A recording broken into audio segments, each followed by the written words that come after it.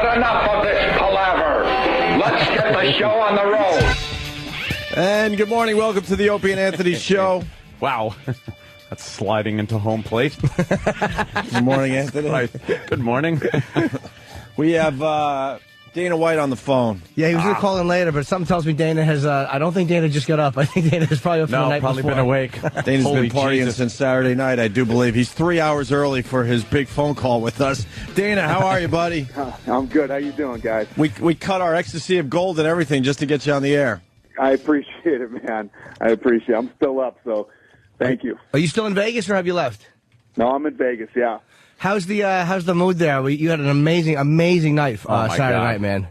It was crazy, man. It was seriously, this whole town was just absolutely insane. It was so crazy. What a I was card, getting man. we have a guy who works for us, and you know, I said it at the press conference. Told her this fight aired in 75 countries live. Wow. 75 different countries. This fight aired live, and we were getting one of the guys who works for us in production got an email from a guy in Scotland who was doing a golf tournament out there and said you couldn't go anywhere in Scotland, that this wasn't playing in the bars, and it's all anybody was talking about. It was pretty amazing. It was a big night for us. No, it also happened. I think it was the first sporting event that people were following on Twitter. My fucking, I know. My fucking Twitter blew up.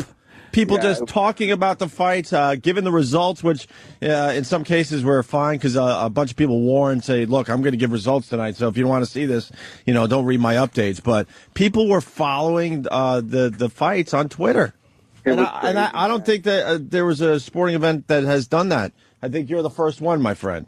Yeah, we're real big online, and for years we didn't get covered by the mainstream media, and really up until Saturday night was the biggest mainstream coverage we've ever had. I was going to say that, yeah. It's kind of a defining moment for UFC, UFC 100.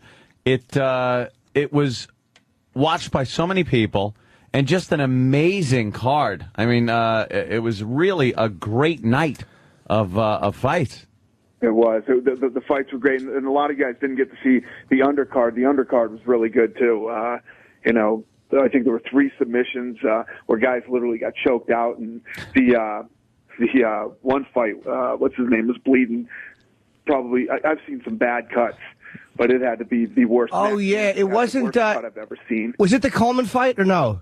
No, it was Mac Danzig. Yeah, Mac Danzig got that cut, and it was gushing out. The mat was full of blood. Didn't he fight that guy? Amazing. He fought some guy Miller, I think, Jim Miller. Yeah. And the guy walks in, and his walk-in music is Creedence, and I'm like, this guy is a fucking problem. Anybody that walks into the ring listening to Creedence is a fucking major problem. And that was a bloody match. So people just watching the pay-per-view turn it on, and they see this bloody mat, so you know that the undercard was pretty was rough. It was great. The undercard was phenomenal. We watched all the fights. It was just phenomenal all around. The Brock Lesnar thing. Now, I got yelled at on Twitter. Because after that whole Brock Lesnar thing, I was really excited and pumped up, and my adrenaline was flowing. I'm like, this is awesome. And then people just beat the hell out of me on my Twitter going, it's not awesome, it's not good for the sport, it's not this, it's not that. And I'm like, oh, I'm sorry. What's your thoughts on the Brock Lesnar thing there, Dana? I gave Brock my thoughts as soon as he left the octagon. I imagine you did. It was, listen, Brock gets fired up, and the hard part for me is I know Brock Lesnar. He's a good guy. He's a smart guy. For him to go out and do what he did to me personally that night, is what I was upset about. Meaning him going after one of our sponsors. Yeah. Just being goofy. I mean, and I'll tell you guys, listen, Brock made a lot of money. Mm-hmm. Yeah. He made a lot of money on Saturday night. So to be, it's just, I've never dealt with anything like that before. It's never happened to me, and I've been in the fight business since I was 19, and I've been in this business for 12 years, and it's never happened to me before. So that was a first. Right. Yeah. He came out, and it seemed like when he walked into the press conference, and it actually made me like Lesnar more. Start with the fight. He didn't even touch gloves, which is has always been the thing with you guys, Dana. Kind of unsportsman. What was that? Was there a lot of shit talking leading up to the fight? Oh yeah. See, that's the thing too. You got to understand there was a lot of bad blood between these two. I mean, real bad. I mean, Frank Mir was saying stuff, in the media and in the Countdown show, basically saying, Lesnar is going to get destroyed. This guy knows nothing about fighting. I'm going to rip his leg. I should have ripped his leg off that night. Lots of crazy stuff was going back and forth between these two. And Lesnar was really pissed off about the first fight that he thought he should have won, and the referee, basically cost him the fight. Right. And didn't he get mad that the ref, he said let him tap too long, too? He said that he thought he tapped and he kept tapping. And he was right. Listen, Gotti, as a referee, this fucking guy shouldn't even be watching MMA on TV, let alone refereeing it. Wow. I think he's the worst ref in the history of any fight business ever. He's horrible. Hey, there's an exclusive. Stupid me, I thought you picked the refs. No, we don't pick the refs. Right? No. You don't pick those guys. No. The Athletic Commission does. Those guys are picked by the government. You just don't like that guy at all, huh, Dana? It's not that I don't like him. He's a nice guy. No, you don't like what he does out there. That's what I mean. He's an absolute nice guy. He has no business whatsoever being anywhere near mixed martial arts. Wow. Can I tell you, too, we saw this when you saw Lesnar and Mir walk out. Yeah. Frank Mir looked uncomfortable. And again, Bob Kelly was with me, and Bobby has forgotten more about MMA than we all know. And he's like, nah, dude, he looks like that every fight. Like, he looked like, to me, I'm like, this guy looks worried. And then as the fight is progressing, I'm like, please tell me he's working up to doing something. Because Lesnar, it looked like a schoolyard type of beating where Brock had his head kind of held and he was just beating him the way the jock would have probably beaten me, Anthony, or Opa. Yeah. I've seen people on the bottom be able to defend when someone's on top and they're punching them or trying to punch them in the face. I've seen people on the bottom do a great job of defending against that. Lesnar was punching right through any defense. Yep. That Amir was trying to come up with, and just pummeling him. It was amazing. It was amazing to watch. And anybody who knows mixed martial arts knows if you get anywhere near Frank Mir's guard, you're probably getting submitted. Yeah. He's probably the best submission heavyweight in the history of the game. Brock got down there, and Frank Mir couldn't do anything. He was powerless. And Brock is so big and so powerful. Their first clash, before they hit the ground, by the time they hit the ground for the first time, Frank's bridge of his nose was already cut and bleeding. And I mean, Lesnar, man, I'll tell you, I gave this guy a shot. He was 1-0. I said, this isn't the place to learn how to fight. His attitude was, I'm either good at this or I'm not. I'm going to find out. I only want to fight in the UFC, and it's amazing what this guy has done. Yeah, we're watching some footage of him flipping off the audience. That was awesome. That's always a good time. So I always like that. Yeah, but you know what?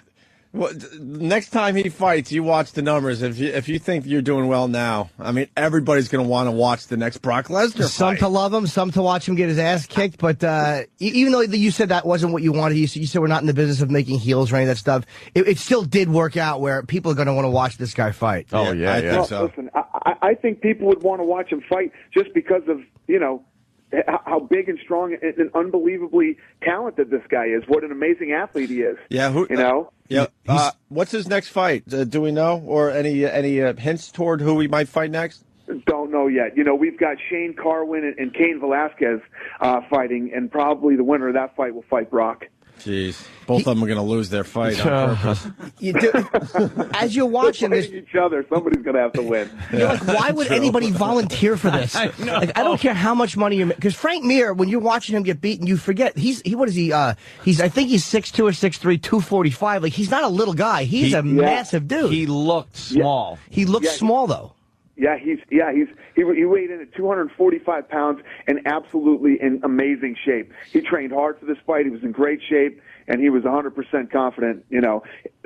I said before the fight, I've never seen Mir's confidence higher than going into this Lesnar fight. So Bobby was right about his face. Bobby's like, dude, he always looks like that. He's relaxed. That's just the way he fights. Sure. And we saw the whole fucking night, Dane was amazing. It was the card, Henderson Bisping was an amazing fight, and great. I've never seen anybody knocked out. And Bisping is a good boxer. He's a good fighter. He got caught with a right. And Rogan is such a great announcer. Rogan called it. Rogan goes, he keeps moving to that left. Right before it happened. Joe Rogan, never get rid of Joe, man. That bastard is good. He said he's going to move. Oh, he's awesome, man. He said he's going to move right into that right hand, and 15 seconds later, he moved into that ugly right hand, and wow. Now, what about that second hit on him when he was on the mat? What are your thoughts on that? I mean, Was it unnecessary, or was that just part of MMA? Was there a little revenge going on? Listen, they go when there's a lot of times that a guy gets dropped and he's not all the way out and they can fight on the ground. You're allowed to go until you intelligently can't defend yourself. Dan is saying that he was, he hit him, then he was going back down for that last shot, and he said I wasn't hitting him again. Then I knew he was out. He said something stupid. It was the night of saying stupid things. Yeah, apparently so. About that last one shut him up just because he wanted to get the crowd going, and but you just don't say shit like that. Yeah, I wasn't happy with Henderson either.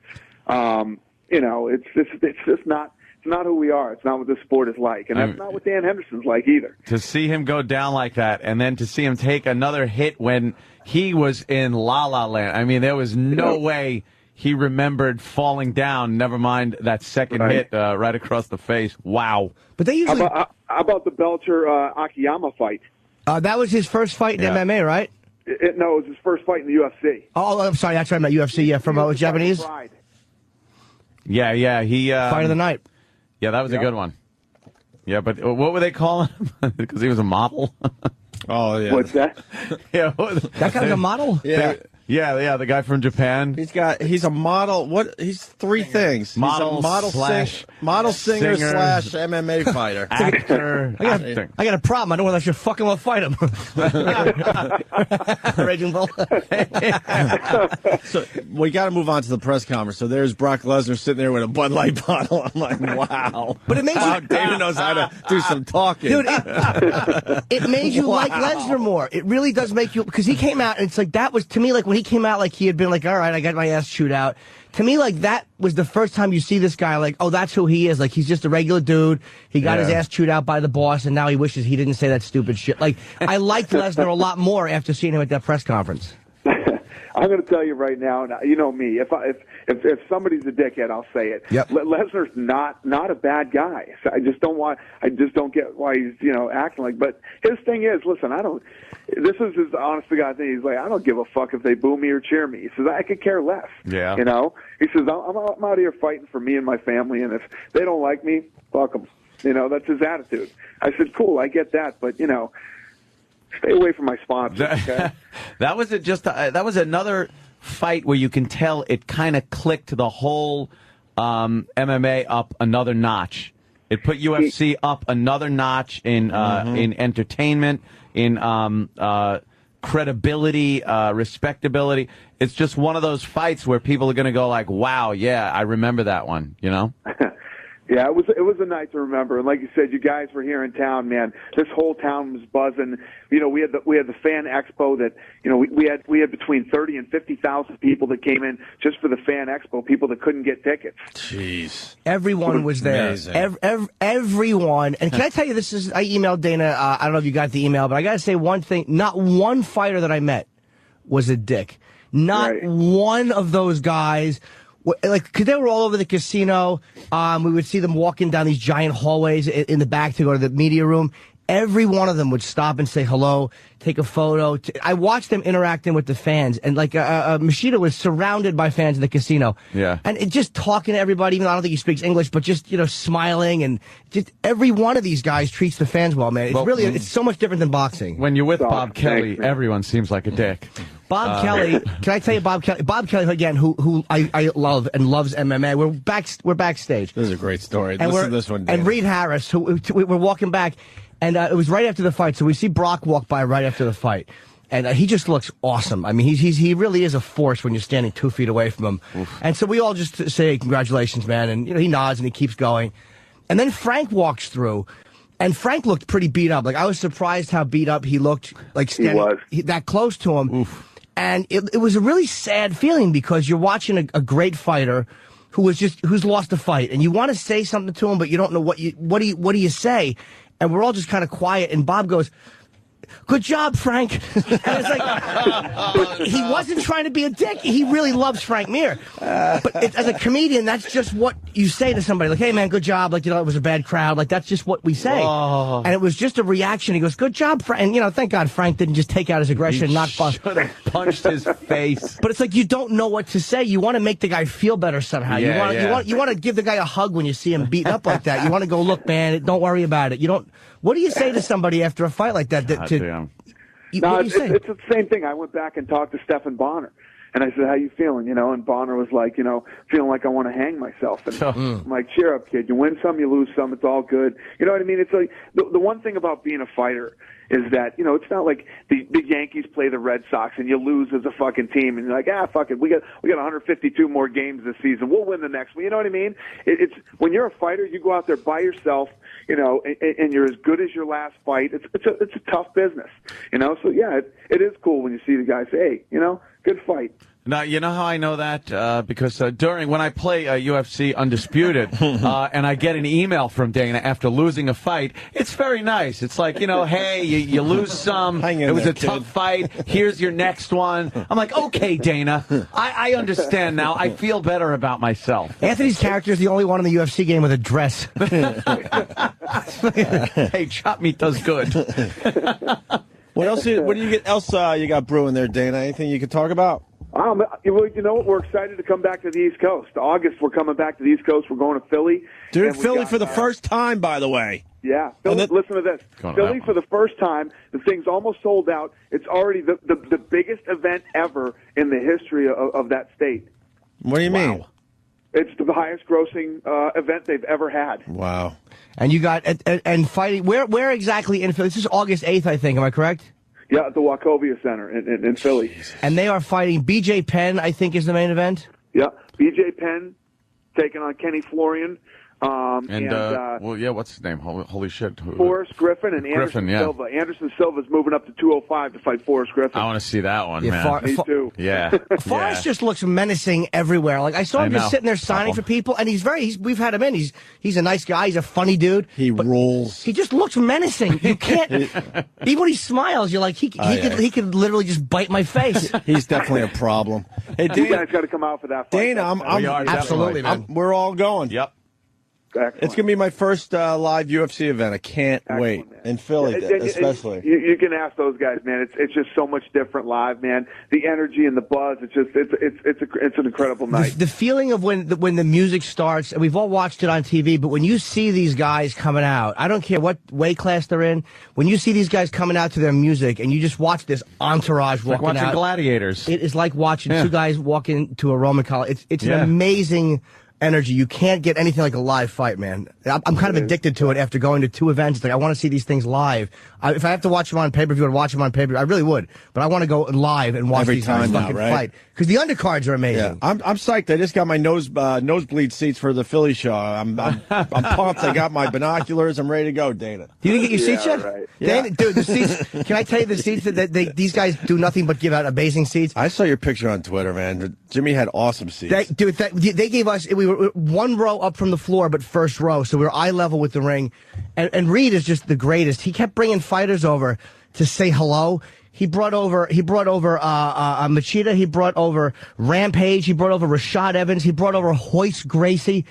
It was almost, we were treated so well, it was almost embarrassing. 'Cause we have such low self-esteem that anybody treating us well, we don't know how to handle. Some guy sitting next to me, after Hoist Gracie came over, just said hello. Some guy next to me finally went, "Who are you guys?" To me and Bob Kelly. He's like, "Who are these fucking nobodies that these champions keep coming up?" So, dude, the whole night was amazing, man. And thanks for taking care of us. Yeah, Jimmy's just pleasure, been. Man. Aren't those the best seats? When me and Lorenzo buy tickets for boxing, those are the seats we buy. They're the best. 50-yard line, front row up. The first row up. Yep. You can see everything. You're right there on the level because you're looking through when you're watching in the octagon. You're looking through a fence, and I was on the floor for the first one, which is amazing. But you're looking up a little bit. This is up like a couple of feet, and there's no one in front of you. That makes all the difference, right? Dude, it's fucking amazing. eye level with the ring. It's amazing. Dana, I got to read this because I think this has happened a lot. Someone just wrote in. I was never a big MMA fan, but thanks to the UFC game and O&A, I ordered UFC 100. I'm now hooked. That's awesome. And now you're going to have it in Mexico. What you said you opened it to like what 100 million on free TV in Mexico because there's 2 million people and to about 240 million in China. So you know that eventually these people, after seeing it for free a couple of times, is that what you did? You put it on free TV and let's be honest. We put it on free TV. Yeah, that's my philosophy. Think about it, guys. When we were growing up and you became boxing fans back in the day, it's because you used to see all the big fights on ABC's Wide World of Sports. Mm-hmm. Then they had USA's Tuesday Night Fights on, and that's really where all the big pay-per-view stars in the 90s came from. And I'm a big believer. Plus, our fans buy 12 pay-per-views a year. I can take it on the chin and give them some big fights, 5, 6, 7 times a year. Right. And you mentioned the one thing I like about about you, the way you run the organization is there's like a transparency. It's like you don't hide things from the fans, and I think that's kind of why it rolls downhill. And the fighters kind of feel like they're on the same level as the fans in a way too. Like you talk about things, you don't just brush it under the carpet. Like when the Lesnar thing happened, or when you weren't happy about what Dan Henderson said at the press conference, or before the press conference, you're like, "What'd he say?" And you talk about it. You don't sweep it all away. And you're very open about it. And like Fedor, you get sick of hearing about Fedor and like he's with a competing group right now, but you mention him at the press conference. And you're like, look, that's the fight people want to see is Fedor Lesnar. I'm going to try to get it done. He's got one more fight under that contract. And you admit that you're going to go after him. Whether you get him or not might be beyond your control. Right, exactly. It takes 2 people to make a deal. But you know what? In the way that I run the business, it's like when you try to bullshit people know you're bullshitting, right. Some people don't like the way that I talk, and they're like, how are you ever going to go mainstream with the way that you talk and the things that you say? Listen, I'm a fight fan just like any other fight fan, and I'll come out and tell you, we had a shitty show tonight. This show sucked. And I'm going to try to make it up to you and give you the next one on free TV or do it again or do something else. You get out there and you have your lawyers write shit for you, and you try to, you go out there and try to lie and cover things up. People see right through it. To me, what's the point? Fuck it. Yeah. You said, absolutely, man. I was watching you after at the press conference. Dana was doing some interviews that were just with some smaller outlets guys holding, and you were just sitting there kind of holding court, and they were asking you questions. And I caught part of what you said to one group. You said, they wouldn't even give us a meeting. Who wouldn't give you guys a meeting back in the day that probably you went and pitched UFC to and then said, no? EA Sports. Who's that? EA Sports. EA Sports? Oh, no kidding. The video game company. Yeah. Oh, okay. And they said that they didn't want to sit down with you guys? Right. Oops. They said we're not a real sport. That was a smart move. Real flash in the pan, UFC. Wow, way to have insight into the way but it's amazing. Like boxing, look, respect to boxers. If UFC guys had to just stand up and box, it's a very tough way to make a living. But UFC, it makes it hard to watch boxing anymore. I was saying the same thing. You watch UFC, and all right, the guys are standing there and they're throwing some punches, and it's like, hey, where'd that foot come from? Yeah. Hey, he just put his foot on the side of that guy's head, and it adds an element that boxing just, in my opinion, can't compete with. Thank you, Dana. He's gone. What happened? Well, I imagine he didn't hang up on us. I think he said, "Screw you guys." Would it be funny? He didn't like your comment. Would it be funny if whenever Dana called, he gave himself an 11-minute maximum, regardless of what's happening, and as we crossed over, he just hangs up the phone. Hung up. He's got OCD with numbers. Him hanging up goes against everything you just said for the last 5 minutes. I don't want to talk about that. Click. I'll tell you if a question sucks. I'll tell you this. I'll tell you that. Click. That's funny.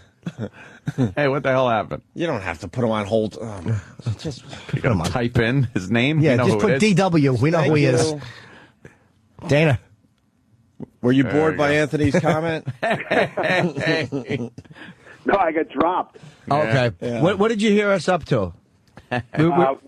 Right when I said EA Sports. Oh, okay. We were talking about, there's nothing worse than when you think you're hitting a home run because someone is really paying attention and you realize their call just got dropped.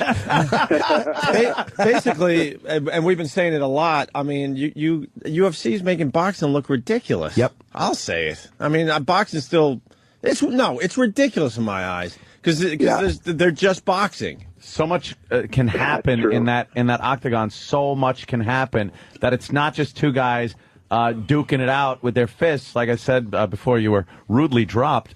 You're watching, and then there goes a foot right upside somebody's head, and you're like, "Holy shit! Where did that come from?" Well, you know what's crazy? I came from boxing I was such a diehard boxing guy, and a lot of things have hurt boxing as far as the business goes, and there's still some fights that are interesting that I want to see Pacquiao fight again. I'd like to see Pacquiao fight Mayweather, and things like that. But it's so true. Now when you watch boxing, you'll be watching, you're like, come on, kick him, slam him. Exactly. Take him down. It changes the way you watch fights. Yeah, it's like when the guy's up against the ropes, you're like, fucking choke him. What are you doing? Just stepping back, standing 8. What is this shit? But it removes, there's so many elements of attack in UFC, which is, it's like, you forget that they're punching for a couple of minutes and you forget that, oh yeah, now he's going to grab him and throw him on the ground and then try to break his arm back. It's just, every angle is covered by UFC. Dana, you think it would ever become an Olympic sport?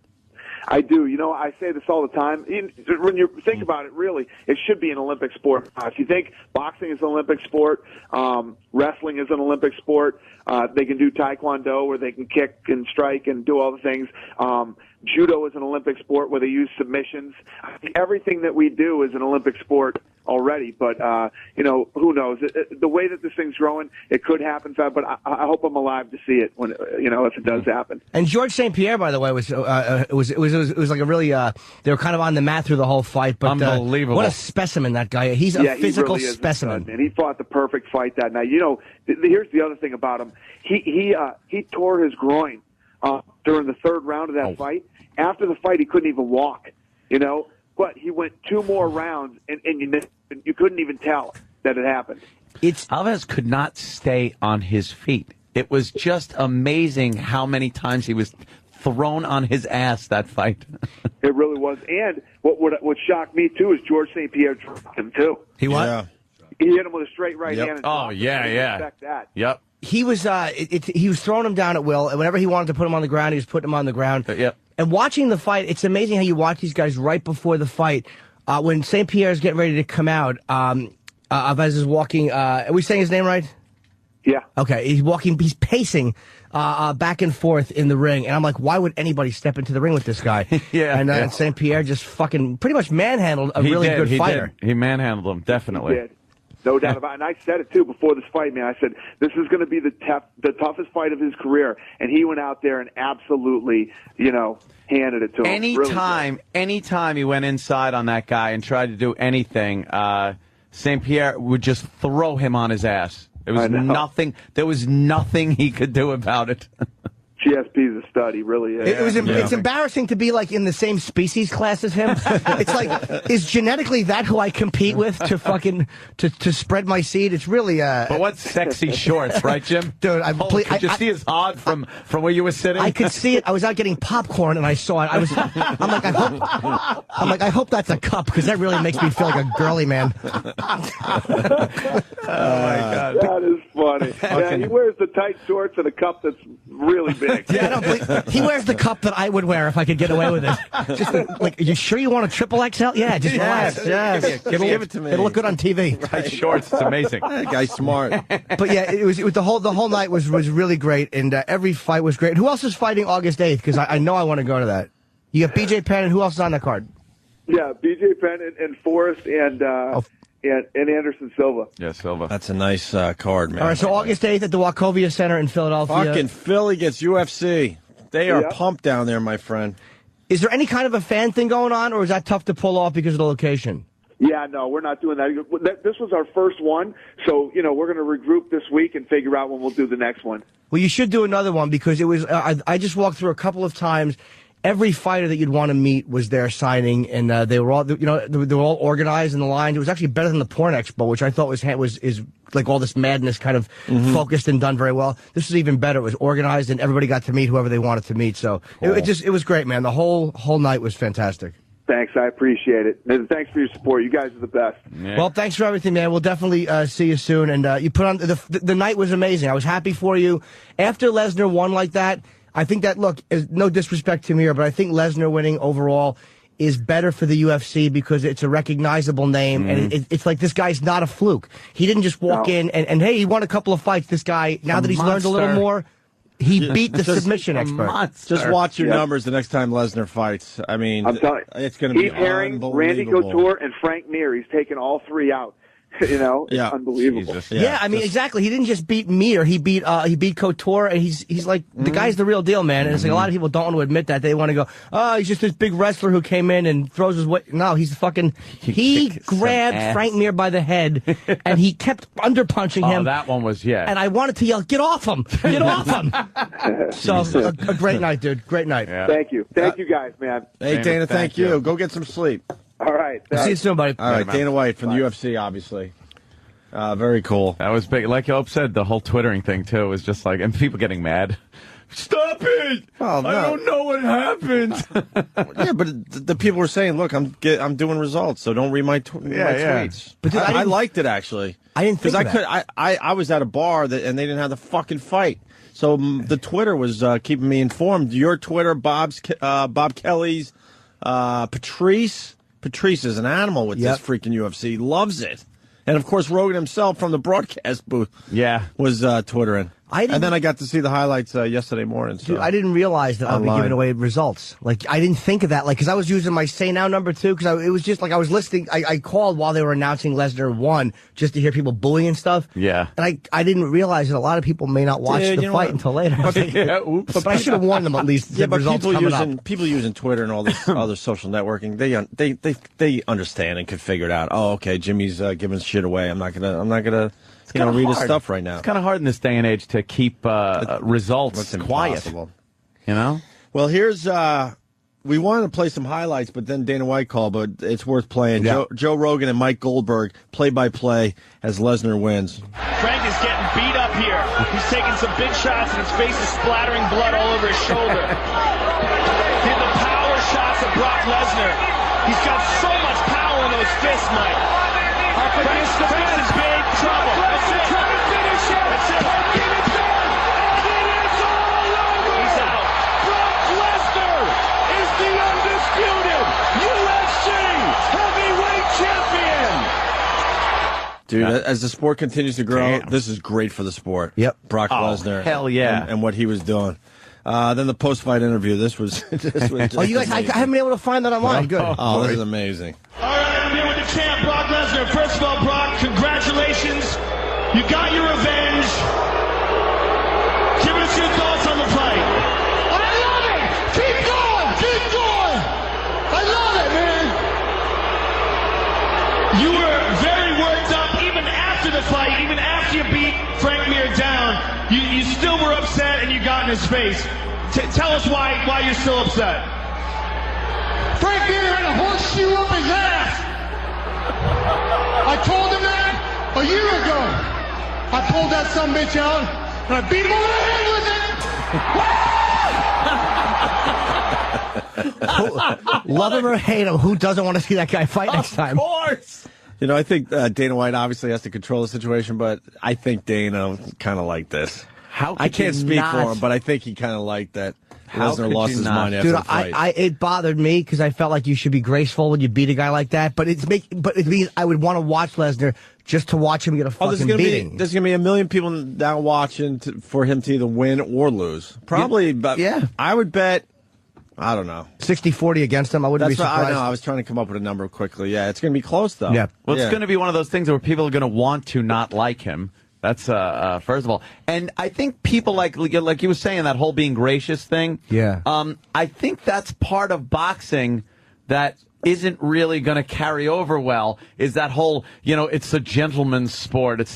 I like the fact that some of these people go in there not liking each other. There's none of this mutual admiration bullshit when they don't like each other. They fucking want to go in there and put a horseshoe up his ass. Well, he was saying that Brock so eloquently put it. I think he was saying that he was lucky when he won. A horseshoe being lucky. Yeah. Well, but these guys are martial artists. You know what? Sportsmanship sucks a big dick because most of the time it's just fake sportsmanship. These guys legitimately don't like each other. I'm talking about sports in general. And then to see that horseshit after the game's over is like, oh, go well, fuck he was a yourself. Great fighter. I sat there, a lot of respect. Not even fighting.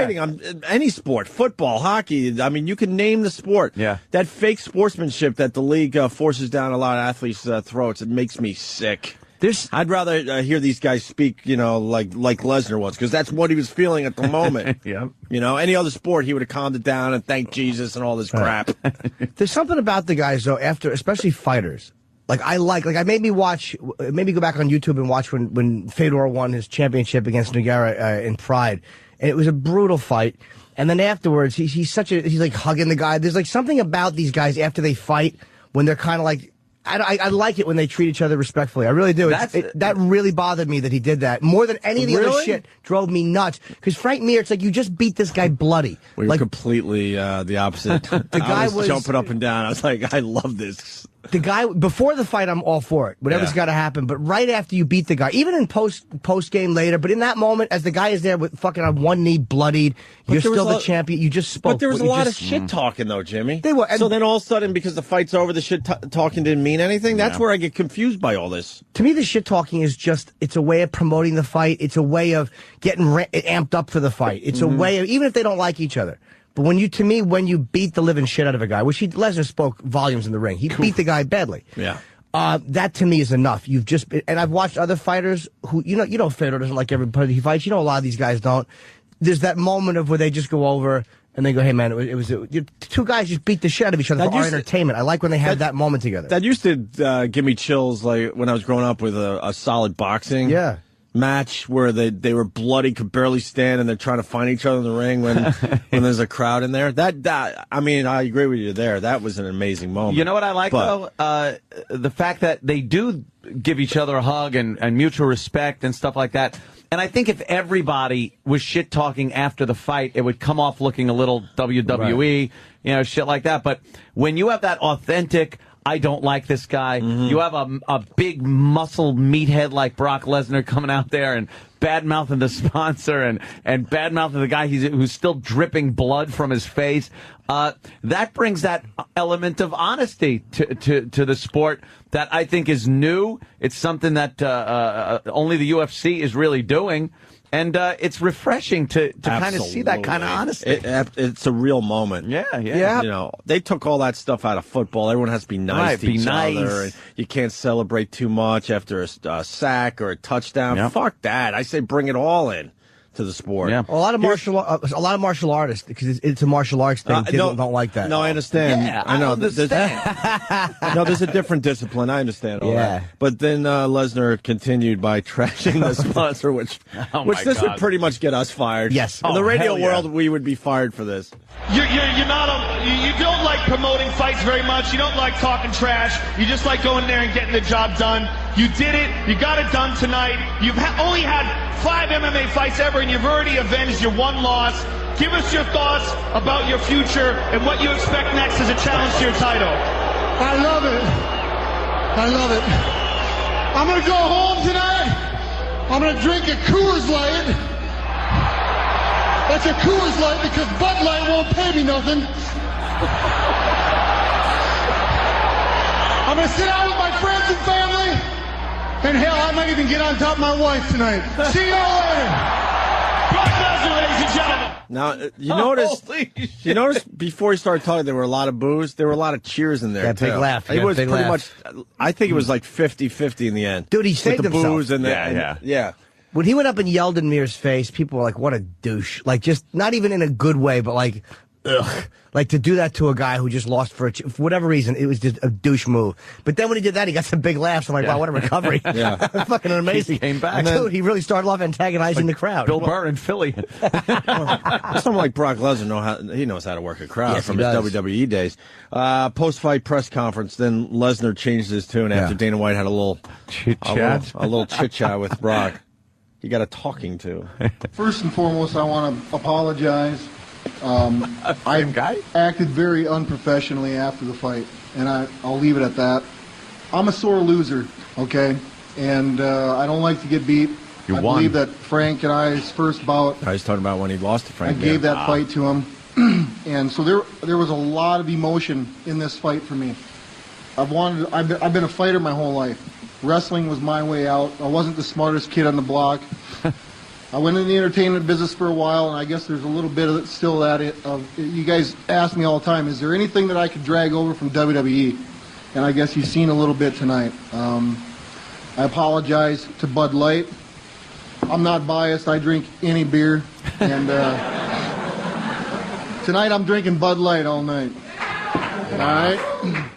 Wow, that's a turnaround, huh? Oh, damn. I hope Dana doesn't tame him too much. No, he won't. He won't. I hope he doesn't tame him down too much. Yeah, I think he understands that that's an asset. Allow him to have some of that raw energy, because it's great to watch where I sit. I love it. But it made me like him more. Front. Listen to him say that, because he goes at one point, he goes, well, you guys wanted to get to know me, well, and then he just talked a little bit about, and I was like, all right, like the guy's an animal, but at least there's something relatable in him, so I kind of liked him a lot more after that. A brute. Dude, he is a ferocious dude. This is going to UFC doesn't need our help or anyone else's help, but this pay-per-view is really going to be the catalyst to just even greater things for the sport. It is amazing that we were asking, and not too long ago either. It's like, okay, you got some of the guys that are getting too old, Liddell and stuff like that. It's like, where's the next big guy coming from? Where's the next name that people are going to go, holy shit, I got to see this guy fight?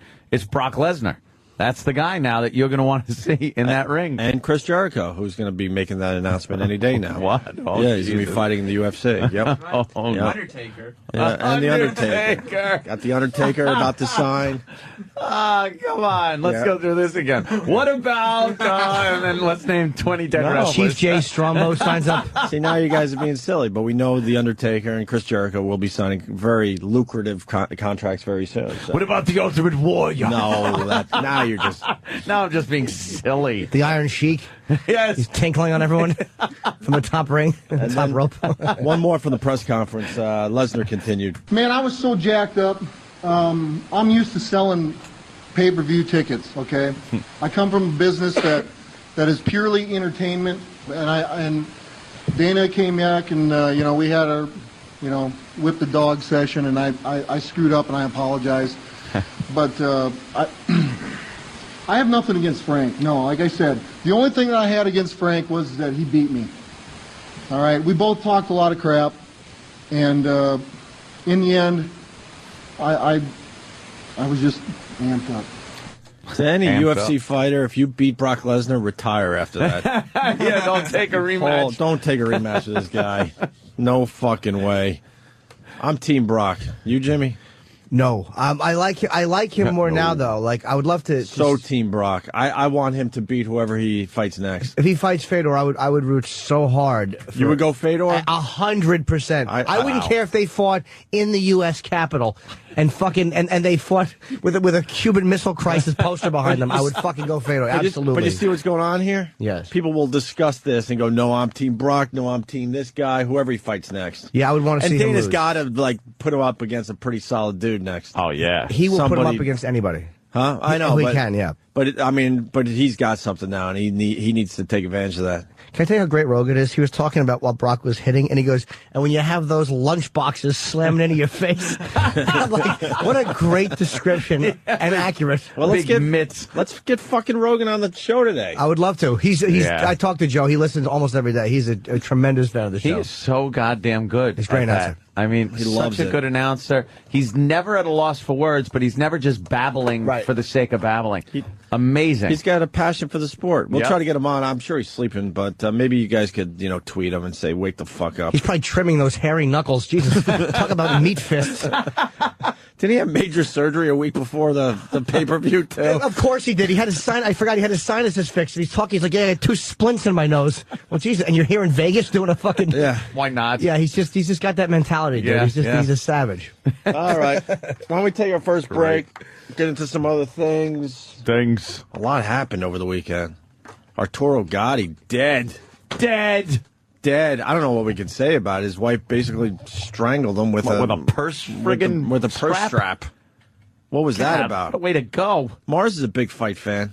No? Yeah, well. Was Gotti a good fighter? I know he was. Arturo took a lot of punishment. Arturo did? Yeah. In the ring? Yeah, he took a lot of punishment. He just stepped ahead and he gave, just fought real hard. He was a real hard fighter, but apparently his wife... a little tougher. Yeah, a little more technique. Yeah. No kidding. She knew what she was doing. Coming in the ring with a purse strap. Yeah, he had a head injury, too, so she probably knocked him out or hit him with something and then just choked his ass. Well, he was drunk.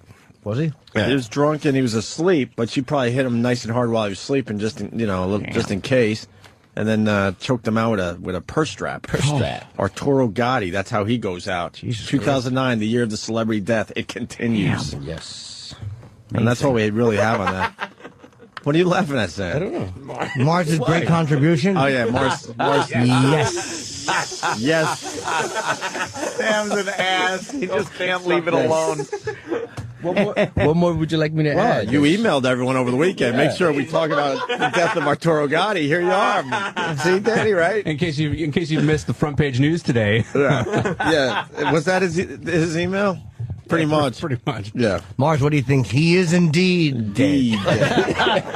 You see how he's like leafing through the paper Killed by a uncomfortably? strap. Trying to find something to nervously? say, yeah. Apparently I have nothing. Please turn my mic off immediately. Yes. Yes. Look at him. She was a stripper. Oh, okay. there, See, look, there's a little look. insight. And then he just rubbed his hands together. He's warming up now. Yes. The beauty of Mars, he could kick the shit out of anyone in this studio. Not true. Yes. Yes. Yes. Yes. That was an excellent way to agree. Word of the day. Very radio friendly. Yes. Do we have that at all? That's great. We just did an hour on UFC and 2 minutes on boxing, thanks to Mars. Who's Arturo Gotti anyway? He wasn't a great fighter, eh? Oh, he was great. Was he? Yeah, okay. And I also emailed you guys, and on the first we lost Alexis Arguello. What happened to him? Yeah, he died. I didn't hear that. Arguello died? Yeah, Arguello died. Of yes. what? They didn't say. Yes. When did he, yes. They didn't say. When did he die? And July 1st. Where? I think in his country, Nicaragua. Did he say Nicaragua. Nicaragua. In his country, Nicaragua. How old was he? About 56. Oh, okay. He was young. Why do you say it like that? What? You're in America. Don't we say Nicaragua? Nicaragua. It is a Spanish word. See. Yeah, but say it like an American. How do you say it like an American? Nicaragua. Nicaragua. No. Gua. There's a G. Nicaragua? Nicaragua. Pronounce the letters, Mars. Nicaragua. That's how we say it That's how here we in say it. Nicaragua. Us white boys. USA. Say it how you say it. Listen. Nicaragua. No. Nicaragua. Damn, you got that Latin blood in you. Smooth. God damn, she was sexy. Honduras. Honduras. Ecuador. Mexico. Mexico. España. Yes.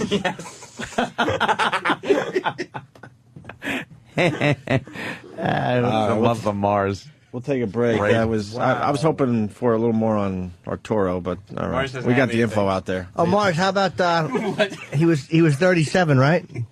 Yes, he was 37. Let me turn to the He was between 36 and 38. You're not going to find the answers in the paper. Yes. 37.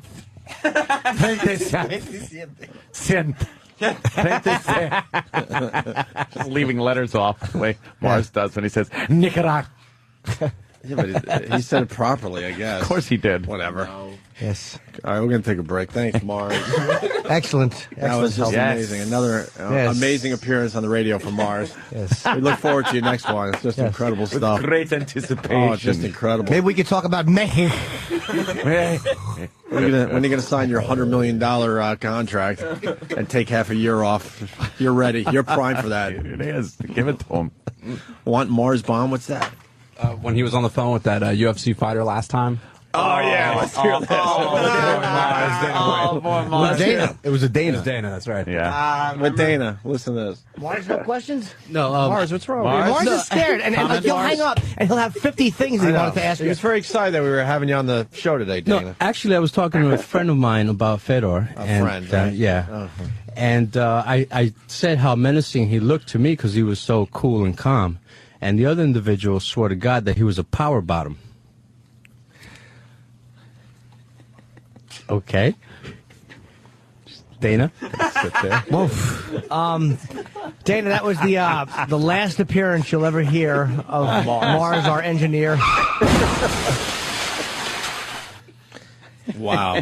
We're back live. Mars, that was wonderful. We're going to have a montage of great questions from you. My mouth dried up listening to that audio. Oh my God, Morris! Holy shit, it's right. I wish you would get in the ring with Brock Lesnar. That could be the all-time. No one likes you. Get out of here.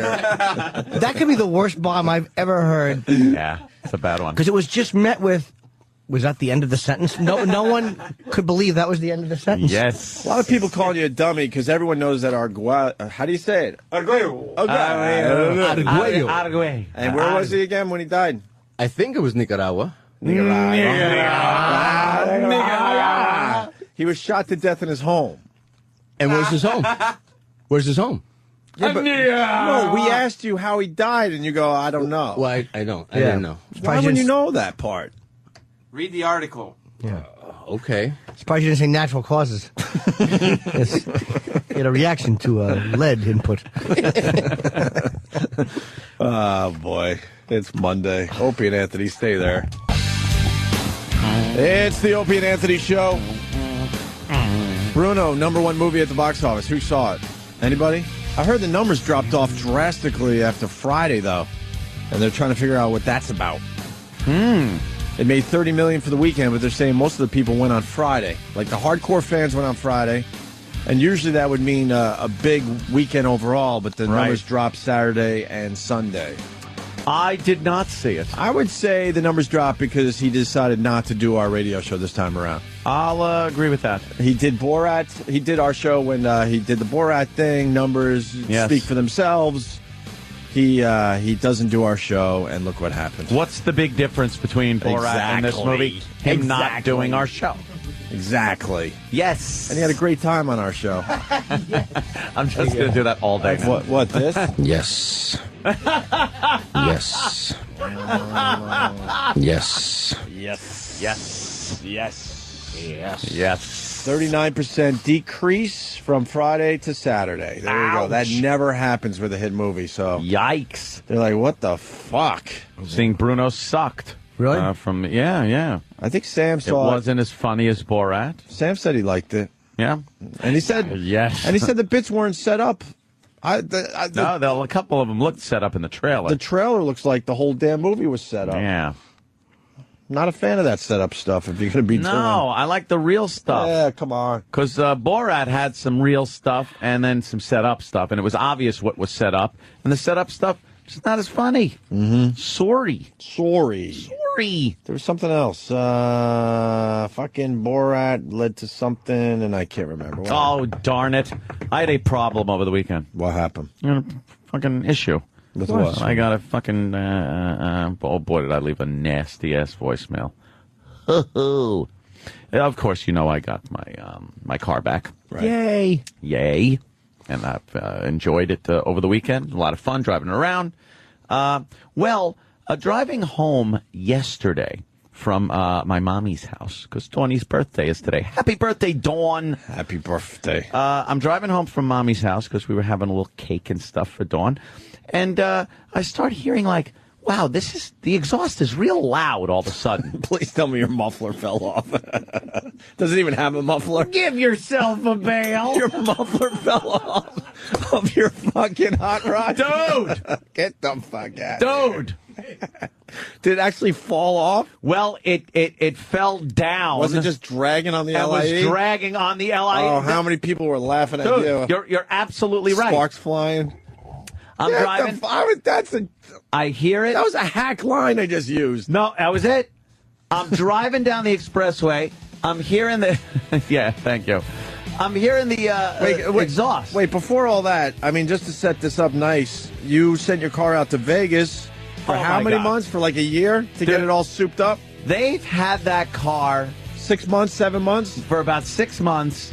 A lot of money to have this Super Snake conversion done to the GT500. Because we have casual listeners, so and then you finally got it back a mere, not even a week ago. 4 or 5 days ago. Not even a week ago. Right. I get it back, and I'm driving home yesterday, and I'm hearing, and usually when I step on the gas, what you hear is the supercharger more than the exhaust. So now I can't even hear the supercharger because the exhaust is just like, bah, real loud. So I'm like, what the fuck? So I pull over into a PC Richards parking lot, which is empty because it's, pretty late on a Sunday. And I peek underneath. There's only 6 inches of clearance underneath there. Can't crawl under that car. And I see one of my exhaust pipes hanging down, dragging on the ground. And I'm like, you gotta be shitting me. And it's not cracked or broken. It's at a point where a part of the exhaust goes into another part. There's a clamp, and then it's bolted. Right. It's a bolted part. Where it was bolted had come out and fell down.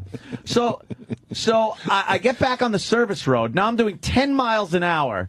I'm way out at exit fucking fuck on the expressway, and I'm doing 10 miles an hour. All the way home? Well, another Mustang pulls up next to me and rolls his window down. He goes, "You dragging?" I go, I know. He goes, "Pull into the gas station. It's coming up on the corner." I'm like, all right. I pull in. This guy, Mike, I got to thank Mustang Mike. Mm-hmm. He helped me out. He had a little floor jack in his trunk and a hanger.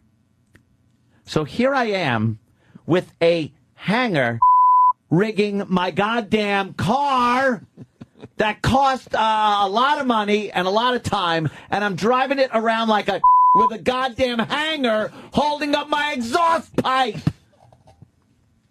I got home and called up Cameron at Shelby and left a voicemail that was laden with curses, saying, I'm driving it around. What do you think? I'm fucking 20 years old in my Nova that I gotta use a hanger and wire up a goddamn exhaust pipe on a car that cost me a lot of money and a lot of time, and I'm driving around like a fucking because I got a piece of goddamn hanger holding up my exhaust. Who do you want to feel sorry for you? Anyone that makes over $250,000 yes! a year? Okay, just so we know who you're put talking it in perspective. right now. I put it all in perspective. What I said was everything's relative. Okay. If you buy something, regardless of the price, but it means something to you, and some incompetent fuckwad didn't tighten a bolt, then you can get mad. I'm not saying look at the monetary value of anything. I'm just saying it's another case of pure American incompetence. They're saying it wasn't welded right? Welded? It's not a fucking weld part. All right, I don't know. Rick in Florida says... I'm just yelling at Rick in Florida. I'll bet you that you probably hit a bump. What did you do wrong? Nothing! I drove! Yes. By the way, yes. I can't use the phones right now there, Mars. Why would I? Why would I be able to? Now, if you say, do you have the answer, you won't hear a yes. What the car hauler? It was some incompetent fuck at Shelby that did not tighten down that bolt enough where the exhaust pipe meets the other part of the exhaust. It's midway through the fucking body. It's pretty much underneath the seats. And that's exactly where it was. Came apart, and that's what the fuck happened to it. Rick? Hey, buddies. Hey, Rick. Hey, Ant, every time that I've ever put an exhaust system together, I usually tack weld those joints together so that way the bolts won't come loose from rattling. Well, let me tell you something. The bolts came loose, and that fucker slid right out, and I am livid over this. And if I don't get a fucking response from that motherfucker that I left some message. Oh, I was freshly pissed, too. You should have recorded the message. I was thinking that right after I did it. That would have been fun. Right after I fucking did it, I was thinking, God, I should have recorded that. Because it was brand new, fresh pissed. This guy wants you to blame the car hauler, not Shelby. What? Dale in Wacko. I like to say Wacko. Yeah, Wacko. That's where all the wackos live. That's right. That's why Wacko, huh? Yes, says Mars. The whole cars, man. And those low clearance cars like that Shelby, yeah. I bet you money he snagged that clamp or he snagged that muffler going when he was loading up in the car hauler. Did he snag a clamp that's in the middle of the vehicle when the only part on the car hauler is under the tires? When there's nothing under the middle of the car in that car hauler? Nothing at all. Okay. Well, I just thought that might be a thought. It ain't!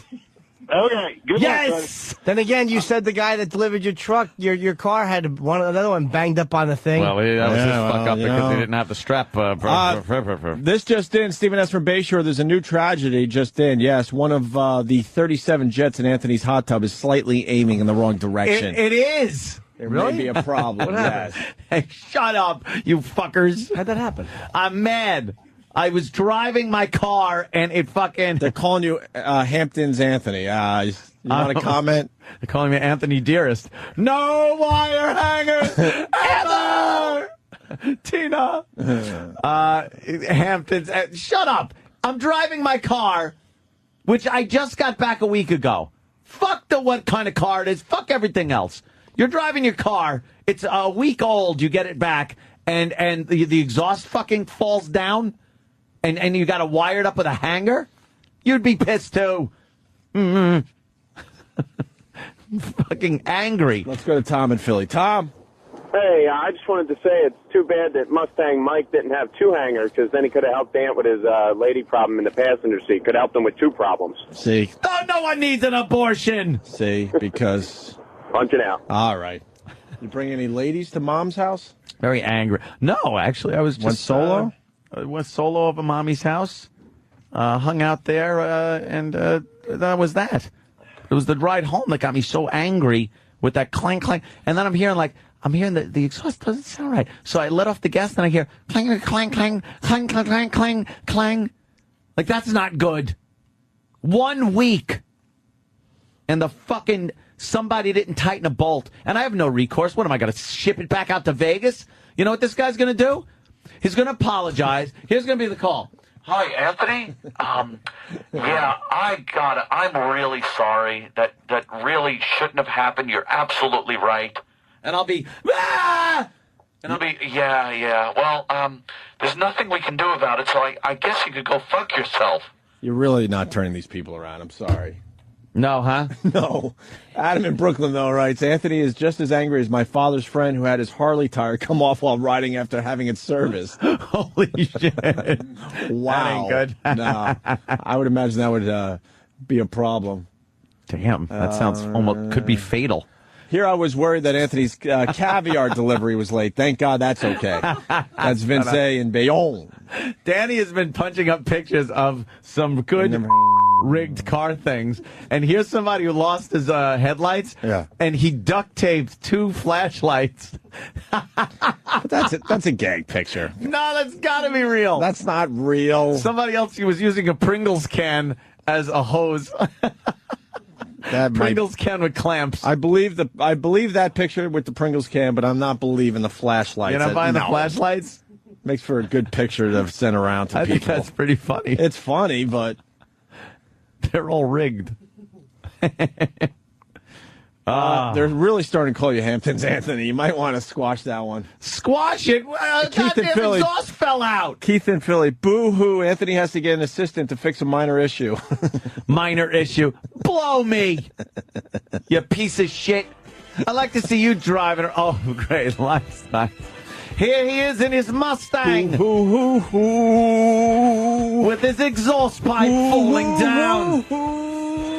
He's fixing it with a hanger that costs more than a quarter. I am not. No. It's like anything else. It's all relative, my friend. So that when you're... No way that's real. There's a guy with a generator, a gas-powered generator, bolted to his trunk, and a window air conditioner in his back window of his vehicle. Plugged into the generator. So, because now he has air conditioning. There's no way he can do that. Why can't I be angry that my exhaust fell out a week after I got it because of incompetence? It's not like the pipe snapped, like there was some kind of engineering problem with the metal that made up the pipe, and they go, we didn't know, we didn't, test this steel, and it cracked. It was a bolt that came loose because some incompetent buffoon didn't do his job right. Once again, good old American ingenuity. That's why all the jobs are being sent overseas. Because we can't do shit anymore. We can't even tighten a fucking bolt in this country. That's why all the car companies send their work out to Mexico, to Mexico, or Nicaragua. Maybe if it was tightened in Nicaragua. Yes. Yes. It wouldn't have been a problem. How do you say Mexico? Mexico. It's Mexico. You forgot the X. It's Mexico. You know, someone was killed at the running of the bulls in Pamplona, España. Pamplona, España. Do they have to kill the bull? I don't know. I think they like when that shit happens there. Yeah, They it brings keep the bull more like a people. medal. It brings more people. Yeah. Because it was starting to be too safe. Let's go to Tom in Chicago. Tom. Hello, ladies. How are you? By the way, wherever we go in this country, they're making everything ridiculously safe, and it's all lawyers. Obviously, they don't have lawyers in Pamplona. No, the bulls do. Because the bulls are still running in the streets, and no one in that town goes, this might be a problem. I got a lawsuit here. Yeah, God bless them for allowing it to continue. Because in this country, you can't do shit because of the If lawyers. they're smart, they're throwing the lawyers in front of the bulls. Yeah, no but that's just kidding. me. Huh? I Hey. love those lawyer jokes.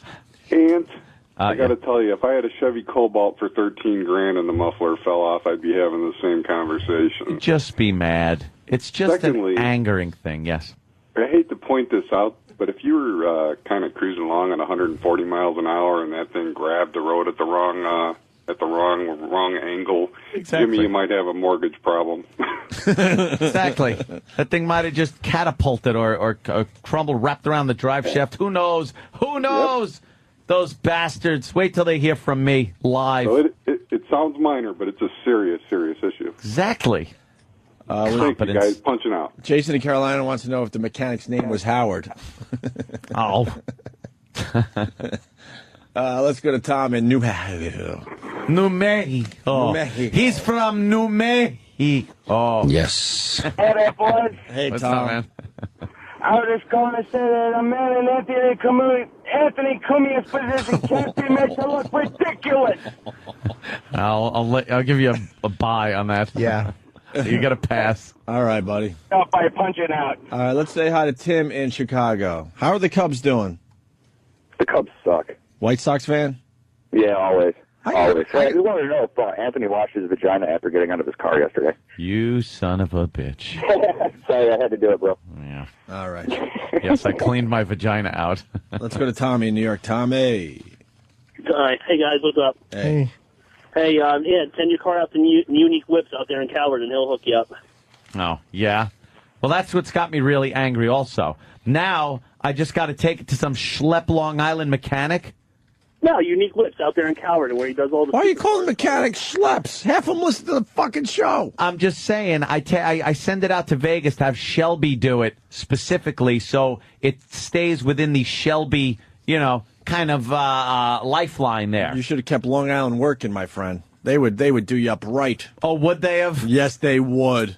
Pimp my ride. There would have been TVs in the back. They got some talented mechanics on Long Island. Button tuck and all that happy horse shit. They all learned from Joey Buttafuoco. Yes. They're all good. I should have taken it there. Yeah. Where's Buttafuoco now when you need this him? This guy thinks he might have worked on your car. Jeff in Las Vegas. Jeff. Hello, Ant. Hi, How Jeff. you doing? And I believe I worked on your car. Oh, yeah? What happened? I don't know, man. I don't think that it was our problem that did it. I think you must have hit something. I didn't hit anything. Ant, come on now, Ant. I don't hit things. You were going probably too fast and you hit a rock. Your fault. Bolt not tight. Your fault, Jeff. It wasn't. Let's say hi to John in Denver. John. Anthony, was Christina upset? Is she going to leave you now and go to Bobo? Was she embarrassed? She was embarrassed. I made her climb underneath and wire up the exhaust. One of the best bits in the last 5 years. Holy God shit. damn, was Bobo hysterical. Anything with you and Christina? Was there any No. texting or phone calling over the weekend? There's the little fun banter as far as the she was texting goes. And then I get a phone call from her. So I put the phone to my ear, and I hear her and Awesome Garrett talking to each other. Apparently, my phone got auto-dialed on her phone, and I was just listening in on her and Garrett's conversation. Did she know this? No. Get the fuck out of I here. texted afterwards. I said, uh-oh. I go, I heard your conversation with Garrett for a while there. She's like, oops. Does Garrett like it in the hiney? She goes, was it? No, she goes, was it the part about the show or part about big black cock? She said that? That's what it was. I said, damn, I missed the good part because all I heard was talking about the show. Oh. Wow. Yeah. She wasn't happy with the picture I tweeted, by the way. What the Really? fuck? I told her I was going to tweet a nice picture, and she did the post. Coming for a photo shoot. In all fairness, the picture I did tweet doesn't do her justice. No justice? I don't think so. No justice! Someone said you work really fast and that she had a bun in the oven. Jesus Christ. I couldn't help but laugh at that one. Whoever that was, you made me laugh really hard. People are horrible. Whoever wrote that. Fucking A, man. I love you. Well, maybe we could get her in here and we'll do a nicer shot, is what I'm getting Yeah, at. you could do that. Because she bitched on her Twitter. Oh, thanks, though, for, posting a bad picture of me. I'm like, well, what the fuck? Get in and do a photo shoot. Yeah, maybe we'll redo it. Let's say hi to Eddie in Newark, Delaware. Now, Eddie. Eddie. Hey. Hey, took the wife's FX45, pretty high-end car, to the dealership for a recall. And they said it was, an hour or two recall, not going to be a big deal, little seal on the drive shaft. I go to pick the car up, coming down, I'm following her home, and see this more or less like a mini explosion in the back of the car, the drive shaft. The guy forgot to tighten the 8 bolts that hold this drive shaft in. Drive shaft falls off, causes like $4,500 worth of damage. That's fantastic, isn't it? Just to give you a little. Oops. Yeah, what's your job? To fucking tighten the bolts. Exactly. That's part of the job of installing something, is tightening the bolts. Exactly. Fucker. Yep. Well, good luck. All right. Remember when I said, first this. Nicaragua. Right, of course. Nicaragua. And we also got this one. Are you threatening me? Purse strap. Purse strap. Purse strap. Mars rules. Remember when I said Bruno was going to lead me to something else and I couldn't remember? Yes. Hopefully not a new lifestyle. No, but speaking of that, our own Steve got married in a tattoo shop over the weekend. Wait. And he's not here today. What? Oh, no. What? I knew he was getting married. I forgot. And I think, and I love his girl, but I think she got body painted with, that's what I'm fucking doing, motherfucker. I'm doing the tat thing, whatever. But, I guess she got body painted with the Foundry logo. Where's Sam? Because he was all over this. Yes, I want everything to have the logo. But I guess did they get married in the tattoo shop? What do we know about Steve's marriage? This would be his, second or third? Second, I believe. Second, jeez. All right, I don't know. I'm not sure to tell you. I think the it's a truth. second. I think it's a second. I would too. assume. Sam, what do you know? One of his marriages was declared not valid. In the 38 States. We love each other. We want to adopt Matthew and I. Sam, what do you know about Steve getting married in a tattoo parlor? Give us all the details. Well, I try to stay up on the social networking sites. Yeah. Just to keep up with what my friends and coworkers are doing. Certainly. And so I was looking at Steve and his wife's Facebooks and Twitters all weekend because they were just consistently getting updated with new pictures. And apparently, they got married in this. They said it was super secret and intimate. But then if you look at the pictures of their quote-unquote altar, there are pictures on the wall of tattoo flash. Like, at a tattoo parlor, they have pictures of tattoos you could get. Right. They're on the wall. And then the next picture is them getting their tattoos, wedding bands. So you're assuming, based on that the whole ceremony was conducted in the tattoo place? Yes, I mean, they're literally the walls are covered with.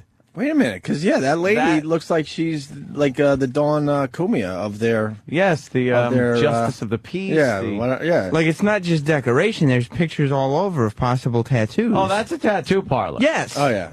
They got married in a tattoo parlor. Yes, because Steve wanted to save on transportation costs.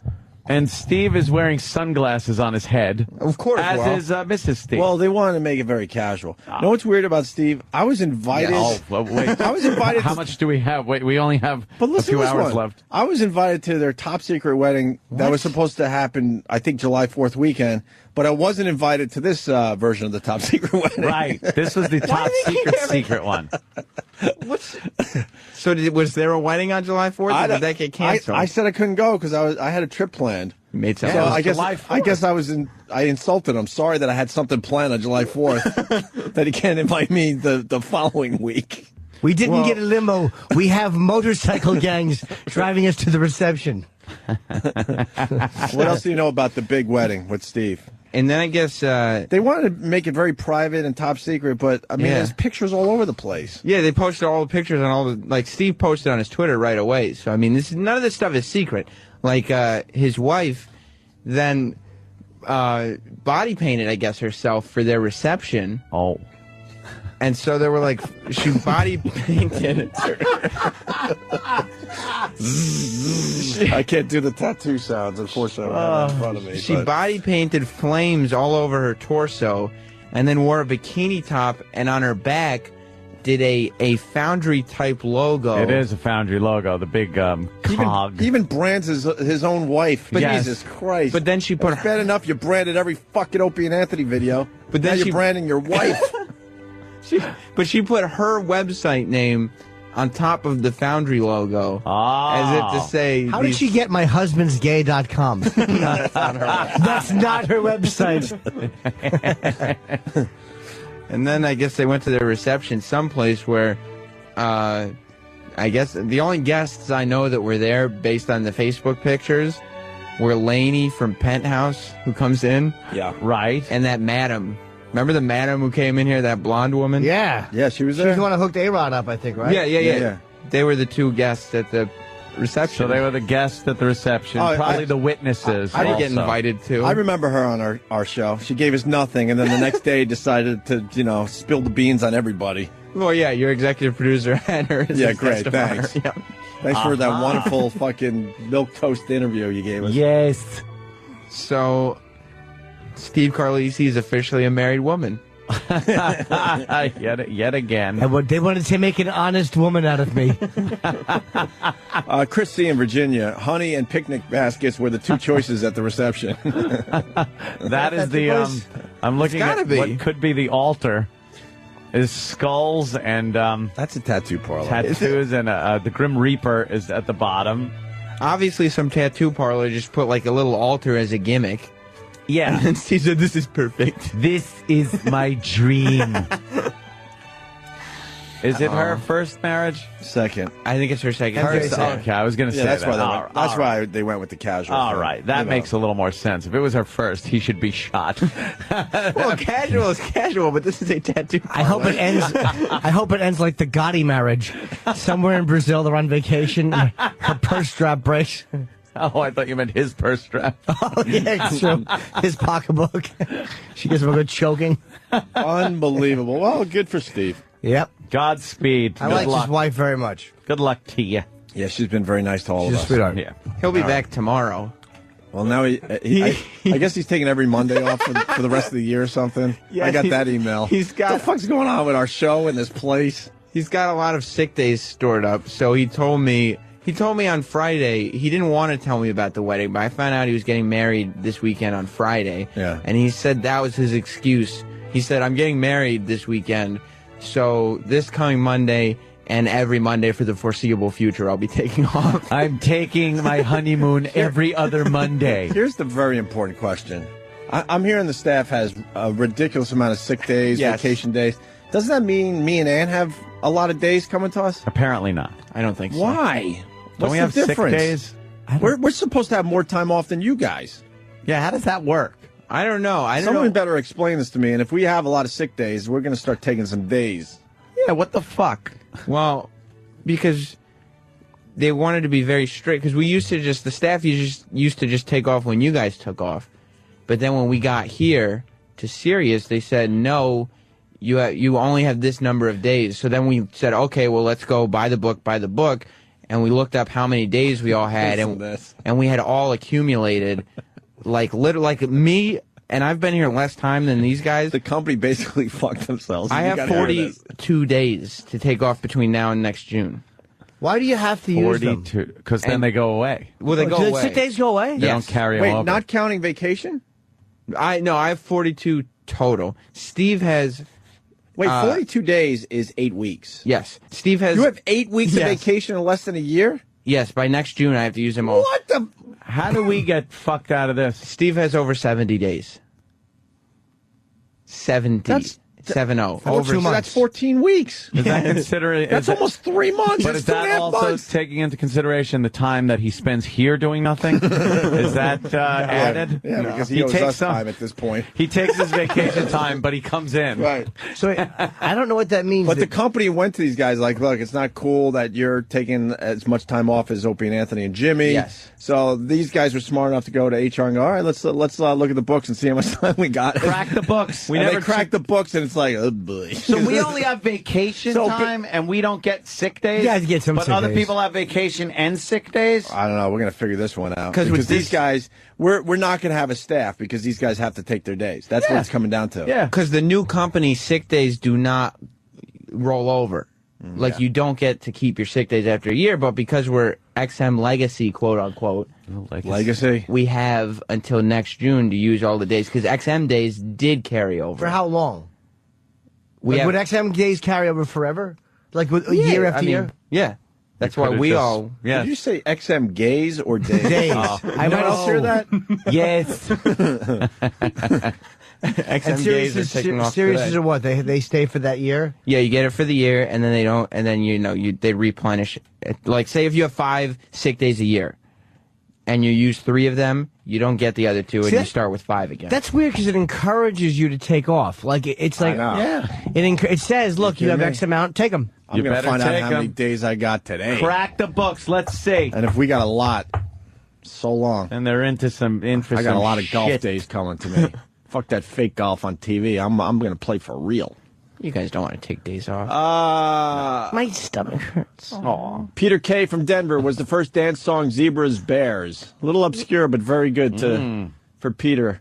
Stephen S. from Bayshore. Who was the best man who slipped Steve the cock ring? Take the wig. Seriously, is Steve descending into madness? He sounds like a homoerotic maniac. Cody in Indiana. The only reason they had such a cheap wedding is because why waste money on fake weddings? Hoffman in Virginia. Were Steve's tuxedo pants capris? That's coming in a lot, actually. A lot. Craig G. from Pal Talk. What's the matter? Gay men's health clinic was closed for the wedding. I wanted to wear white. Steve. That many days off. You guys are like teachers. Welcome to my world. Scott and Hop Hog. That's amazing how many days you guys get. What the fuck? I'm going to take a second job for the summer when I'm taking my 8 weeks off. Yeah. Oh, this just in. Coke Logic. You got to think back a little bit. This is in for the newer listeners. Than never left the show. He's just been using his sick days. All right. Let's say hi to Lydia, Oceanside. Lydia. Hi, guys. Hi, Lydia. Hello. Hello. How are you? What's going Hello. on with you and your big fat fucking tits? Alcoholism. Hi. Hi, Lydia. Hello. Hi, I just wanted to say that I was at F.H. Riley's Friday night, and it was packed. My goodness. Was it packed with listeners, or my brother just having another solid night with the locals? I have no idea, but everyone was eating. You would have an idea if you walked in. Believe you could me. tell when it's the regulars that my brother has gotten from the town, and if it was a night for the listeners. It's very obvious, actually. Yes. They don't mingle well. Listeners are very obvious. Yes. You can tell. It must have been locals. Oh, that's cool. Yeah, how's the new design? I haven't seen it yet in person. Well, I could tell you it was wonderful because I was there Saturday night. Were you really? Yes, I stopped in there, had a little dinner. Brett hooked me up. Very nice. Won't let me pay a goddamn bill. But, then I took care of the staff. Wow, really good. I had that goddamn chicken breast. And then I had the chicken, what are those things? The chicken spring rolls? Oh, those things are ridiculous. God damn it. Fucking ridiculous. Fuck. Get me some now. I need them. It's the chicken spring. No, they're buffalo chicken. Spring rolls. And what did Steve from Bayshore do exactly? What are you I talking noticed about? there's a lot of wood in that place. No, what did he paint? Yeah, but he didn't finish the What did he paint? We felt bad for him. Did you? Yeah, we said paint a little bit. Just paint a little bit, like giving a retard some work. Yeah, and then we'll put wood over your dumb paint job. Paint out back by the garbage cans. Paint outdoors. Exactly. Paint a couple yellow lines by the garbage so you know where to put it outside. Okay. I don't think he really painted. Yeah. Yeah. I'm looking around going, no, isn't what did Steve do? Isn't it some kind of yellow now? Not that awful bright in your face like yellow, like it looked like a subtle yellow. Anything that wasn't fine wood looked like primer white to me. Way to go, Steve. I don't know what he did. So glad we hired your talents. There were some spots that weren't quite finished painting either. Right, it looked like a little spackle you could see. And That's because Steven needed a by beer. the door. Beer more important than the paint job, right, he Steve? put the brush down and picked the old bottle up. Jesus. How was the French doors? You saw the French doors? Yes. Were they open Wonderful. for the nice summer air? Well, it was nighttime. It was nighttime, so I think they had closed them up. Really? Yeah. Oh, it must have been cold out. Yeah, it was a little chill. Right. Oh, no, it was a rainy night Saturday. Yeah. Shut the fuck up, you tit monster. We're She trying to have a just conversation. keeps yapping. You need to see a therapist. Go ahead, Lydia. Needy. Hi, Lydia. So you were there Friday. See, one day different, and could have seen you there. See? And sorry to be so needy on your You never show, know. guys. You never know. I want to challenge you on your profession. Me? Yeah. What do you mean challenge? We'll do therapy with the same person and see who helps him better. You got it. You got it down now. Oh yeah, I got it down. Oh, you and I? Yes. Who do you have in mind for us to cheat, Oak? Yeah, we need a subject, and then we both spend an hour with them and see what we could get done. I guess you would probably win that competition. Competition. I'm fucking with you. I don't know the first thing about that shit. Actually, I think you're pretty good raw talent. Yeah. Pretty astute. I had to learn a few things growing up. All right, Lydia. I guess so. Lydia, Bye, guys. I love Have you, a great Lydia. day. All right.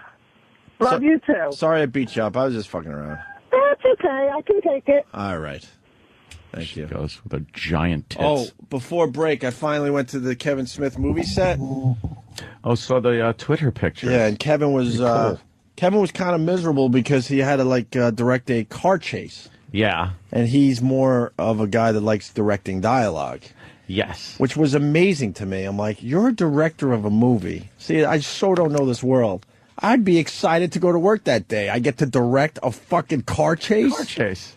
But he was like, yeah, this is easy. This is easy stuff. Yeah. Bruce Willis is hanging out the car shooting. Tracy Morgan's driving. The cars are flying right by our location. And Kevin's like, yeah, this is easy. I'm Just like, are you back him up kidding to it me? again. That's how great he is. Were they using real guns? Yeah, I think so, Jimmy. And Tracy Morgan, I Twittered it. Funniest man on the fucking planet. Knows how to just fucking take over. Just fucking took over. Just riffing for an hour. Showing everybody a video on his phone of his massive snake eating a pregnant rat. Oh, God. That's not what made him funny, but he held court with that shit. But I didn't know when to stop listening to him, and because of that, I missed an opportunity to fucking meet Bruce Willis. Oh, no. You just got to walk away from him. Tracy's holding court. A lot of laughs. And then it finally ends. And Club Soda Kenny goes, you missed Bruce Willis. And I'm like, where was he? He was 10 feet away from you. And he was debating if he should interrupt and talk to Tracy and say hi to you guys. Oh. I'm like, Kenny, you couldn't tap me and get my attention? When am I going to get a chance to meet Bruce Willis again? Yeah. You can I'll meet introduce you Tracy. to him. Oh, really? Well, you did a scene with him, Jimmy. I don't know him, though. Hey, is that him to the left there in that picture? Who's that? The bald guy. Looks like Bruce looking at the dailies. No, another daily. Oh, no. That's, no. The car chase flew right by, obviously, from left to right in the picture I tweeted. It was awesome to check out. I had a lot of fun. I was there 4.5 hours. They filmed 3 scenes. No, 1 scene 3 times and another scene once. And they rolled tape for maybe a total of 2 minutes. Yeah. 4.5 hours. And then in editing, that'll be cut down to about 30 seconds. Oh, yeah. Maybe. And they had to film a scene where like the windshield like gets hit by a bullet. And they got it on the first take. I'm like, get the fuck out! How'd they get? Because they had like 1 million windshields just waiting on the side of the fucking street to fix up the car with another windshield if they missed the shot. Wow! And they had a little squib or whatever they're fucking called, right? A little squib thing. Isn't it amazing how they do that? It's like all this work goes in, and all of a sudden they'll go speed rolling, and then they'll be doing something, and then something got fucked up because a light didn't work, or there was some. Well, we hear something, and they have to stop the whole production. Everything. How everything can get shut down by one minor. That's why movies cost millions upon millions of dollars. They shouldn't be that expensive. These are all union guys. Yeah. Yep. It was awesome. I want to thank Kevin Smith. It was a lot of fun. You should go back when they're doing dialogue, when they're doing like an interior scene. Yeah, they invited scene. me back. They only got like 4 weeks of filming left. I'm going back in 2 weeks to see some dialogue because they're doing nights right now. It's cool to watch them trip or to watch them redo it or to go, all right, let's go again. And then get to go back and do the same thing from a different angle. And when you watch how exact they are, it's amazing. It's amazing, that business. To direct a movie, to me, just seems like the biggest undertaking ever. A movie business. Yeah. And then there were Make-A-Wish kids there from Australia. Oh, really? That was pulling on the heartstrings. Mm-hmm. Whenever you hear Make-A-Wish, you're like, oh boy. That means not much. From Australia, wow. Not much hope left. Was there a wish to see Kevin Smith make a movie? I guess. Or see Bruce Willis make a movie? I don't know, but Bruce couldn't have been nicer to them. Well, what's he going to do? Smack a little cancer kid? He's taking pictures with the Make-A-Wish kids. I wasn't going to go up there, although I was going to, you could have, fuck up my hair a little bit and walk over and see if he would have noticed. You should have coughed and asked for a picture. Right. I was this close to doing something. Kenny, just throw a lot of water on my face. Yeah, I have a fever. This is Gregorio. Sweet boy. He's very sick. He's from Nicaragua. Yes, he has toe thumbs. He needs help. Yes. All right, why don't we break? We got to talk about the dummy that fell in the manhole. Best story over the weekend. Yeah, we got a little audio. That was me. No, not that type of manhole, Steve. And other things. I don't know. We'll figure it out after the break. Opie and Anthony. And now, backstage with O&A, here is Primetime Sam Roberts. I'm Primetime Sam Roberts, and it was brought up on the Opie and Anthony show that executive producer Steve C. is faking sick and taking days off like there's no tomorrow. We went to Steve himself to get to the bottom of things. Steve, the guys say that you take too many sick days. What's going on? I know you think I'm faking it, but believe me, it would be a lot easier just to call out than to fucking orchestrate an elaborate scheme. Why is your immune system so weak? AIDS. Do you think you're taking more sick days than anybody else? Not at all. No more sick days than anyone else? Apparently, Opie and Anthony's opinion of the days Steve takes off are skewed. We found the Opie and Anthony interns and asked all of them who takes the most sick days. Who do you think takes the most sick days out of the O&A staff? So far, definitely Steve. I think Steve. That would be Steve Carlisi. Probably Steve. I'd say Steve. Steve? I would say probably Steve Carlisi. A room full of idiot interns can't be wrong. Why is Steve faking sick every day? Has the pressure finally gotten to him? Luckily for us, Steve being absent from the show has literally no effect on how it sounds. Feel better, Steve. I'm Primetime Sam Roberts, and this has been Backstage with O&A. Opie and Anthony, Rich Vos and Bonnie are going to be in studio in a few minutes here. Ooh. The happily married couple. Oh, yeah. They got a film crew today, too. What are they filming? Bonnie's documentary. Ah. On women and whether or not they're funny. Yeah, come on in, Rich. Is that it? There. Rich is standing by the door like a puppy. Rich has nothing to do. Can I come in? You have nothing to do because Bonnie's filming some stuff down the hall. First of all, she's emasculating you by actually doing a program? I have a lot to do, but we'll discuss Bonnie when she gets in here. I have a lot to do. Yeah? Yeah, like what? Like? What do you mean? In business or in life? I thought that sounded like you were ready to make an announcement. Oh, that it was like, okay. No, it's like I have a lot to do, and here it is. No, it's just okay. I have a lot to do, and in life and stuff. I just have a lot. And my plate is full. That's what I'm saying. Well, yeah, you're golfing a lot. Oh, too much. Well, I went on vacation last week with my kids. I took my older daughters on vacation to Miami. What are you, insane? Why? Why would that be insane? Because you got good-looking daughters. What do you think? I'm letting them run free? There's a lot of cock down there. Huh? A lot of cock down there. I know that. And a lot of grandmas, but we went out to dinner. The hot spot in Miami is the Fountain Blue now. The Fountain Blue. Yeah. What's that? And who's the fountain? I've stayed at the Fountain Blue. Have you? Yes. Since it's been cool, or back in the day? Back in the day when they were filming fucking James Bond there. Wait, no. The Fountain Blue has probably been the place to be for a decade. Yeah. No, now it's really the place to be. Oh, really? For a decade, it's been the place to be? I don't know. I'm guessing it didn't just happen to become the place to be in the last couple months or year. I believe what that's and really I think that scene from Goldfinger was filmed there, or was it another Bond movie? Oh. I'm not sure, but well, yeah. I mean, the Rat Pack. Everybody used to play the Fountain Blue. Yeah, sure. That's where I started. And when you started?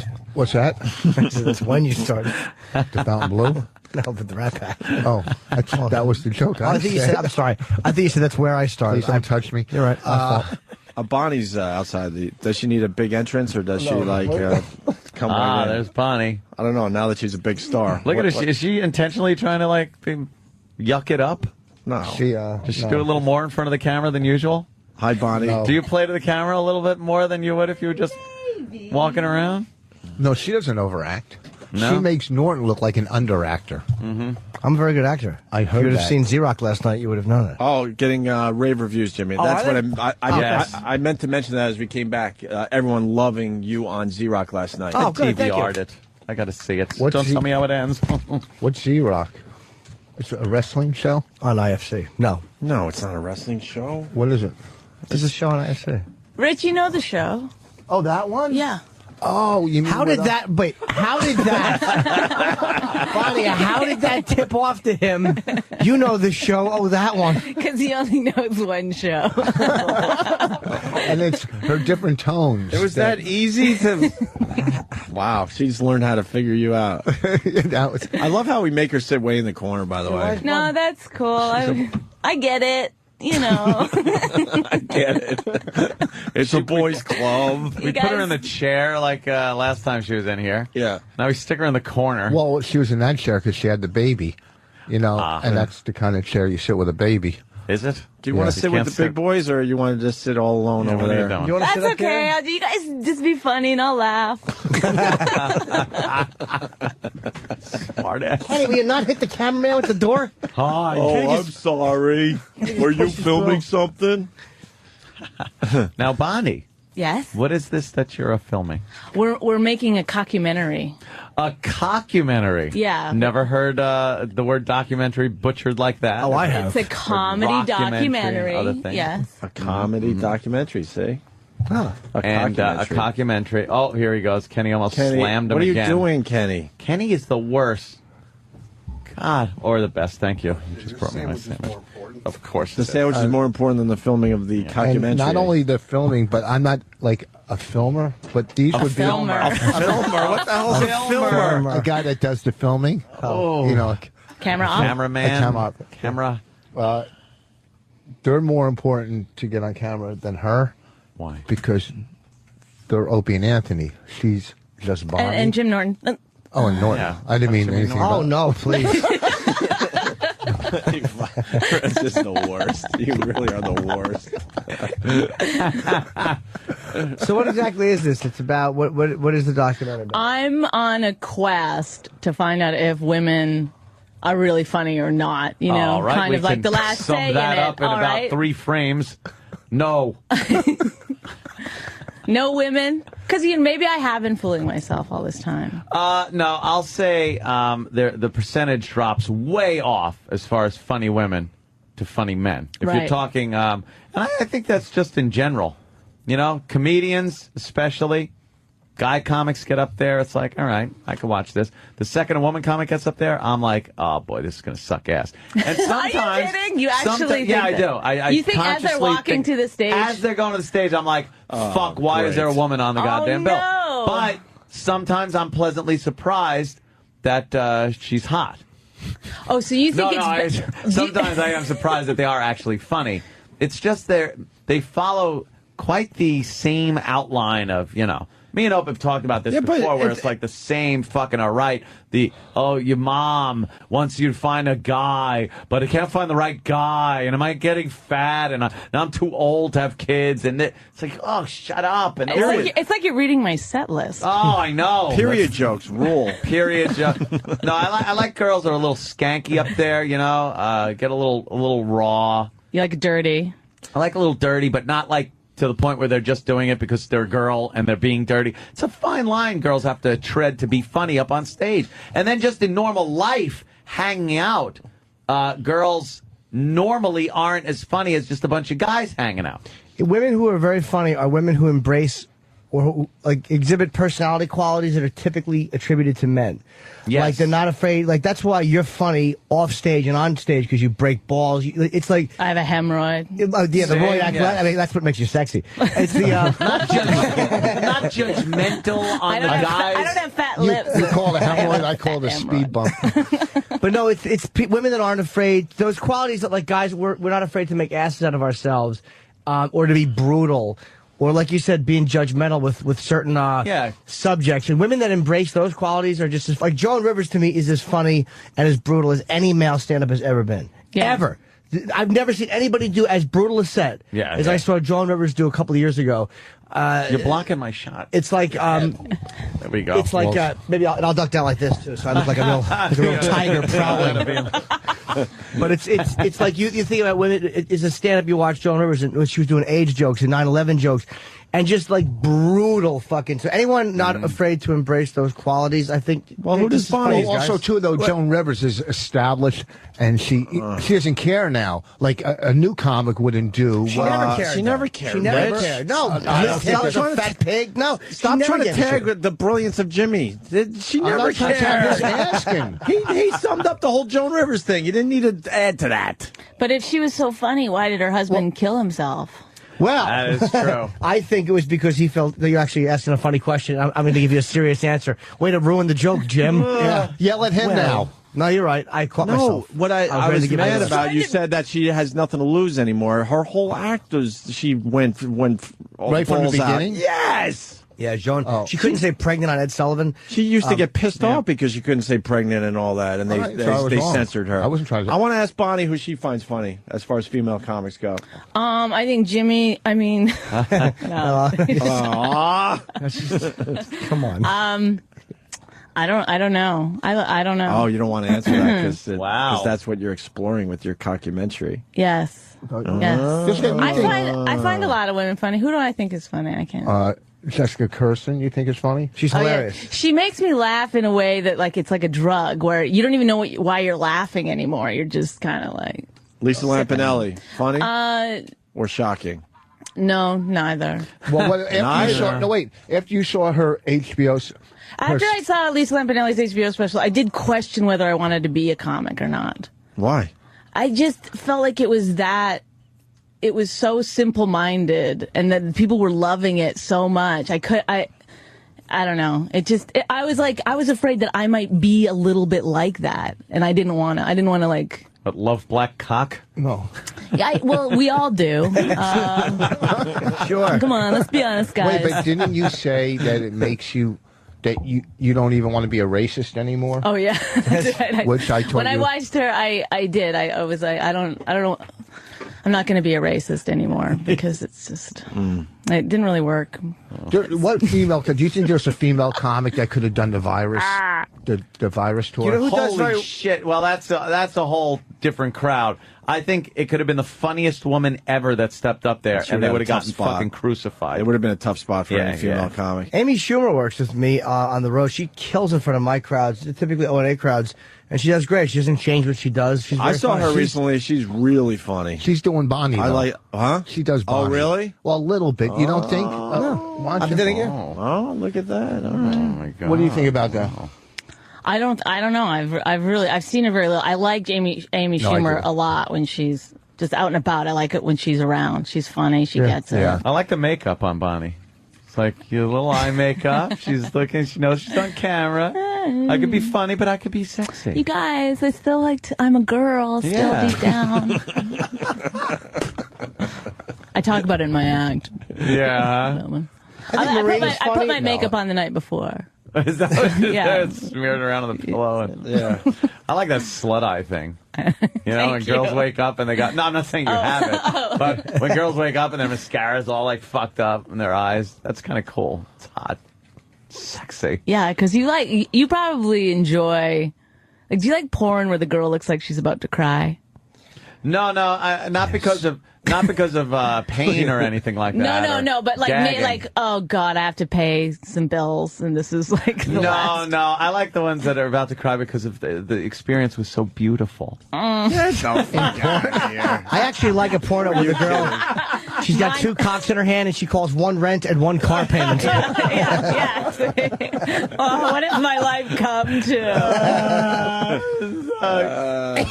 Like one of those deep blowjobs, a good teary blowjob. I like the ones that don't have manicures and stuff. Like it just happened that day where somebody was like, "Come on, let's do this." It's the worst to watch porn with. Like, she'll go, oh, like too many close-ups. If you get a close-up of a pussy, like that, or if there's a good like cock sucking, everything grosses her out. She goes, "There's no storyline." Why are you watching it? I didn't say there's no. Watch I've never Citizen said. Kane. Then what are you doing? No. You know what? I think I would enjoy porn radio. I like the sounds. The sound. I just don't like the visuals. Well, we had a few of It's those. too close. Hi. We could get a couple to have sex for you guys right now on the phone. Yeah, I think we did this one time. When you were in? Yeah. We have some sexy But clips, though. Yeah, because the guy said some funny things. In the middle of it? Yeah. It was like two strangers having phone sex. So where are you guys at with the cockumentary? Why do you call it that? It's so dumb. It sounds dumb. It's a documentary. Cockumentary? What's a comedy? Because I think it works on two levels. Like, it's a comedy documentary, so it's kind of a funny name. And then you're in it. That's funny. What's Rich's part in the documentary or the cockumentary? He's just himself. He's he micromanages. He tries to micromanage what I'm doing. How does he do that? He tells me I'm doing everything wrong all the time and how to do it right. And does he ever offer his opinion when you just kind of are not really interested in hearing it? Like, does he just come over and just start telling you things that you don't want to hear about? Yeah, absolutely. You know what he does do all the time, and he does this with everything, not just this cockumentary. I won't stop calling it that. It's so stupid. Go ahead. He tries to inject himself.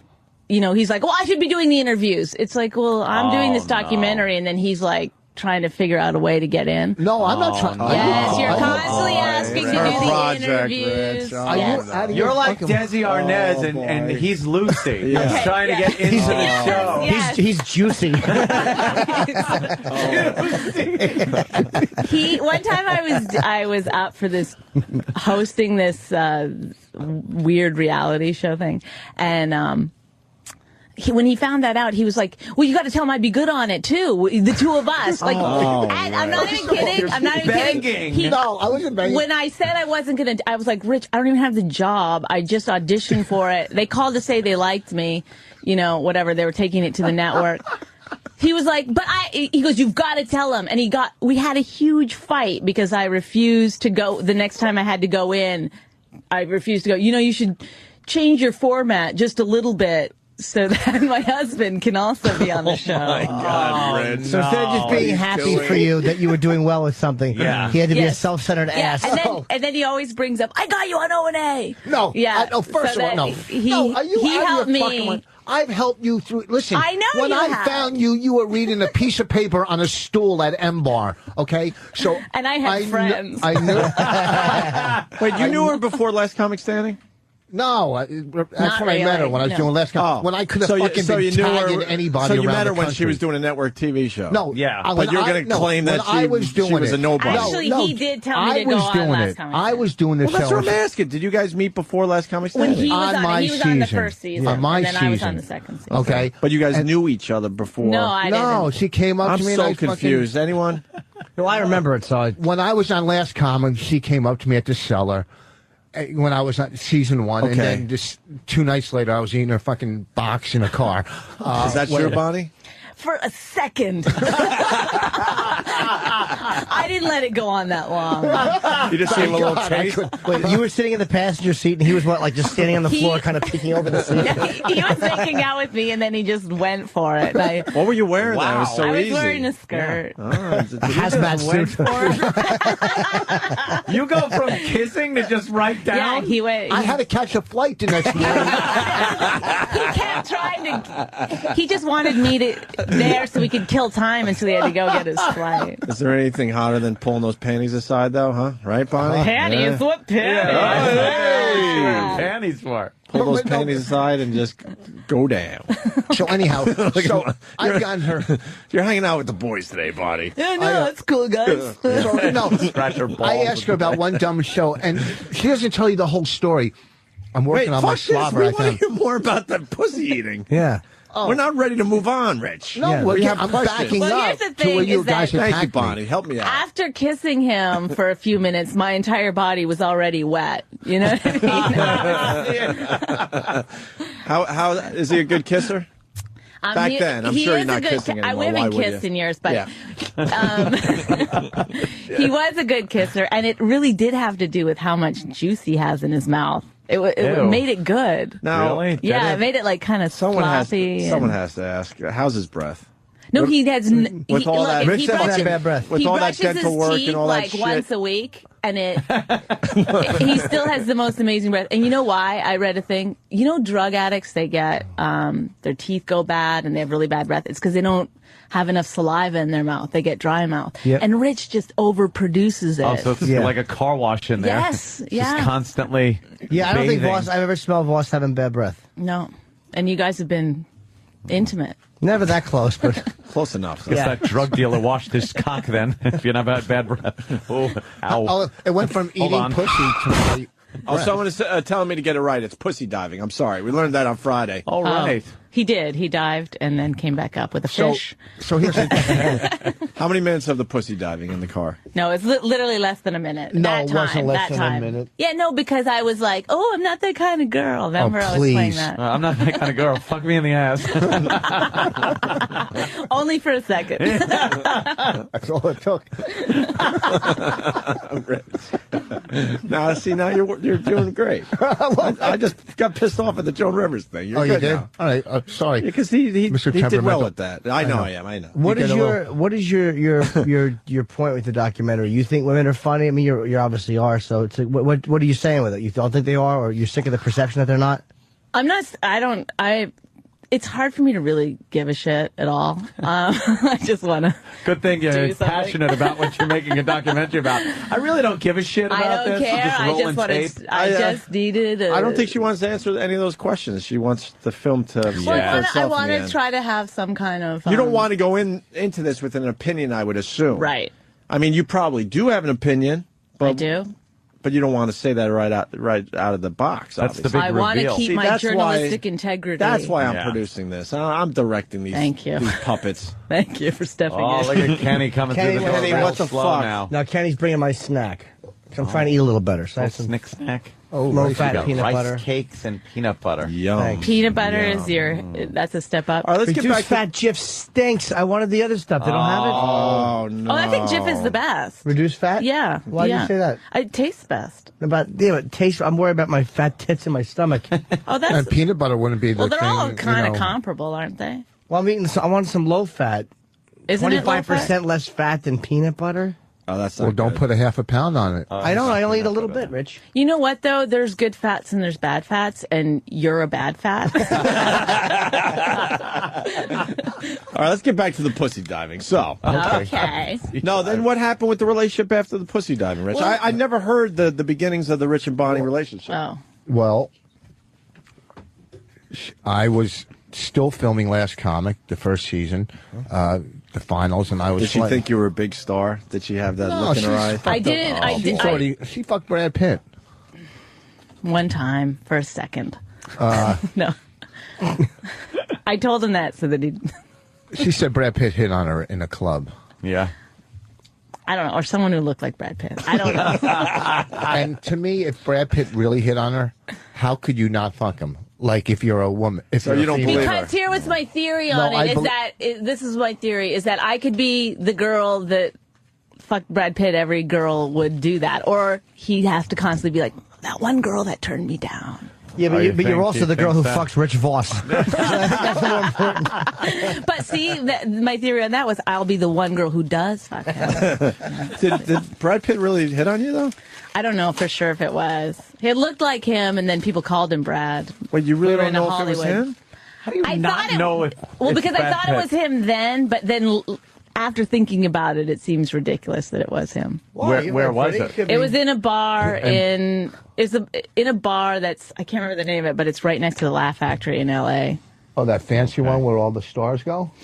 It wasn't How that. much of a Midwestern housewife could you have sounded like when you asked that question? that fancy one where all the movie stars go?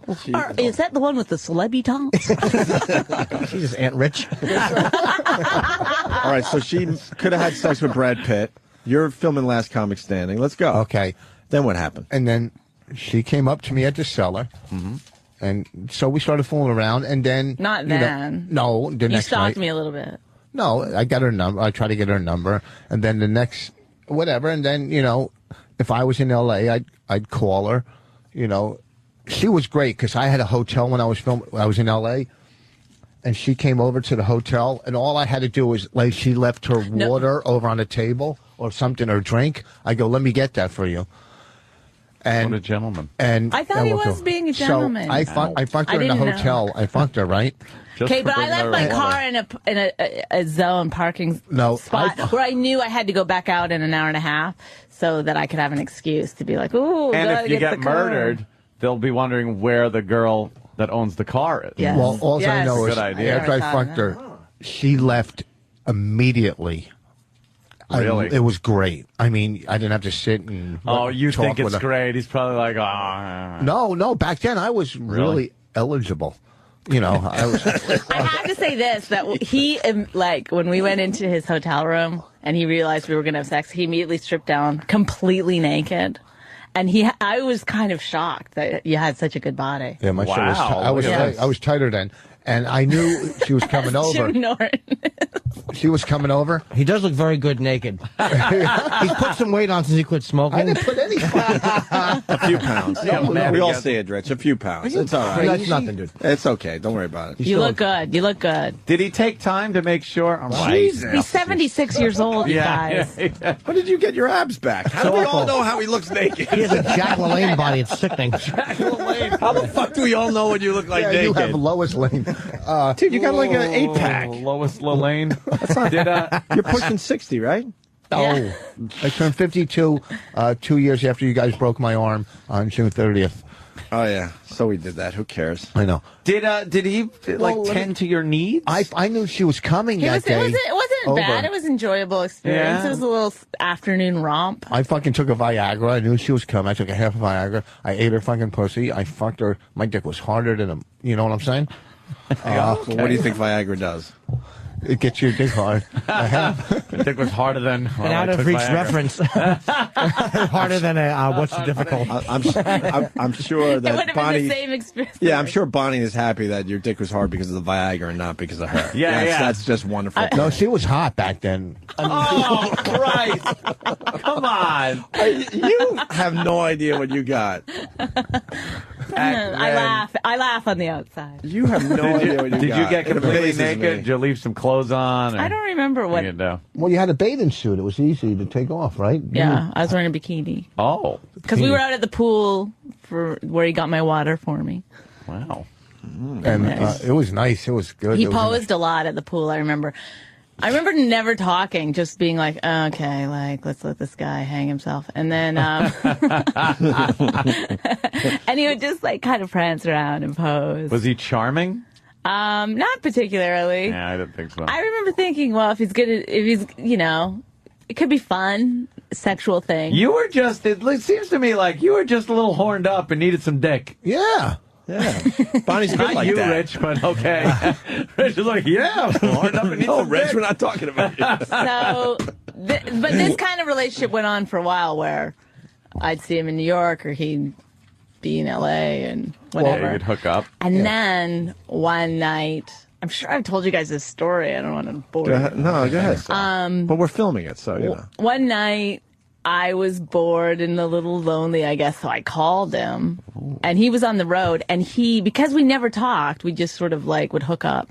He assumed that I wanted phone sex. So nice assumption. He just went right into it, and then I didn't want to be like, "Oh, I just killed a tuck." Like I didn't want to be that girl, so I went into it. And then, holy shit, Rich. These two rule. I know. And then halfway through, he was, you know, yammering on the scenario, and he goes, "You have one of the best tasting pussies." And I remember thinking, it's a fantasy. You can't give me the best tasting pussy. You're one of a long list. Yeah. So I had to be like, shove it out, push it down, keep going, like, you know. That's great. What a sexy thing to say. Yeah. Your pussy doesn't stink as bad as most of them. Yeah, exactly. You smooth talker. But then after we were done, I made fun of him for that, and we started laughing. Ah, that's it. And we talked for a couple of hours. I used to talk to her, like, I probably on one phone call back then talked to her longer than I've talked to her in the last year. I mean, we used to talk for like 2 hours sometimes. Really? I used to, and then she did Last Comic Standing too, and it was kind of a night. She hated it, you know. I talked her into it, kind of. I said, do it, you know, because it was a good experience for me, but I didn't know that they would throw her under the bus and, you know, turn her into like the bitch on the show. You know what I mean? I didn't know it was that bad. And all right, so you know, I talked to her a lot, talked her down, and then we got, you know, started dating a little, and then you know, as we were going out, we got the pilot for Comedy Central, which I have with. Oh no, I don't have it with. And we got the pilot, so I go, well, if this show gets picked up, I might as well get engaged, you know, for the TV show. And then it didn't get picked up, and I couldn't take the fucking ring back. So that's what the marriage is based on. Yeah, exactly. Well, on my Lou side Wallach of saying it, no. Wait, let's hear her side of it. My side Because of I'm it sure was, she can defend herself. Yeah, no, he had the Oscar gift bag.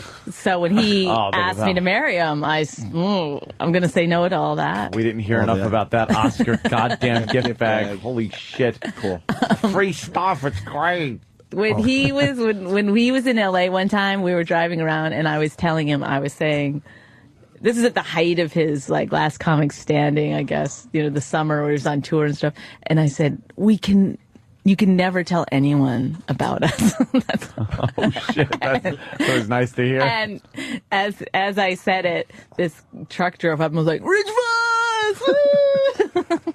So perfect. Now has Rich changed since you get married at all? Yeah, you know, before we got married, people would always go, he's happier now. I don't know what you did to him. He's like a different person. And I remember thinking, he's such an asshole. How bad could it have been? You know what I mean? Before, but I thought it was kind of a joke. But now that the true ass has come out, you know, he really is a depressing asshole. Yeah. He's horrible. It's a nightmare. No, because you're fucking... Every time, like, if I come home, if I'm like, woo, she goes, oh, look, you're in a bad mood. But I'm not in a bad mood, but now I'm in a bad mood because you put me in a bad mood by saying I'm in a bad... You know what I'm saying? Like, they'll push your buttons, you know? Like I'm not Mr. Outgoing, Mr. Jovial, you know? Oh, no, wait, hit the wall. Hit the wall. Get that on the wall. They actually said it right. Well, say it again. Jovial. Right. That's right. Yeah. All right, I thought you said something else. No, that's actually I'm sorry. correct. I'm sorry then, Rich. It doesn't go up on the wall. So, you know, he's in a bad mood. Like if I go play golf, I come home, I'm not going to be dancing. That doesn't make you happy. So she triggers a lot of stuff. Like we had a fight the other night, and she said, everybody hates you. Did she say that? That was when they were making up. I was trying to say, I'm not the only person who thinks you're an private, asshole. phone call we had. But it's true. That's your character. You know, everyone I ever meet is like, oh God, he's an asshole. Like, it's funny, you know. But you're so Canadian and passive or passive that like I'm tired. I don't have patience to put up with fucking passive in Canadian. You know, instead of passive aggressive. Yeah, what are you talking about? See, they let everything slide. Don't worry, this and that. I don't have time for incompetence. You know, with people. Do you know what I'm saying? I'm at a point where, you know, if I'm paying for something, I want what I pay for. So, like, let it slide. Like, you are abrasive, though. Like, we were getting coffee outside, and the guy's making the cup, but he's putting his fucking hands in the cup. Some smelly foreigner. I go, do you think maybe you can make my coffee without putting your hand in the cup? No, that's not what you said. You said, don't put your hand in my cup. Yeah. And I said, you're right. But, like, that's the thing is, like, that just... Other people have other ways of doing it. I gotta agree with Rich on this one, though. But he's terrible at saying it. He's right is what he's saying. You know what it is? The thing is, like, he makes no people nice want way to say that. Yeah. It's just, hey, get your fucking filthy hands out of my cup. All right, that's... Like that situation. But if he's saying that, like, you know, if he walks in to maybe a hospital and says, hey, you know, I cut my fucking finger. Could you stitch it up, bitch? But that's how... He uses that same attitude. Yeah, tone. It's a tone. See, you think a tone is, you know, is a personality. It's a tone. You know what I mean? No, neither do I. I'm just saying because I'm from New Jersey and we're more aggressive. It's sad what this relationship has become. How are we going to get back to the pussy diving stage? Yeah, because something has gone drastically wrong. Bring a friend. When was the last time you went down on her? Yeah. Oh, I always ask to go down on her. Oh, Bonnie doesn't want anymore. Yeah, I said, well, let me go down on you. And she's like, no. I just want him to... No big deal. We do have... When we have sex, it's good. I just want him to not talk so I can get in another place. Wait, how does he talk? During sex, you mean? Or what do you mean? Like, he talks during sex? Yeah, well, he'll just say dumb shit. Like you know, what? he's Rich Bob. Rich, yeah. What does he say that's dumb, though? I don't know. I can't think of. Come on, yes you can. I'll try to. I'll honestly try to think of stuff. Do you mean in bed or leading up to it? Both. Like, he's like, he'll lay on the serious bed. stuff or jovial stuff? He'll lay on the bed and he'll like pull his shorts down. And sometimes he just pulls his underwear to the side and then goes, suck my cock. Like a Rich or class act. Which I will. It's fine. I understand. We all want to say that, but we just don't, Rich. There's a protocol. Right. Yeah. You know, there's like a... I'm not going to argue with you. We all think that. There's a flow chart that you should use to get to suck my cock. It's not, love you know, man. I don't want rose petals leading up to the bed. Right. I'm not asking for, you know. But you don't need seaweed either. It's like, come on, Rich. There's a balance. Something in between. It's like you could ask people to not put their fingers in their cup. Because that one thing I like about Rich is I don't do that. Like, I'll let them just put it and I won't drink it. But he goes to the extreme. He goes, could you not touch that? Like, he's just, instead of just going, sir, could you please remake that? I can't drink it like that. Like, instead of just asking nicely and getting the message across. Or like, he always needs to get the ketchup packages. Even if there's ketchup on the table, right? Which is fine. Right. But I say, when you ask the waitress for it, just tell her that you're kind of like got a disorder or something. You know, just be like, oh, I'm kind of crazy. Can you get me the like packages? How does he do it? He just goes, I need packages. I'm not eating none of that thing or whatever. Oh yeah. And it's like, you have to like make a scene. I don't make a scene. I'm not. There's crust around the top and Yes.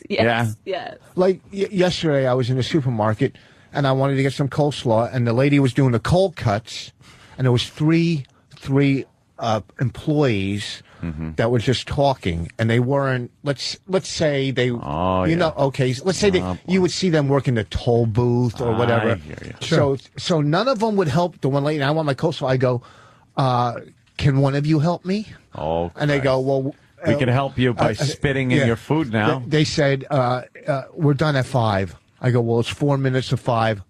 Let's get some coleslaw. Chop, chop.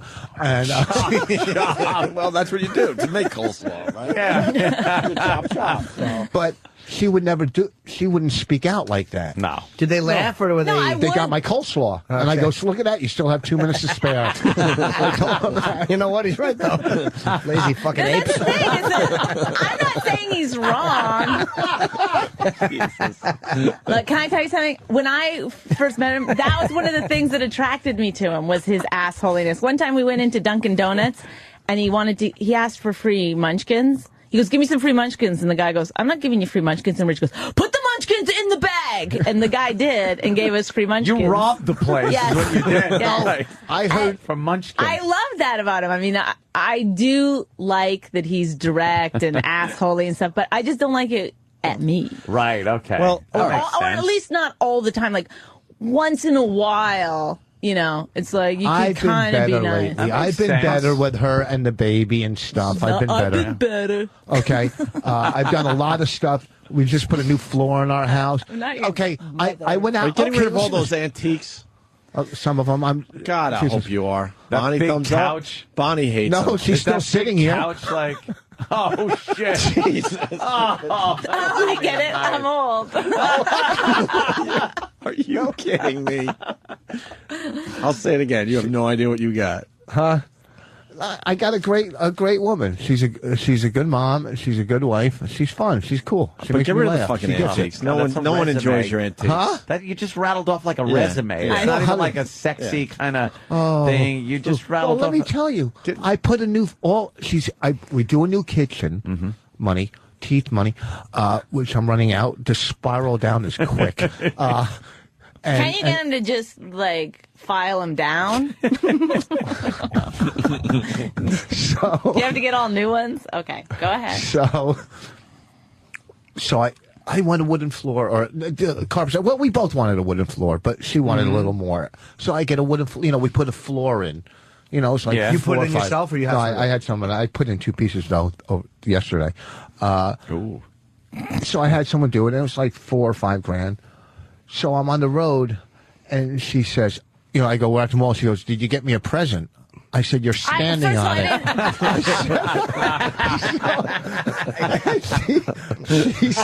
She says, that I was mean for that, and that I got her to keep. This is what she says in the car. Oh, you got me a floor to keep old cunt mouth quiet, right? Or something like that. Well, that's what I think he thinks of me. He's like, this fucking cunt. That's what I think his inner dialogue is all the time. Like, oh, but this fucking cunt, shut up. Okay, I'm going to get her new floors. I hope she fucking shuts the fuck up. Wow. Is that your inner voice? No, that's your own insecurities. And that's your, because I do things for you because you want the cunt to shut up? I want you to be happy. Look how hard it was for him to say that. I couldn't figure because I love you. Yeah, he was almost going to say because I love you, but then it was like, fuck her. Oh, no. Yeah, we all know Rich has a problem with love and being touched. I do love her. Is he bad with like casual, loving touching? No! One time he took the stylus out of his Trio phone and he rubbed it against my leg, and I still think about that. He does love me. No, he's not good at just kind of like rubbing your hand or like. Is he an affectionate guy? No. Why aren't you? Why, Rich? Well, because sometimes he touches you, but it's like a toddler or a monster that doesn't hasn't figured out how to caress, and it's monster. It's just like this kind of. Oh God, no! He's not a good caresser. No sensitive touch. Like a gargoyle. No, it's like he's gonna take my skin off. Oh my God! A toddler or a monster who doesn't know how to caress. Let's see how you touch. Huh? Let's see how you touch. Touch Jim and just see. I won't touch him. I'll touch. Just show. All right, let me see how you touch Bonnie. But touch Bonnie, touch Bonnie's arm. No, let's see something affection from you. What do you mean by touch it like? No, we don't have She's to your wife. Make her feel good with some kind of touch or something. Maybe it's earlier in the day and you think, well, I want to have sex later tonight. Oh God! Oh Jesus Christ! And then honestly, it gets to this so quickly. the feeling up of the boob. Yeah. That's how somebody. Oh my God, look at you. That's how like a plantation owner used to inspect a slave he was going to buy. Is that really how you kind of touch her? wrapped her arm a little and rubbed it, and then That's really how you touch her? Yeah. Well, no, I hug her. I hug her. Look. One time I was crying, and he went to console me, and he was like this, okay, and he immediately went for the boob. Your tits. Yeah. And I have tears coming down. Suck my cock. Okay, Richard. What the fuck? You two are a All right, what does she do that you wish she didn't do? Something that really pisses you off about her. What frustrates you about Bonnie? We've heard about the ketchup. The ketchup thing is amazing because you're spitting germs wherever you go, but you're worried about germs. that is unbelievable. The waitress she's wiping her face. Right, of course. And you should see what happens at the ketchup packet factory. Right. Not on the inside. Yeah, but you're touching the outside, ripping that shit open. You don't know That's what's probably going on. dirtier than the ketchup in the bottle, to be honest with you. Are you kidding? People can come put stuff in the ketchup in the bottle. That's true, too. And that's because one time my friend and I were in a diner and he poured it out when they had to move and a fly came out. So, somebody put a fly in there. Yeah. Fly could have. So, Yeah, what did she do? Weird things. That's why they call them flies. Yeah, and most I put boogers in the ketchup at home. Oh. She, on the side of my car, she put some. Whatever. People pick their nose. Big deal. Do you pick your nose, Bonnie? Yeah. Who doesn't? You show me one person who doesn't. It doesn't. For real. You don't ever. How do you get them out? I use pay tissue. somebody. I Yeah, blow but you my gotta nose. pick- I pay somebody. You pick with a tissue. Don't tell me that you don't put a tissue up there. He rolls it up. I roll it up, get it up in there, and get the old isn't that the road around. best? All right. That grosses her out. Case in point. That's It's better than your finger, No, it's and not. then where are you No, going to it's put not. it? Yes, it is. No. It's not touching your hands. you wash your hands after. What do you mean where you put it? You put it in your You don't mouth. wash your hands after. I always put it in my ear after. In your rear? My ear. No, you don't. No, you don't. Do you really think she All right, puts Rich. in her ear? Rich, No. back to the question. What does Bonnie do that bothers you? We heard a lot about what She bothers I fart and exaggerates. stuff. He goes, "You're a man," and he gets grossed out. And he gets a hard on. I get hard. No. Bonnie's great. I'm not going to lie. Hold on. Take your gum out of your mouth. Take your gum out. You're still chewing the I'm cutting down. I've been cutting down You're since listening the That's last bad for you, dude. You can't keep chewing that for He's years. cutting down now. He's smoking cigarettes in place of the gum. So he's only down a few pieces of gum. There's a new smokeless Go back to cigarette. smoking. Get off the Yeah, gum. that's why. That's like doing drugless coke. It makes it Drugless? that would send you right back to smoking make quicker that? than this. Did you say drugless? Well, I mean, it's like snorting powder. Yeah, or that's smoking. Maybe laxative. So, What bothers you well, about she Bonnie? exaggerates a lot. Okay. I think women do in general. I'm the biggest exaggerator in the whole world. Big deal. Little exaggeration. See? That was some smart humor right there, Rich. I know. I've heard that joke 17 times throughout radio stations really? in the country. You're You're the first fucking radio That's one station. of her stock jokes. Richard. No, She made it sound like she thought about it. no, thought I've it up never on the heard spot. that. I just do that out. All right. She exaggerates. What else? She It's nothing. grounds Just not, for divorce right there. No, It's terrible. nothing. I can't think of it. Horrible girl Okay, she is. How do you live with her? when we're watching TV and she's eating an apple, Oh, yeah. and it's so fucking loud, you just want to stick like a pen in her eye or something because like the chewing. Rich doesn't like eating an apple unless it's on somebody's hand. That's a horse joke. Hold it flat. Yeah. Horse joke. It's a horse joke. Oh. Big toothed. Idiot.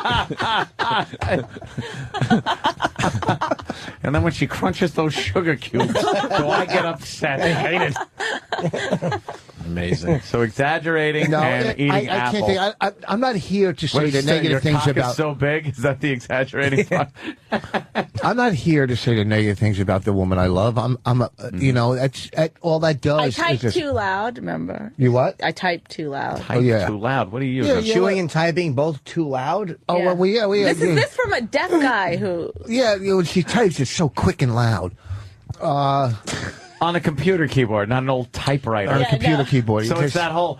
It's just so loud, and she's like showing off that she could type that annoy fast. Me. That amazes me when people can type that fast. I'm just like, it's unbelievable. Fuck. And I've not been using even a computer looking. for 20 fucking years, and I'm still tick, tick, and tick. She could do it without even looking. Like he'll that. come over and talk to me, and I'll be talking. Wow, to him. she's a great typist. Okay, that sucks too. Yeah, that's another demerit. Nothing. I have nothing against my.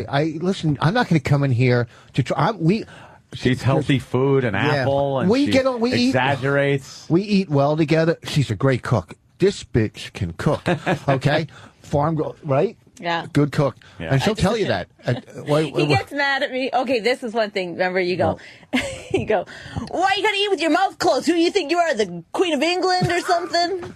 Eat with your mouth closed is bad. Yes. Like going to those fancy places, all the Hollywood stars. Yeah. He thinks I'm acting like I'm on my high horse or something. Yeah, he says,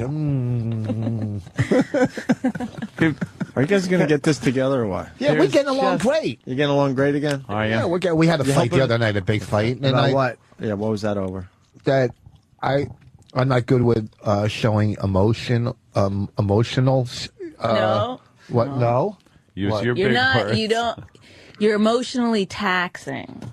Okay. No. Yeah. Like, because you're always. She exaggerates. But he's always what? He, say he wants to play golf every day, which is fine. I say, go play golf if it makes you happy and takes stress out of your life. I just don't want to hear about it every other hour that you're with me. It's What's he talk about? Like, well, he goes and he puts on a golf outfit, and he'll be like, do you like this? Does this match? What are you trying to impress on a golf course? Then he'll be like, should I go tomorrow? Should I go at 8? Should I go at 10? It's like just an endless amount of... Shut up, right? Yes. Are you saying he needs a constant input about himself or his interest or his life when sometimes you want to think or talk about something else, but he somehow has to make it about something that he wants to talk about? No, I'm not self-centered. Yes, you really are. No, I'm not. No. But no. that's fine. But it's like the golf thing for some reason just really... Because you have no interest in it. You don't give a shit. And you're like, hey, you want to go play? Fine. But you don't want it to be a part of your life. Well, it's like you have to take up, whatever, 6 hours every day to go play 4.5, 5 hours every day to go play golf. It's not every day. And it is 6 hours. Okay, whatever. Going back and forth to the golf course. Really whatever it is, that's how she looks fine. at it. That's like a big chunk out of your day. Then while you're let it raising go. the kid at home. Like you don't have to do another 6 hours of it at home. But I do a lot. I run. This is a marriage. No one, Rich, no one's saying that you don't do a lot of stuff at home. You do. I do. It's like it's a I do all business. the It's a spelling. machine. Thank God. It's a machine, and it takes two to run the machine.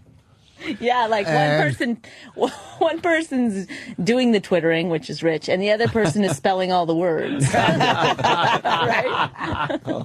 Does he make bad spelling errors on Twitter? No, it's just a constant. That's the other thing. It's like he wants me to spell all the words for him. Like they're like, how do you spell become? I mean, they're words that where I'll be like, sound it out. Become. I can't do it all the time. I'm busy doing stuff. And then he gets mad if I won't just immediately. Sometimes I don't know how to spell the word. And I'll be like, I don't know. And he'll get mad that I don't. He'll get mad at you for not knowing how to spell the word. There's a spelling check. There's a spell check. Not on Twitter or on whatever. Not at all. You can spell check on Twitter. I don't know. Listen, things are good. We're married. We have good times. We have bad. And when we fight, we get over it. She was talking about me trying to get on her dumb show. I helped. Throughout the beginning. I didn't get the part. Throughout the beginning of our relationship, when I was bringing her on the road, and she was fucking having a tough time because she wasn't used to my audience. And who held her while she was crying, at times, or whatever. Squeezing her tits. And squeezing her tits. And who helped her pussy walk through, diving while she's we help each crying. other, and we've done that, when she did her special, I helped her. When I wrote for the Oscars, she helped me. We help, asshole as she's having an emotional breakdown. We understand, Rich. What did she say, monetarily? What's the word? Is that the word? Yeah. Depends on what you mean. I don't know where you're going. I take care of things monetarily in a household, and emotionally, I'm not the best in the world, but that seems to be the issue. Yeah. Okay, but here's the thing. I'm a little All older. I'm saying is, like, everybody pretends a little bit. Like, if you're in a bad mood, like, everybody has to pretend a little bit that they're not. You can't just... I'm not in a bad mood, but you always say I'm in a bad mood because that's my demeanor. Right? Yeah. Your demeanor is to look like you're in a bad mood. No, I mean, that's why I can't. No, that's why we're, that's why we're laughing, Rich. You're a lot And then he demeaner goes, than you "That's used to be. So would you marry Bonnie all over again? Yes. Yes. What do you mean, at this age, or if I was... Right now. Would I marry her? Yeah, of course. We could do another wedding. Why don't you look at her and say that? I would marry you 100 times Look over. at me, Rich. Not her tits, Rich. Rich is staring at her tits. Look at her Not in the young eyes. Joe DeRosa sitting outside. Of course I would marry. There's no one else on this planet I would rather be with. Oh, so you want to leave the planet? What about what about other planets? There is nobody outside of Fire Island. I would rather. Or Provincetown. Yeah, so it's not about me. We're doing a dumb documentary on how funny women are. You don't know how to sell it. Dumb documentary. Yeah, way to go, Rich. Oh, well, you know I'm not dumb. It's the word is dumb. We're not calling it that anymore. Cockumentary? Yeah, it's so stupid. It's up Who's to gonna her take it what she serious? calls it. No, it's up to us. We're a team. Well, she doesn't watch it. Be Team Vos. What's the name of our company? McVos? Is that the way you called it? Well, we don't really have a company. Well, if we did, pretend. Oh. McForce, right? Why don't you Remember? just make a company? How do you not have a company? Exactly. Should we? Oh. Sure. Oh, my God. Yeah. Tax implications? Oh, my no. You can do it either How about way. Bonnie and Blithering? I was thinking, you know how they combine like Brangelina and stuff. Yeah, yeah. We could be bitch. Oh, Bonnie and Rich, bitch. On stage, she kills, though. That's a funny She line. does. Dude, she killed on the show right now. No, I'm saying, but where did you get those from? Are they sending them over is from that? there? Look at his pants. Those are nice. My other ones you got to see. Those Those are nice. not Pants nice. Are you silly. crazy? They're For not golf? nice. They are They're nice. I think Yellow, Ted Knight died in pink. those pants. It's good And to know you're green dressing up to stripes. play golf. Well, what do you mean it's good to know? Of course you got to. What am I going to come to course looking like? Who are you standing Any there with? collared That's, shirt and Paulie super Quinn, shorts. Kenny Quinn's son from Caroline's. That manages Caroline. Oh, okay. Paulie. What's that? Nothing. Those I wear- fucking I golf wear- pants are awful. They're terrible. Melting ice cream. No, he goes to this website. What is it called again? Loudmouthgolf.com. They send me clothing. Loudmouth. Golf.com. Yeah. I'll wear those pants when I'm in Arizona at Scottsdale doing nice. Mardi Gras August 1st. Mardi Gras. All right. Mardi Gras. No, he didn't. Mardi Gras. Mardi Gras. Mardi Gras. Mardi Gras. I know this guy, Marty Gras. Mardi Gras. Playing golf with him. Yeah. Why don't we take a break? I think Yeah. you two are just terrific. God damn, man. It's amazing. It's exhausting. I don't know how you do it. It really is. It's exhausting. I don't know how you Rich, two you're are, you exhausting. two. When you said take a break, I thought you meant Rich and I for like a while. Like I got excited. Would you guys ever take a break in the marriage?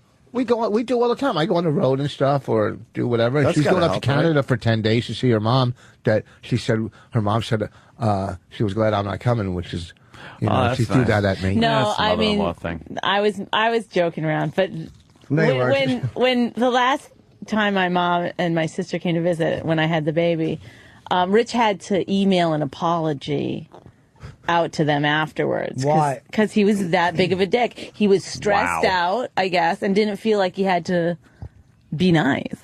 You weren't nice to her family? I was nice. I was American nice, maybe not Canadian nice. Well, how weren't you nice? What'd you do? I made him You sleep in the didn't talk carport. to them. Why wouldn't you talk And to I him? was I in the did talk. hospital. I did. Well, if you sent out an apology, you even know you were a No, dick. just to know, if I wasn't intentionally doing anything. I was a little stressed with a new baby. And So the what was kids he and doing, stuff. Bonnie? He wouldn't talk to And them? to have house guests, it was a little stressful at the time. Was he That's all. accommodating? Is he accommodating? Was he accommodating when they were there? No, he would, What's Rich's issue? he's an asshole. Is it because of your upbringing? I think it is. Mommy? I don't trust women. Was it mommy or daddy? I forgot. Women. I don't trust women. I went to see my mother in the nursing home yesterday. Oh, he doesn't think Angelina Jolie is attractive. No, you're wrong. I said Like he she's hates not as women. hot as He everybody hates women. thinks. I said there's I'll so agree many with Rich on hotter. that. Yeah, I'm not. She's into her all either. right. I can tell you, there's so many hotter girls. Okay, what about the Megan Fox? Yeah, very cute. Yeah, he was like, Very pretty. No, she's hot. Megan I don't know Fox is if beautiful. maybe it wrong was a with Megan bad shot of her. Fox? I don't even know who She she hasn't is. taken a bad shot yet. yeah. I don't know, but They're trying to find a bad shot. Angelique, That- so Come on, what's wrong with that? She's all right. Her face. Give me another. By the way, girl we're that's showing hotter. Rich the hottest picture that Megan Fox ever She's took. on her face. The one Look under at- the car hood. Yeah, this is like he just doesn't like women. Pretty. No, Why that's don't you not like true. women, Rich? That's Why not do you hate true. your mother? Yeah, what Who's that? happened with you and That's Megan Fox. That's Megan See, Fox. that's a good right there. That's beautiful. She doesn't have that long horse face. Look at that pretty. Now that's pretty. She's prettier than Angela Jolie. Angela? Angela. I like Angela Jolie too. She's prettier than her. I'm sure there's an Angela Jolie out there that I looks don't like a like dog. Angela Jolie. Whatever that. So what fucking happened? You went to see your mother? Yeah, yesterday. And? Oh, it's so in the nursing. It's the worst. This is the last time I was with them. She's totally laid out in bed, can't get up, whatever. And I go to Rich, just don't start a fight. Just go in, say hello. Yeah, no, they just push each other's buttons. And so he goes in, he goes, what's going on? That's the first thing. And she goes, what the fuck does it look like? I'm laying here. Oh, shit. And off they go. They have a bad relationship? Yeah, she's like the mom from The Sopranos. Oh, really? She's Yeah. kind of like that? Yeah. She's like, the first time I met her, I was in the bathroom getting ready, and Rich had gone and picked her up, and this one she was still mobile, and she came into the house, and Rich said something to me, and I called something back, and she goes, that's her. She sounds like a man. Oh, shit. Really? Is she nice to you? She is now, Connie. You just can't let Well, it. now she doesn't know what's going on or anything. She's completely shut out. All You know, right. I go to nursing home. I'm standing there. They're all in the TV room. You know, it's great. It's like One Flew Over the Cuckoo's Nest with seniors. You know, Wow. it's sad. And I'm standing, you know, it smells like shit in there and stuff.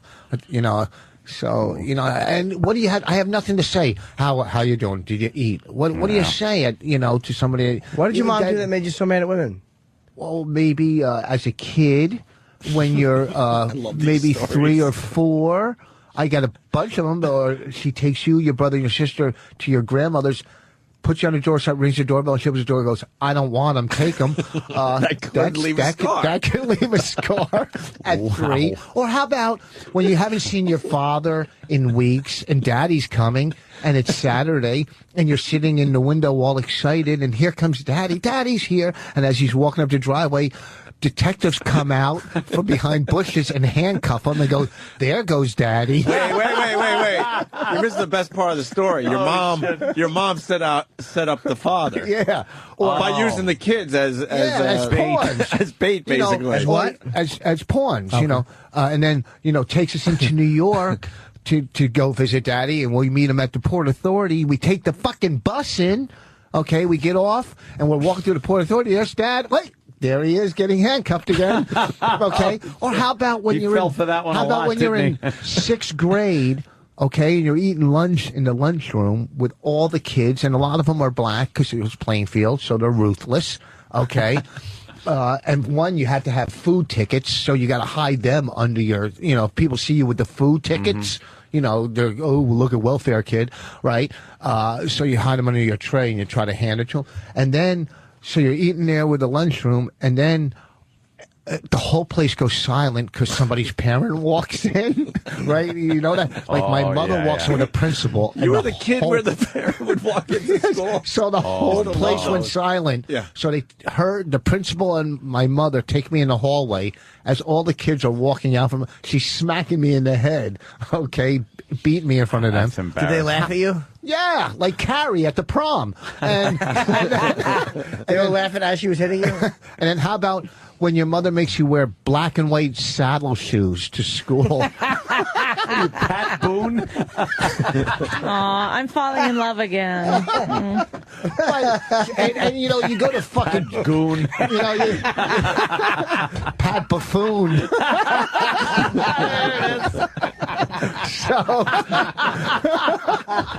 Pat Buffoon. Hasn't he suffered enough, you guys? Oh my Excuse God. me, the men are talking. I'm sticking up for you, you asshole.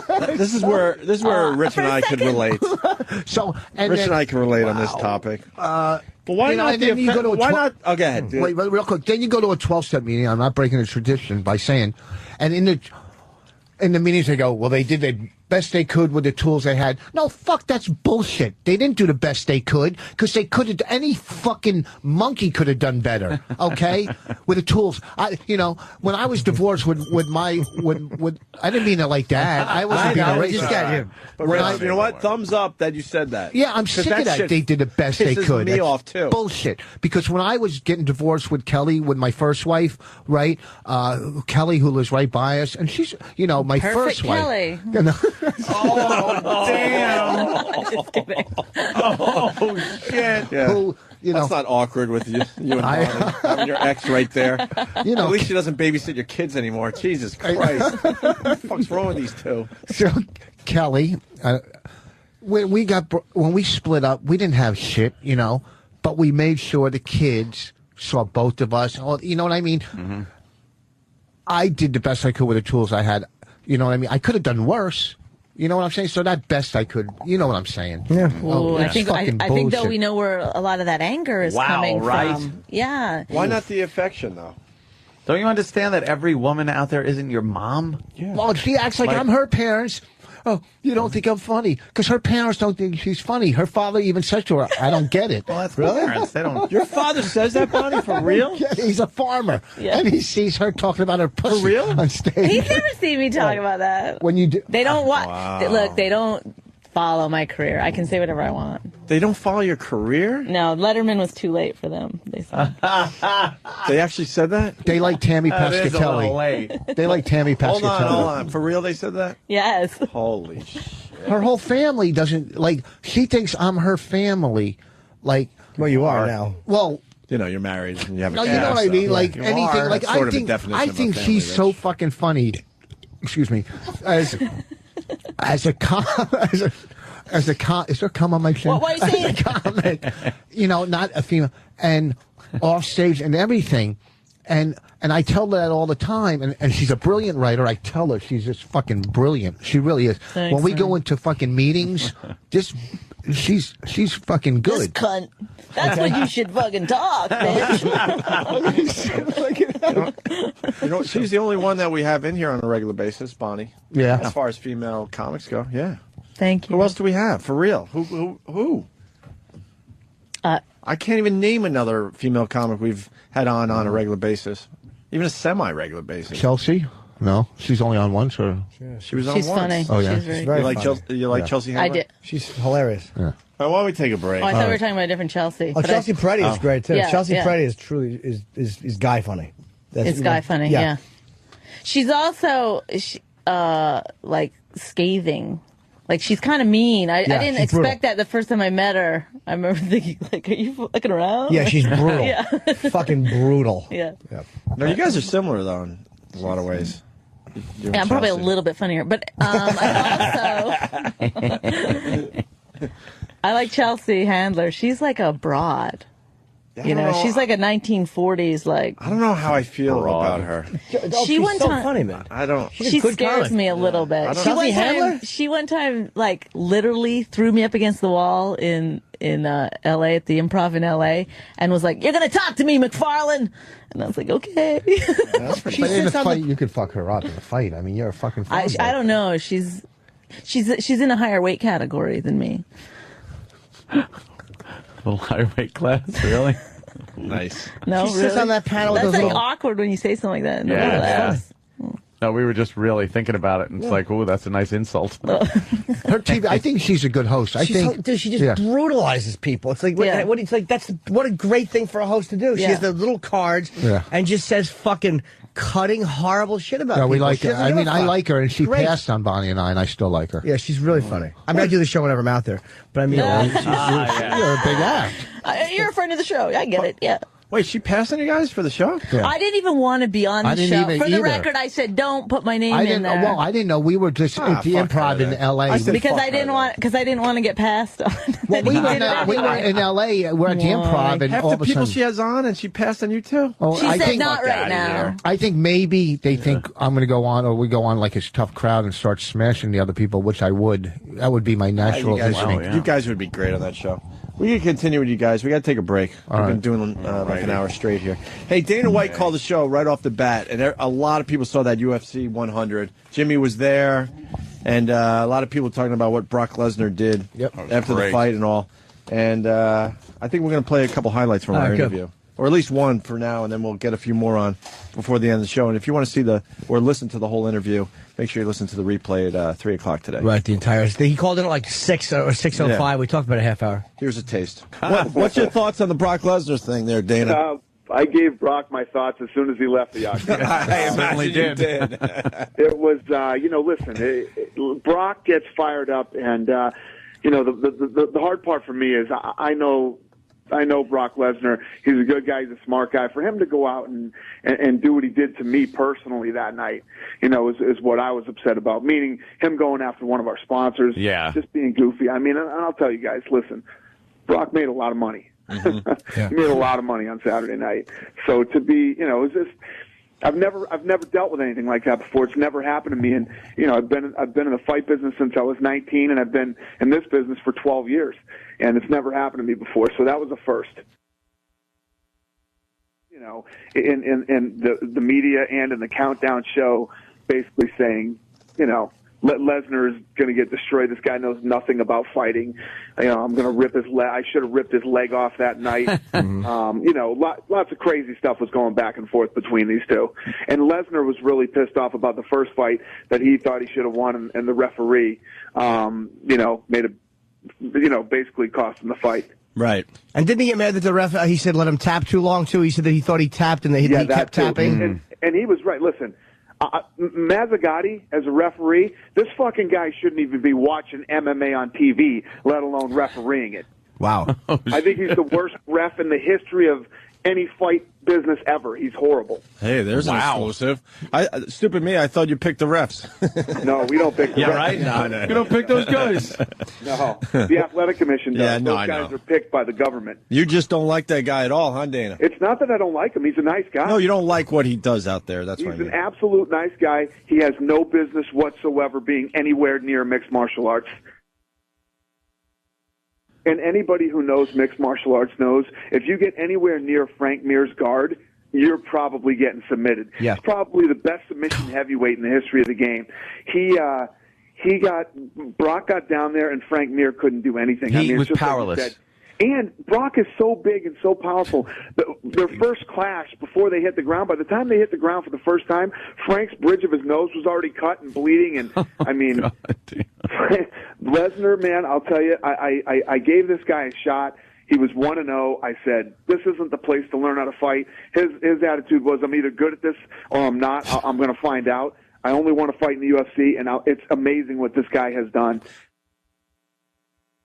We got to move on to the press conference. So there's Brock Lesnar sitting there with a Bud Light bottle. I'm like, wow. But it made you... Dana knows how to do some talking. Dude, it made you like Lesnar more. It really does make you... Because he came out, and it's like, that was, to me, like when he came out, like he had been like, all right, I got my ass chewed out. To me, like, that was the first time you see this guy, like, oh, that's who he is. Like, he's just a regular dude. He got his ass chewed out by the boss, and now he wishes he didn't say that stupid shit. Like, I liked Lesnar a lot more after seeing him at that press conference. I'm going to tell you right now, and you know me. If somebody's a dickhead, I'll say it. Yep. Lesnar's not a bad guy. So I just don't get why he's acting like. But his thing is, listen, this is his honest to God thing. He's like, I don't give a fuck if they boo me or cheer me. He says, I could care less. Yeah. He says, I'm out here fighting for me and my family, and if they don't like me, fuck them. That's his attitude. I said, cool, I get that, but stay away from my sponsors. Okay? That's right. In studio today, Rich Vos and Bonnie McFarland doing a little filming for a documentary that might see the light. Yeah, these guys are doing it. These guys are filming it. Oh shit! It's my kid. The documentary. Why does he still have an old trio? He's the worst. I have one too, guys. You're the second worst. Yeah, but you want a new phone, but what is that about? I don't know why. Are they bad phones? They're trios? ancient. I haven't had a trio in 5 years. Oh, I don't know. I used to like my trio, but they were kind of popular when I had it. Yeah, years ago. A phone with a stylus. You have a stylus with yours? Yeah. Oh God, what's a stylus? I don't like to touch my finger to a screen. It's something I don't like. All right. Well, then the stylus is perfect. Yeah. The stylus is awful. It's always getting lost. Tink, tink. Look, it Don't you fits right in smudge your this- screen? Yeah, then you wipe Then it you with go. the screen. Oh. Everything all right at home, Rich? Yeah, we got, my middle daughter, my second favorite, watching the baby. Oh, okay. So, and then my other daughter, my favorite's going to pick him up. We hate that your phone has just got a stylus. Yeah, we're really annoyed. Can I see your phone? But how else would he show affection? I'm going to If he get. didn't have that I'm going to get. I might get that. I might get that Palm Pre. But it seems like I want to take I wonder if they have where you can go for like a day and take a course on it, or like 4 hours. You know what I mean? The iPhone does at Apple. You can go there and they give you classes on the Apple. They do. We have an app for that. I see. You could just figure out the phone on your own, Rich. Yeah, but then what you think You're you not figured solving- out, You're not solving life's problems. You're with right. the You phone. do figure it out, and then just maybe 100 things you didn't figure out, but you don't know that you didn't figure them out because But you you didn't don't. figure them out. You don't need to know because you wouldn't use that stuff. I would use a lot of things. I get a phone and I go, all right, I want to use it for this, this, and this, and then I figure out how to do that. Yeah. All right, whatever. I'm just going to get a phone. Just get a new phone so What we don't have to service? talk about it anymore. All right. I'll do whatever you guys want. Do you have Sprint? Yeah. Why? What do you have? AT&T is horrible. Horrible. Stay with Sprint. I like my AT&T. No, you don't. Yeah, I do. You have to get a home phone put in because AT&T. I know, but I still like AT&T. Sponsors on this? Are they sponsors on this network? No, I don't even know. I'm just being honest. I do like my AT&T except when I'm at my house. Yeah, exactly. In Manhattan. That's the truth. I could see if you lived in the Minneapolis woods somewhere, but Manhattan, the island, the financial capital of the world. But wherever else I go, Long Island, Jersey, Midtown Manhattan, wherever, dropped all the time. I got beautiful service. The only time it's bad is when I'm at my house. Sunset Strip in Los Angeles, I couldn't get service. really? Dude, I get dropped everywhere. Well, LA is notorious for horrible cell service. Everywhere. I get perfect reception. No, you don't. You don't like the volume on it? I don't like the volume on the speaker when I go to but speaker phone works great. But like if I'm playing something off of my iPod in my iPhone, then the volume sucks. But you're not going to listen to music out of those shitty little speakers anyway. You put on the earbuds and there's plenty of volume. You blow your fucking ears out. Guys, speaking of phones, we got a nice little story that happened over the week. Oh, what a seg. Thank you. What a segue. Did we spend enough time on that dumb documentary? Can we move on with our radio show now? We're just here as guests. You're the producer. Oh, yeah. Mardi Opie. Gras. I thought you got great stuff today, actually. Good stuff. Good stuff. What happened? Nothing. We're just ready to, Waiting for the story? The phone story. This stupid mistake, that careless mistake, I got hurt, They are a pair of workers with the City Department of Environmental Protection who pulled the cover off the sewer on Victory Boulevard to flush it out. Alexa's angry mother, Kim, calls what happened next criminal. It was opened, the truck was parked behind that pole, and they walked a good, 10, 15 feet at least, to go get the cones. And left it open. Right. Cone should have been here first. Alexa, who was walking to the store with a friend, felt the earth move suddenly. Everything was dark and smelly. It was just really gross. That's funny. How is this mother? We know what but how is this mother trying to turn this around? Your cones. Your daughter is a dummy. She walked into an open fucking manhole. Right, one of the biggest dummies ever. Alexa admits this is what she was doing, texting while walking, and she did not notice the open manhole cover. Down she went 5 feet into the muck. It was over my head. She says an apologetic DEP worker helped her get out. She went to the hospital, and the city opened the investigation, issuing this statement: "We regret that this happened and wish the young woman a speedy recovery." Regardless if I'm texting or not, if there was cones there, I'm going to see a big orange cone. The family may sue the city. Medical. How are you going to see a big orange cone when you didn't see the big open hole, you dummy? And you're looking down when you text, by the way. When it looked like the toilet scene in Schindler's List when the head popped out. Oh, boy. That wasn't bad. Well, sort of. You know what I kind of mean? You know what I mean? Where the kids were hiding in the duty? Yeah. In the duty. That's funnier. Woman a speedy recovery. Regardless if I'm texting or not, like if there was cones there, I'm gonna see a big orange cone. The family may sue the city. Medical bills are mounting, and Alexa lost one shoe. Do you want that shoe back? I could just stay there. Oh, could it? The city should pay their medical bills, though. And my Or at least your glasses. shoe. Yeah. Well, at least wash the shoe off that has shit on it. What kind of medical bills? Did she fall in shit, by the way? It was shit? Because she said she was up over her head or close to over her head. So is that shit? Yeah, it's fucking shit. I love how they're so mad. Like, how do you fall into a hole as you're looking down? Well, you do something that's so embarrassing, though. You have to kind of like be outraged. Yes. Wow, look at this one. Rich, look at her. Jesus, who is she? Looks like she could be like a She looks like long-lost kid of Gummo. yours. Is that the texter? She looks like a she's a Wolverine. Oh my God. Those are great. Texting.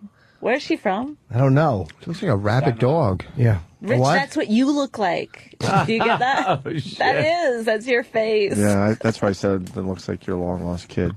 Oh, man. It looks like the old pictures of you when you did stand-up. And crack and you had the blue long guys hair, for yeah. more drugs. You know, that stage of your life. Yeah. Oh my God. You know, that fun stage that we DNA test. that we have to bring up every time. Rich isn't even correcting blue guys anymore, just because he knows Bonnie knows all the stories. If he goes, I never blue guys, then she might jump in and go, sure you have. Like, yes, No, you I have.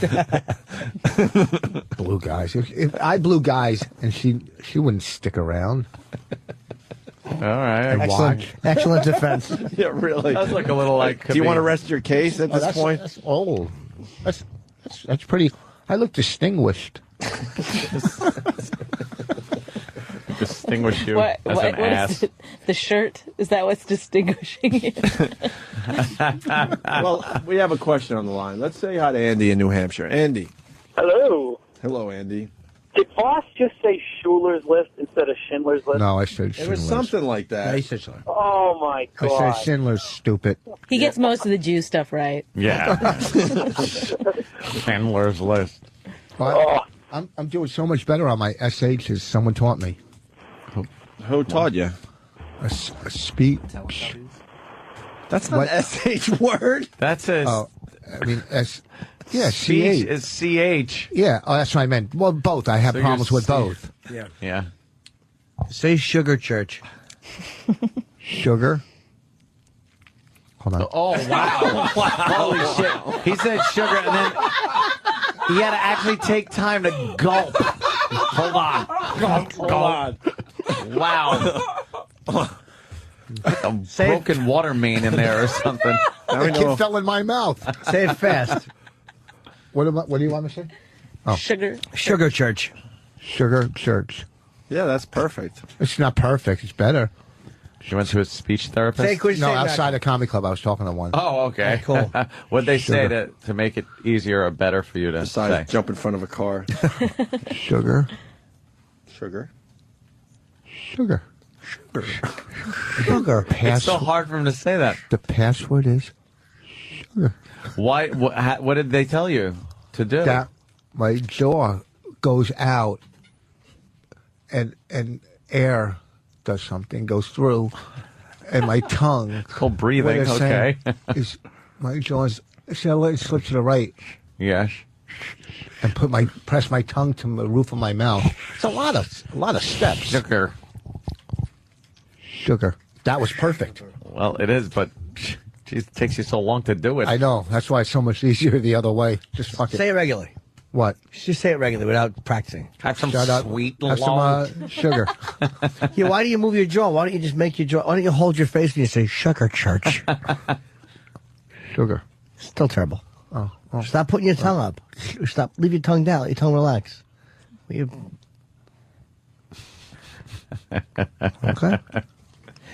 All right. What's going on with you guys? I don't know. Windows are appearing on I'm trying to get to Drudge, and windows just keep appearing. I hate Windows. Hate Windows. And now, there you go. Now I'll send a report to Windows because they always ask you, would you like to send a report? Yes. I always send a report. Who reads those? No, stop. There we go.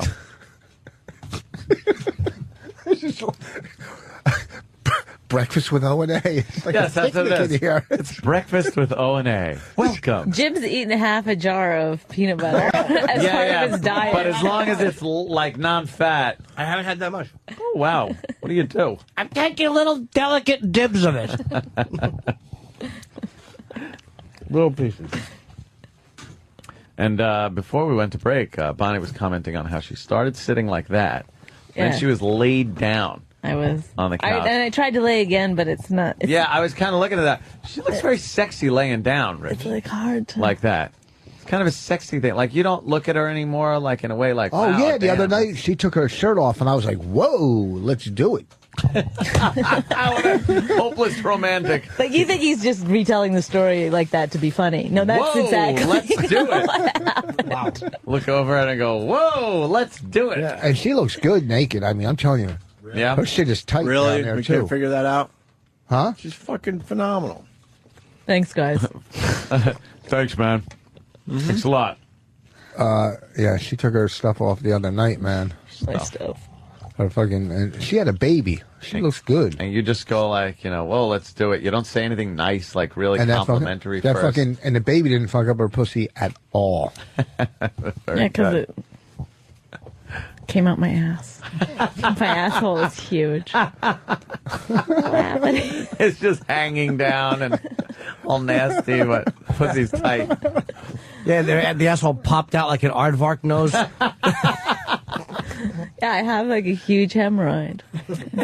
It's kind of like a love-hate, though, because I don't want to get rid of it. You really have a roid? Yeah, because when I scratch it, it feels so good. So you know what I mean? Like if I get rid of it, then I get rid of that really good feeling when I scratch. Yeah. That's disgusting. It's the same premise behind smoking. Wow. Boy. I don't know why things keep coming back. I'm having a battle with windows that keep popping up. It's whack-a-mole. I'm playing whack-a-mole. Holy shit, there's 10 fucking windows that just opened up. What happened? Hate computers. They're so necessary now, though. Can't do anything without one. Without a computer? Do you go anywhere without a computer? No way. You need it's it. unbelievable. Look at all those. I've got my trio. You got your trio, so you're set. That's stylish. And you could jab people with it. Put some AIDS blood on the tip and just jab people in the subways with it. I can't believe they let me on the plane with it. My blood. Yeah. I know. Somebody like... if you had a stylus just in your pocket and they made you empty your pockets, they would say, you can't take this. Yeah. But as long as it's in your phone, it's okay. It could be a weapon. You could poke someone right in the neck with that. And on MSNBC Lockup, that would be considered... A nice shank. Do you ever watch that show? I watch it all the time. I love those prison shows. Is it great? It's great, but it's like the same show. It doesn't matter. Today we take you into Kentucky State Prison, and it's the same show as if, like, Oregon or something. It's a bunch of ethnic people stabbing each other, and the guards having to take some crazy shit-throwing prisoner out of his cell. I did an NA convention in Palm Springs like a week ago, 2 weeks ago, right? It was Palm Springs, so it was all NA, Narcotics Anonymous convention. So everybody, the convention had the whole hotel, right? See, the pool, right? All these people at the pool. These people are supposed to be in recovery. I'm walking by, with Mexican people with tattoos of swastikas. I felt like I was walking through the yard at San Quentin as I'm walking through San Quentin. What's it called? San Quentin. San Quentin, but Quentin, whatever. San Quentin. San Quentin. You a fan of Colin Quinn? Are you? That one's not as bad, though, Rich. Yeah, that's a marginal. Almost acceptable. We'll give you that one. Yeah. And you see these gang tattoos. That's what's intimidating. If you went to prison, they didn't have tattoos, I don't think they'd be as intimidating. Yeah, Were you offended by the swastika ones? Well, I was. I saw one guy. He had a big person. Well, in my head, I'm going, this is unbelievable. Then if you turn over to the recovery side, you're going, well, maybe the guy only has a week clean, and he's trying to turn his life around. And right now, maybe sometime. Maybe in order to get rid of the drugs in his life, he's embraced Nazism. Yeah. See, I think I think if you hate Jews, it's deeper than cocaine. Why is she laying like that? I don't know. That's great. She's trying to get into a new club. Hey, guys. Oh, shit. Bonnie's laying on her tummy. Yeah. Yeah, so that my asshole can breathe. She got her butt up in the air. Do you guys spank each other at all? I spank her sometimes. Yeah, I enjoy that. And then she gets my dinner. You. Can we see your spanking technique, Bonnie? Go ahead and spank. And how do you do it? Does she go over your knee? No, it's during. How'd she spank like that? It's like it's almost like his hands don't have the same muscles as other people. You know what I mean? Like he has half. Wait, how is this done, really? And this glasses.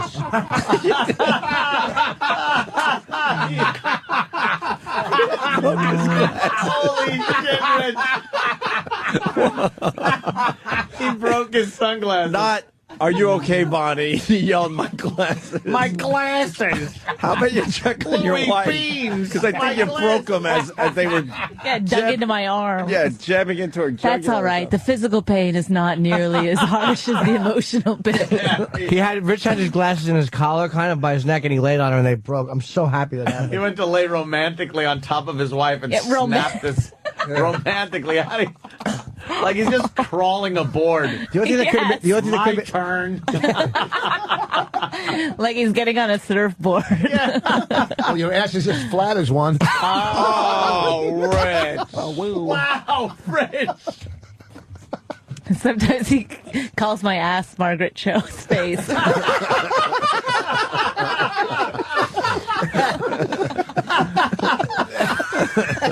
you have a flat ass?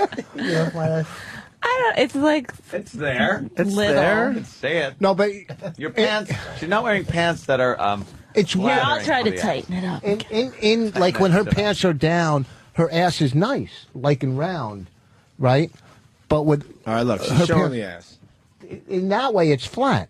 Yeah, right? That way it doesn't. That way. Let me see it from the side. And then this way. Oh, hey. Wow. Look at that. Bonnie has a very nice ass. It's there, nice. Rich. What are you doing? Do that again? No, we wanted to see the hemorrhoid. Now that would be something. That's what's giving my ass shape right now. That was good. Not a dimple on there or anything. No cellulite, nothing, right? Holy shit. You are a magic man. You're kidding, right? They say celluloid. Celluloid. What is it, Rich? Try it again. Cellulite. Yeah, Celluloid, Lloyd, and cellulite. Cellulite is the best. Now that was one of the names he suggested for our daughter. Cellulite. Cellulite. Oh God. So that's how you spank her? No, we spank good. Yeah. We spank good. Like oh God, what is it? It's like that was a. Could you move? I want to sit on the couch. How do you spank? There's no right or wrong way. You want Jimmy to show how to spank your wife, right? Yes, somebody else do it. Rich, just to see. Rich, just to see. Let Jimmy spank her properly. No, I can't spank. I can't do it. No, yeah, don't spank Bonnie. I can't. Yeah. What? You can spank me though. Why? Because you think of me as a man? No, because you're my friend's wife. Is everybody gay? What's that? I wouldn't feel proper doing that to my friend's wife. You're right. But what does Rich talk to you dirty when he's spanking you? We used to talk dirty when we did this on the radio. I forbid him to speak anymore. Now when we have sex, she says right from the beginning, she goes, "Okay, we're allowed to think of other people." Cool. Who do you think of? Not random people or just dicks? They're actual people that I've met in my travels. Really? Hmm. Does that bother you or no? Oh wait, Rich now needs to know who. What do you mean, actual people? Like people that live by us? Like people I've seen on TV and stuff. No. Just was like, uh-oh. You know, like I read a lot of books and just characters from the books I bring to life. Yeah. I feel like I've met them because I read so much about them. She brags how much she reads. That's terrific. So, Rich, do you guys ever look at porn together? Yeah. We don't have good porn because all our porn's free. And there's... Do you ever make her look at guys on the internet and tell you that she'd fuck them? Not that I've ever done that. What? Oh, are you kidding No, me? but now that you've put that seed in his head, he will. Oh, are you kidding me? When she used to tell me about her college professor that she fooled around with, oh, whew, is that fucking exciting or what? It is, yeah. What, that I went to college? It happens.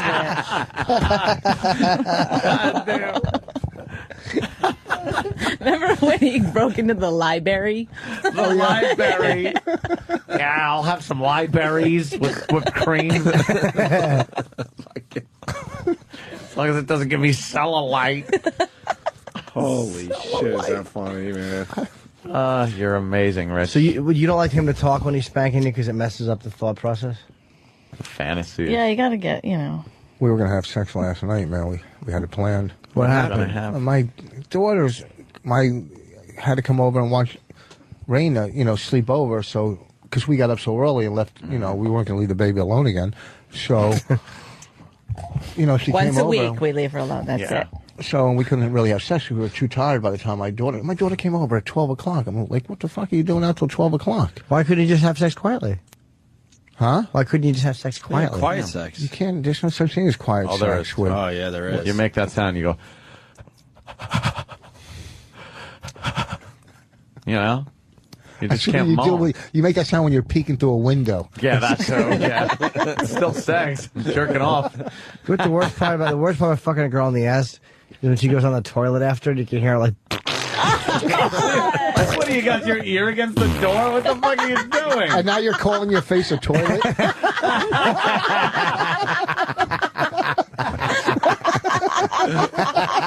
Oh, God. But doesn't that happen also with the badge? You don't know when a girl has to shit out cum, it really does just wreck. Shit out cum. That's what has to happen. See, that's what's wrong with butt sex is that there's so it's ugly. Poop after. could come out. I mean, it's like you're really taking a risk. It's called getting in the trenches. You gotta have a stomach for it. Yeah, and after that, it's just an ugly sound. Be ready for it. If I smell poo, we're through.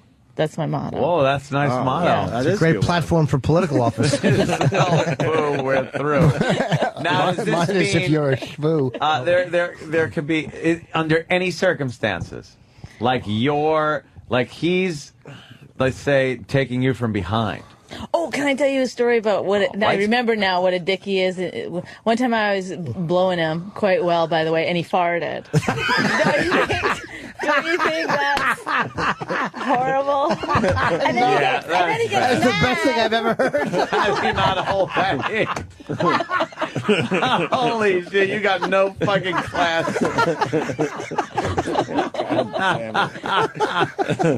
It was funny. Did he then just start laughing like a child? Yeah, like it was the greatest thing that ever happened. But then he's like, come on, keep going, come on. Like he's all upset that I took offense to that. Of course, you stop. Did you feel like a little whoosh of it? Or did you smell it? It was so horrendous. The worst thing on the planet. No, you don't walk by my desk and fart on my head at times? Not on your head, in your area. Oh, you fight fire with fire like that? Yeah. Farting is fine. But good smelling farts there, Rich? In the elevator coming up, I laid the loudest. I pressed my ass against the wall on purpose. Just you two? To give no resistance. But I always say, excuse me. A little back pressure. It was so loud, and everybody was so uncomfortable. And Bonnie goes, was that you? And I couldn't stop laughing. It really is always funny.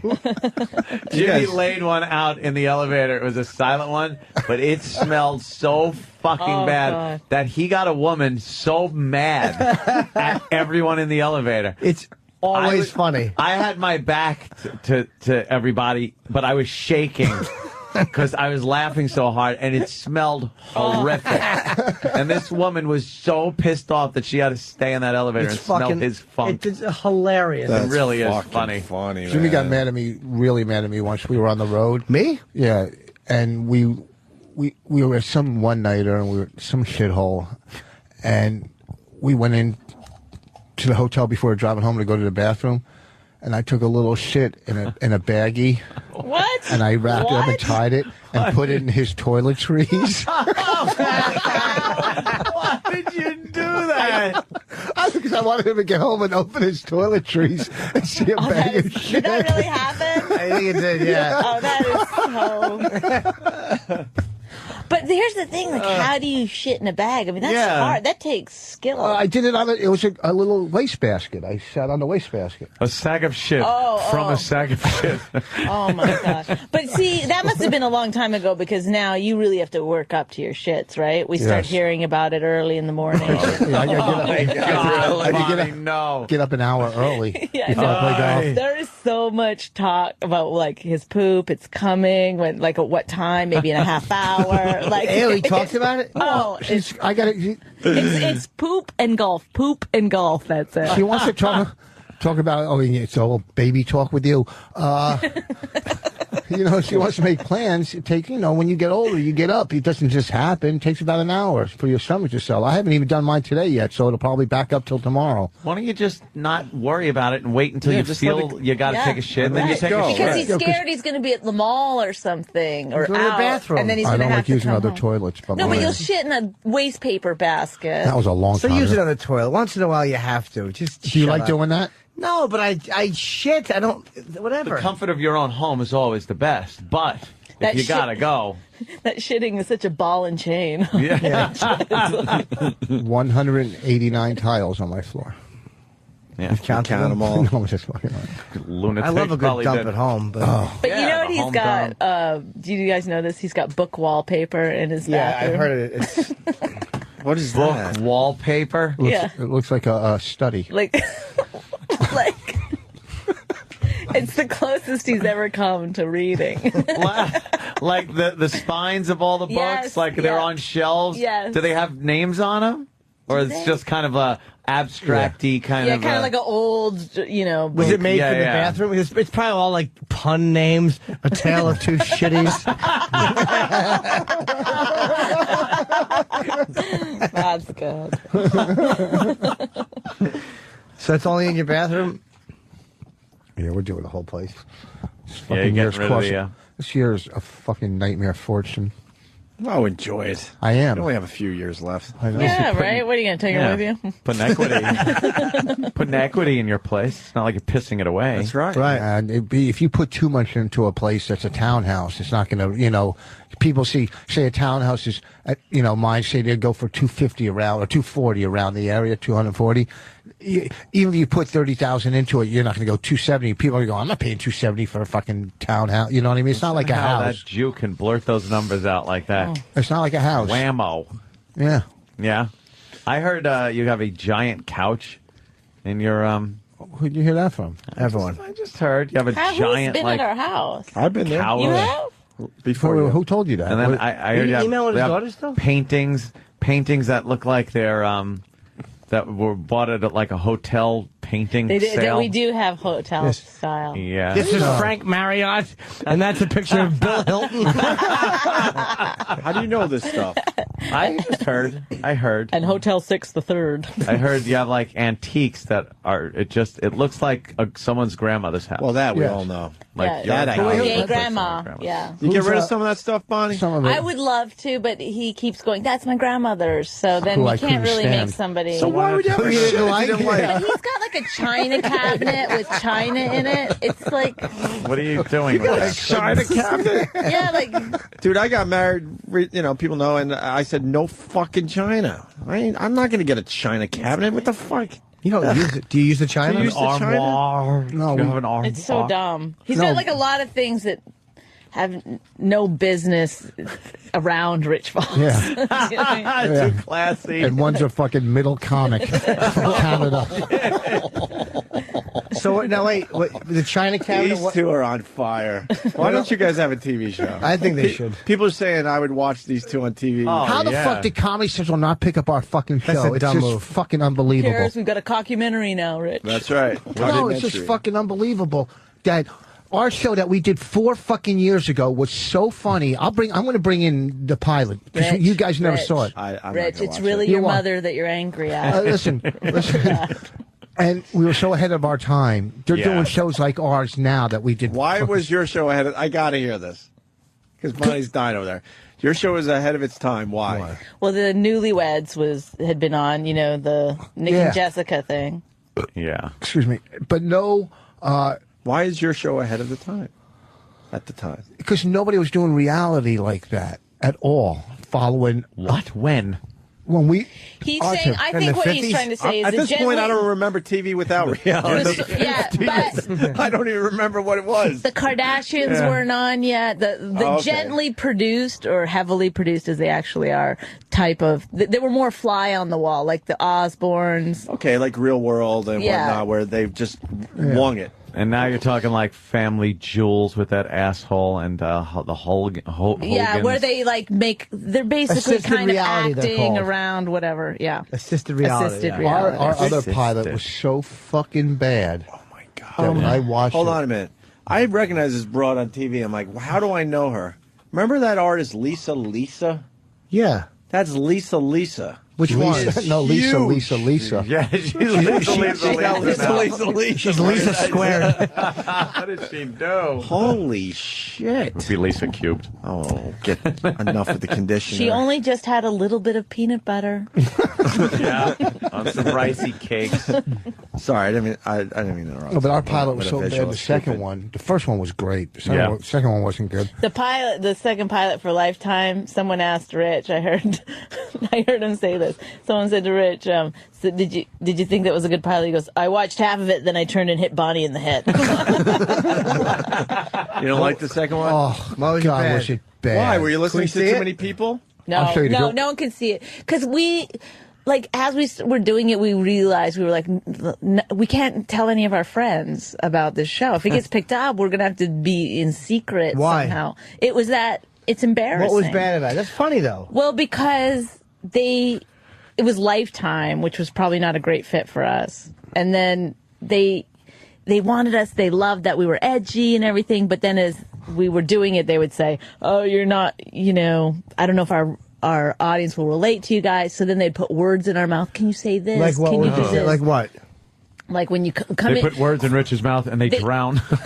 They had us moving into a new house, which we weren't doing. I mean, they had us doing stuff that we totally weren't doing. So they'd rented us this house that we were going to live in. And they took my furniture out of my house and put it in this. So I had it.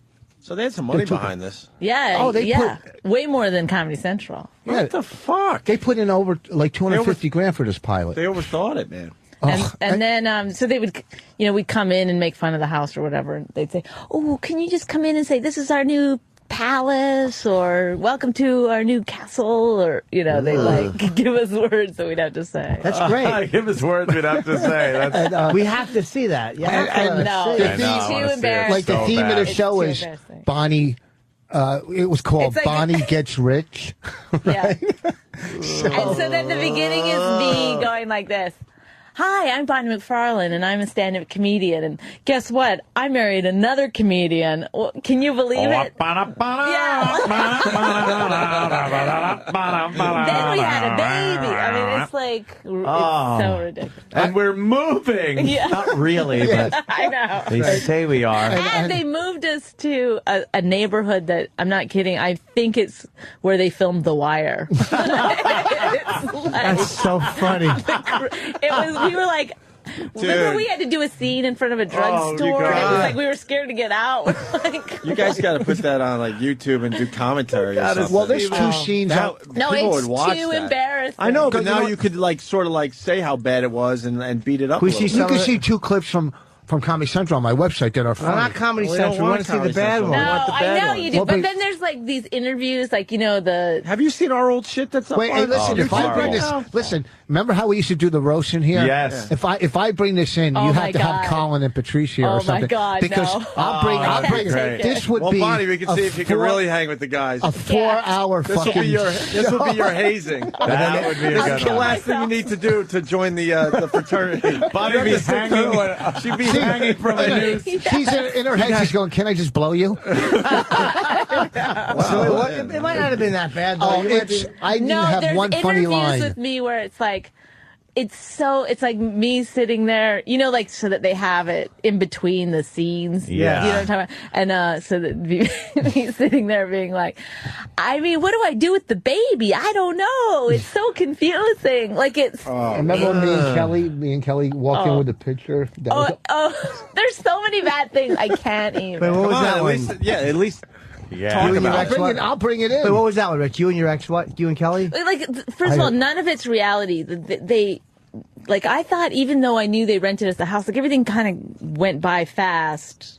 At some point, they're like, we're renting you a house. Like, then it's like shooting day. I still thought we were going to pretend live in the house while they documented us. Yeah. But no, it really was like, okay, walk over here, stand here, say this in front of. Well, so it's no reality. It was none, zero. Well, and that's what they're doing with all these shows. Yeah, so it's like the Kardashians and stuff, I think, do that. That's all fake shit. So they had us, his ex-wife comes in, and they're hanging a painting in the bedroom, and I have to walk in and be like, "What's going on here?" and stuff. I mean, I'm getting too chill. Was she a good actress, Kelly? It was like She throwing tested a better than piano us. into a room. It was like, it was like throwing a piano into a room. So what happened? It was obvious they were hot on you guys and put a lot of money into the pilot. So what happened in the end? The focus group saw it. They didn't know what it was. They didn't know if it was a So sitcom why wouldn't they rework it? They obviously like you two. Well, no, I don't know why. Like, well, it was the same people, Lifetime, that it had. When then, remember I just was talking about another show that they wanted me to host, so they still liked me after it. And when Rich was, it's just the wrong network. Why Lifetime is too that, though? You need like Comedy Central or TLC or something. TLC is the freak channel. Throw you in a house, let it roll, and just see what happens. With her and us going on the road with the baby, I have a clip of me and the baby on stage the other night. She brought the baby up. It's just funny as fucking anything. You know what you ought to check? IFC, man. Seriously. Wait, he says it's funny as anything. Where's the clip? That's one on Comedy Central? No, it's on this DVD. I don't know if it's funny as anything. It was from last night. He goes to Raina. He's holding her on stage, and he goes, "Give me a kiss." She gives him a kiss. He goes, "Give me some tongue," and then she goes like this. So she knows what that means. You sick fuck. And then she started picking her nose. On stage, horrible. she wiped it on me on stage. She's picking her nose like her mother.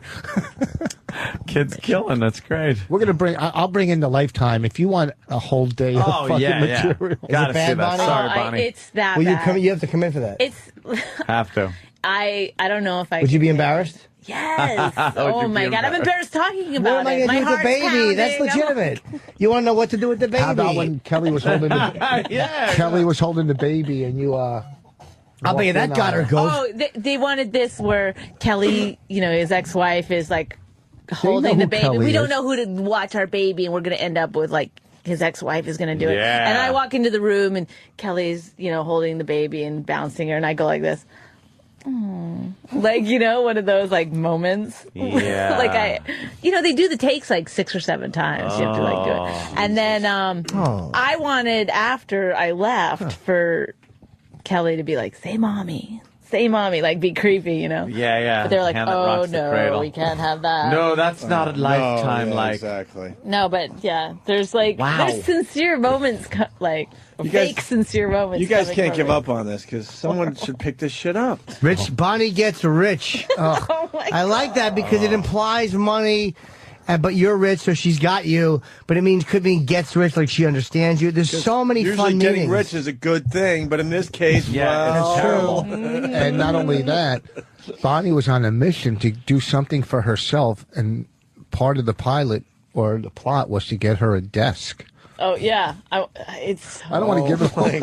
Well, no, because everyone needs a desk. Everyone needs a desk. A whole episode on the desk. Rich. I want my own space. So you're trying to get a desk, and now instead of just going out and getting one, which takes an hour. Could we please? You have to bring this in. Can you be back by 10:30? Yeah, we'll stay late today. No one will turn off the fucking channel. I'm telling you. Gotta see it. We'll bring it. I'll set it up for. See, Did they think the audience would be sitting there going like, "Oh my God, that's his wife"? That's Rich's ex-wife. Oh, no, and Bonnie's coming in to hold on. Yeah. Here it comes. Like, they pictured that was going to be the big, like, They one of the did moments. think that. Well, because you tell stories in these meetings about your life and stuff, and then they want to just reenact exactly the stories. Let's reenact it. And pretend that it's reality. Yeah. Did you do that suck my cock bit, Rich? Oh God, it was like, and we sometimes they wouldn't have a scene for us to do. They'd just be like, okay, you guys just go in here and be funny, or and go. Yeah, like we wouldn't know. We wouldn't have any. It's hard to be real when you got to hit your mark. When you're being fake, Yeah. like that, it's either real or fake. Yeah. So I would be like, remember that argument we had 2 weeks ago? Let's do that. We'd just be constantly trying to come up with something. So it's really bad sitcom dialogue that we were writing on the spot. And the writers were on strike, so the the executives at Lifetime had nothing to do. So we had a bunch of Lifetime executives on the set. That's always good for the creative throwing process. down stuff to the director, to us, and stuff. I think they ought to do this. Yes, and it was like, say, Bonnie's being too mean to Rich's daughters. If I ever said anything funny to them, they'd think that I was being funny mean is to them. Right, funny is mean, so. Fucking assholes. Yeah, well, Comedy Central. I mean, you two for not making that work. Yeah. Sounds like a great The pilot. thing was, like, if you want to do it fake like that, why don't you just do Larry David style? Like, why don't you just put a little bit of pre-production in and then do it? I mean, it seems weird that they think like, what's going on? Someone's coming in the door. Oh, Rich is gesticulating. Wow, very. It seems weird that they think like, oh, it's going to be better if we try to do it like a movie, but you're going to make it up. Yeah, so that a focus group doesn't know what the fuck they're watching. Yeah. At first, And then they think they have to tell the audience it's real. Like they have to, like they can't let on for a second that this might not be real. Yeah. And not only that, the fact that they use fucking focus groups that are clueless for anything. You know what I mean? Maybe to test like Rich, toothpaste or something. They might be heroin addicts, but they're not clueless. No. It's ridiculous that they can't make the right decision remember when I as used to make you executives. laugh? What's that? Remember when I used to make you laugh? You still make me laugh. Well, you haven't laughed once at her joke. That's true. I laughed today a couple Not times. really. When? No. When? Keep trying. Huh? She's been trying to please you with We've been laughing our asses jokes, off. and I you've showed you just my ass. shunned her. I showed your friends my ass. That's when you laughed. You laughed when she showed her ass. Great. How funny is her ass? How do you know about the inside of my house? Especially when it starts Oh, talking it's got you a little about... nervous, doesn't it? I knew the OCD would kick in. Got you a little nervous, What do you doesn't mean it? the inside? Like, how do you know about like how? Because I had a Tell him who picture you've on been Craigslist. emailing with. No, he has not emailed my daughter. Well, you my know what? daughter doesn't do email. Rich, I'll tell you this much. It leads to something. Are you still paranoid of Bonnie, and do you trust her finally? What about the Kind neighbor? of. Remember how the Kind neighbor of. knew your tiled floor? Yeah, that's what I'm getting at. I always remember how that you got so upset that the neighbor knew that you had tiled the floor, but Not he the had never floor, been in the house. the kitchen. Whatever the fuck it was. Can I say something about that? Yeah. The neighbor he's the rudest guy. Like he won't say hi, he won't talk. He's Yeah, like 'cause he he's can't have totally you a anymore. loner. Like he's either more of an asshole than you are, Rich, or he heard that whole thing on the radio. Oh shit! And now he's like scared to even like make eye contact or have any kind. That happens. This show fucks a lot of stuff up because my neighbor now they just don't even talk to me or acknowledge me. Because they think you're a want Nazi. them to. They do. Yes. Well, think. Exactly. Maybe it's the fucking fact that Downfall is playing on an 11-foot screen. Do you trust her? or Volume what? blasting. Huh? You trust her finally? Why? What do you know? You're paranoid. Every guy's paranoid. Wait a minute. Do you still have the fucking plastic cover on that screen? I put a new one on it. Well, just take it It's a off. trio. Jesus, who cares if you scratch it up? What's wrong with you? I break a lot At of least you these. could I've been through a see lot. it. I like when people put plastic over something and the plastic becomes so fucked up Worse that you than can't any even see scratch it you anymore. ever Yeah. get. Anyway. Yeah, I trust her, you know. Sort but of. once we do the DNA test. I'm willing to do it at any time. That's why I keep picking my nose. No, I don't give DNA. It's not your DNA, dummy. DNA for what? The baby. But she had the baby. Huh? So you know it's But hers. it looks I know like, it's mine. But it looks I know like it's mine. you. It doesn't look like me at all. No one's Oh once said my- the baby are looks you like me. crazy? She's taller than you. She's smarter than you. No one's once said She Raina drools, looks like she me. can't read. I think she is yours. Dude, Are you kidding me? What? You think Raina looks like me? that baby? It's not. I mean, our baby or her baby? She looks way more like you than Bonnie. Oh my God! Whoa, Andrew Dice Clay. No, Is that the father? You just blurt the father's name out. You don't think this kid looks like you? That dumb video me and you filmed on the street? Yeah. It's so obvious it's your kid. Could you get a picture of this somehow? Where's the latest picture? Of Raina? At home. I got tons of them on my account. No, I just downloaded them to my computer. But there's a part of your brain that thinks that it might not be your kid. Rich, you can get a DNA test literally from the drugstore, from Target. So why don't I just go get one? Because I would never do a DNA. Here's the thing about a DNA test. Because if it comes out where it's your baby, then you're wrong and you're pissed. No, that's why don't you just get the DNA test? Because I'll tell you why you don't do a DNA test. Why? Because if you get it, okay, say it is my baby.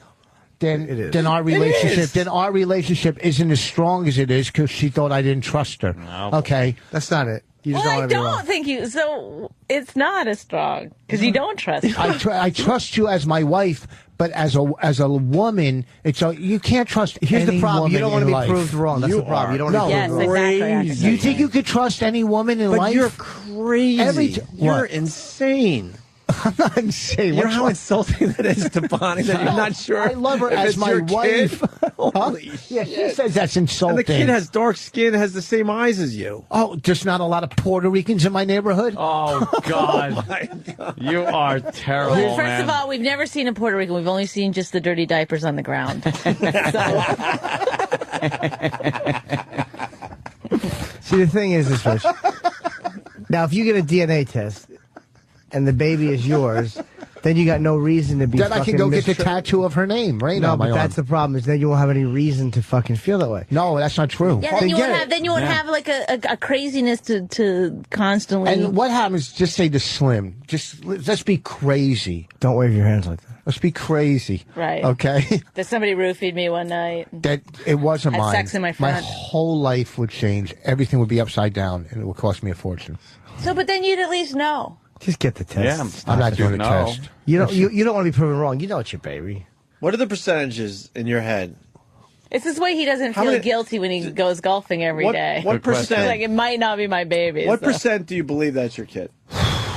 You don't want to be proven wrong. No, that's not true. I'm too nervous to do it. I think Norton nailed it. No, because if she would, you actually said it first. She would actually do the test, and she doesn't seem to care. No, you know what would happen? Say we did the test, and it came back not mine. She'd go, "Oh, it's bullshit. The test is wrong." Well, it's from Target. But why don't you? So's your outfit. Yeah, it's selling at Walmart. These two. This is by the way, this is the first episode of your TV show. This is the first episode of your TV show. You got some film for Arnold, right? I say I say it in meetings. I think who wouldn't watch that? DNA testing from Target? That's hilarious. Because Rich this isn't a bit. Rich, part of him thinks it might not be his kid, which is just insane to me. No, any parent. I can't hang out with you or play golf anymore because you're scary. You've had 20 reasons you can't play golf with me, but no one else will play with you. True. That was hurtful. But true. Every guy that has a baby, and you could ask any guy, okay, because none of you have kids, all right? Any guy, there's a part of him says, that might not be mine. Kenny has kids. Ask Kenny. Dan, at one point, maybe. Danny, it's a dumb video on the YouTube channel, but at the end, you can see Rich and the baby. It's a close-up. Can we just get to that point of freeze frame if you can find it while we continue talking? It was when you had your kids in the beginning, right, when they were infants, was there any part of you that thought maybe they could not be your kids or one of them or whatever? I still love them like my own. You're an asshole. The man of few thoughts. You're serious about this stuff? You really have doubts? All my kids. No, he doesn't. All your kids. He just wants an excuse not to trust women. Which I'm not saying your mother's didn't mess you up, but that's your mom fucked you No, up that's not so true. badly. I mean, I trust Bonnie. Bonnie is. I'm Then not you lying. wouldn't be wanting to do anything. She's the best girl I've ever been with. I'm not lying. I'm not fucking lying. Stop pointing, you asshole.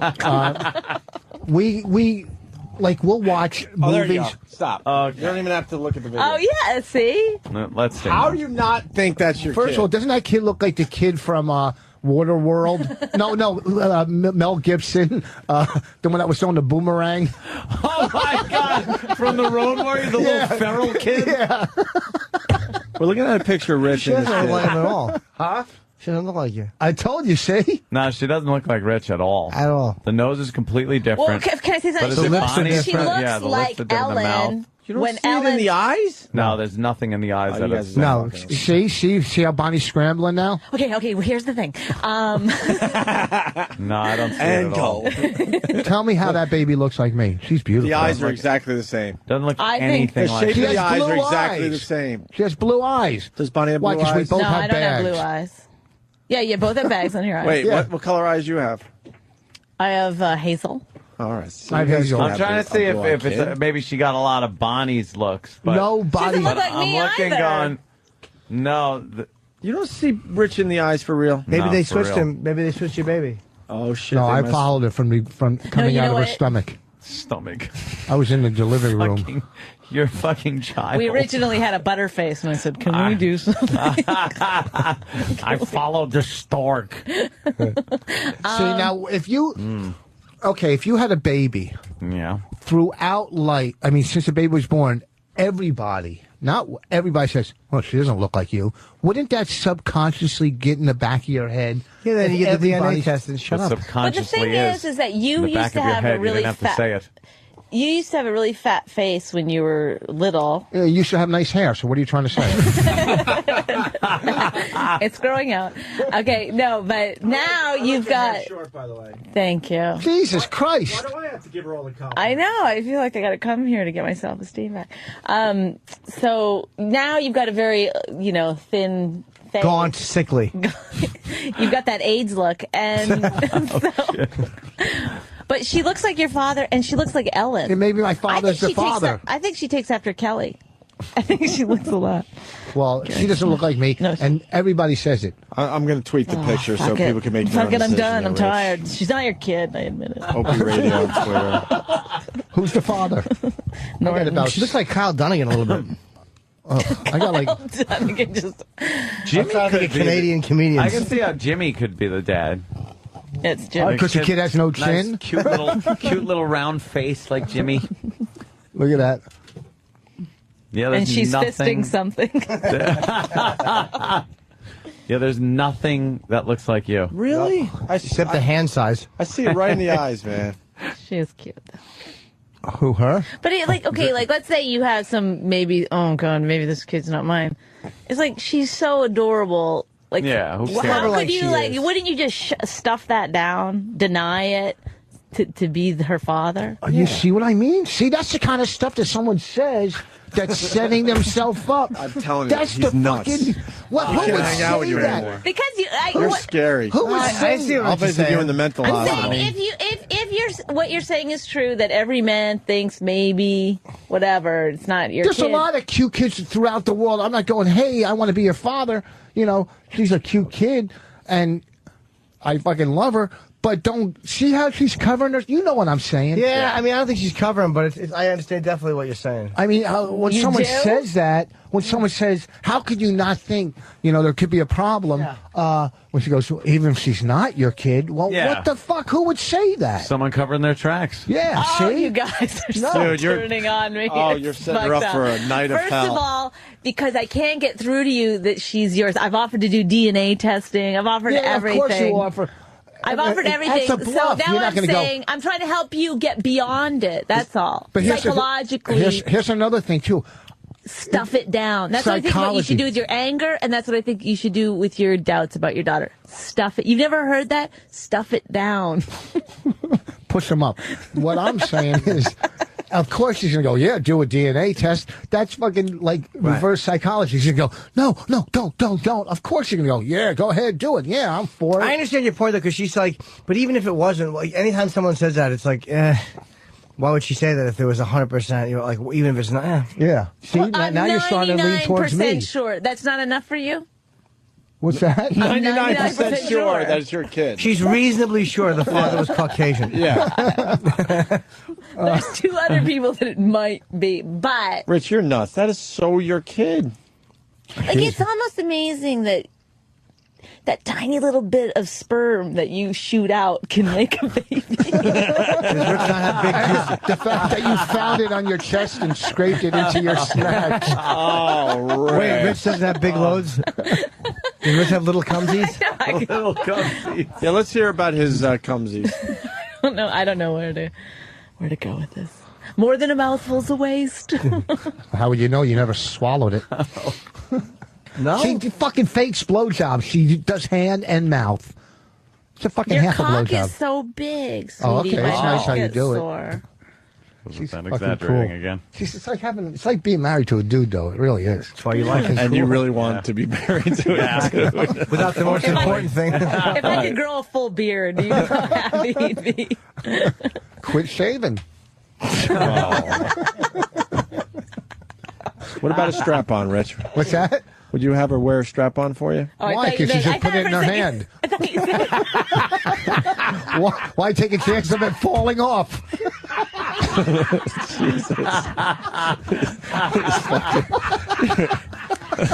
No, but at first I thought you meant he should wear a strap-on, which I kind of agreed with. Do they have those? Oh, she wants you to wear the strap-on, Rich. Take a chance of it falling off.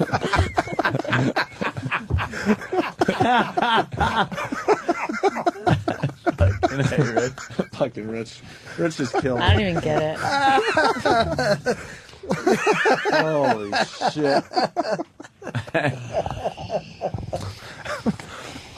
Someone on the phone says 10% of the population, the father is not the husband. 10%? 10%. Let's say hi to JD in Atlanta. He is calling from Atlanta, though.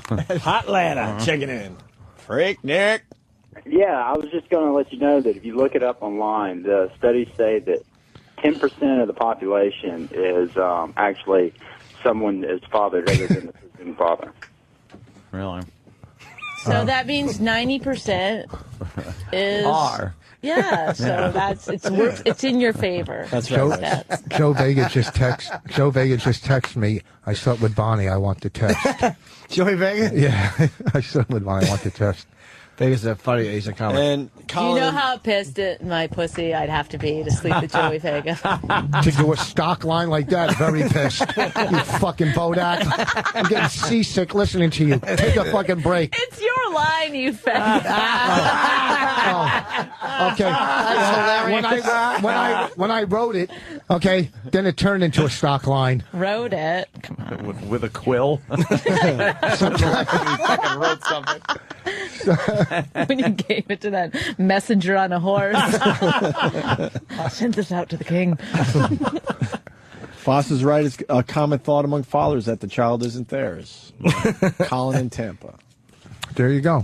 And the things she says, it just feeds into the, insecurity. I'm getting chest pains. I'm telling you, if you don't stop doing it, I'm gonna. As soon as she's old enough to understand, I'm gonna go. He doesn't think he's your daddy. Don't worry, I already told her. You know how? Don't give her false hope. See. All right, who do you think is the father of your child? Could be one of many. Any ideas? What do you mean one of many? Well, because we've been together for years, so our travels. Who the fuck knows? Yeah, but you're always like. I'm in a prison. When we're on the road and I go play golf, maybe a club owner came around. Excuse me. Who farted? Rich. Oh, it was Rich. Okay.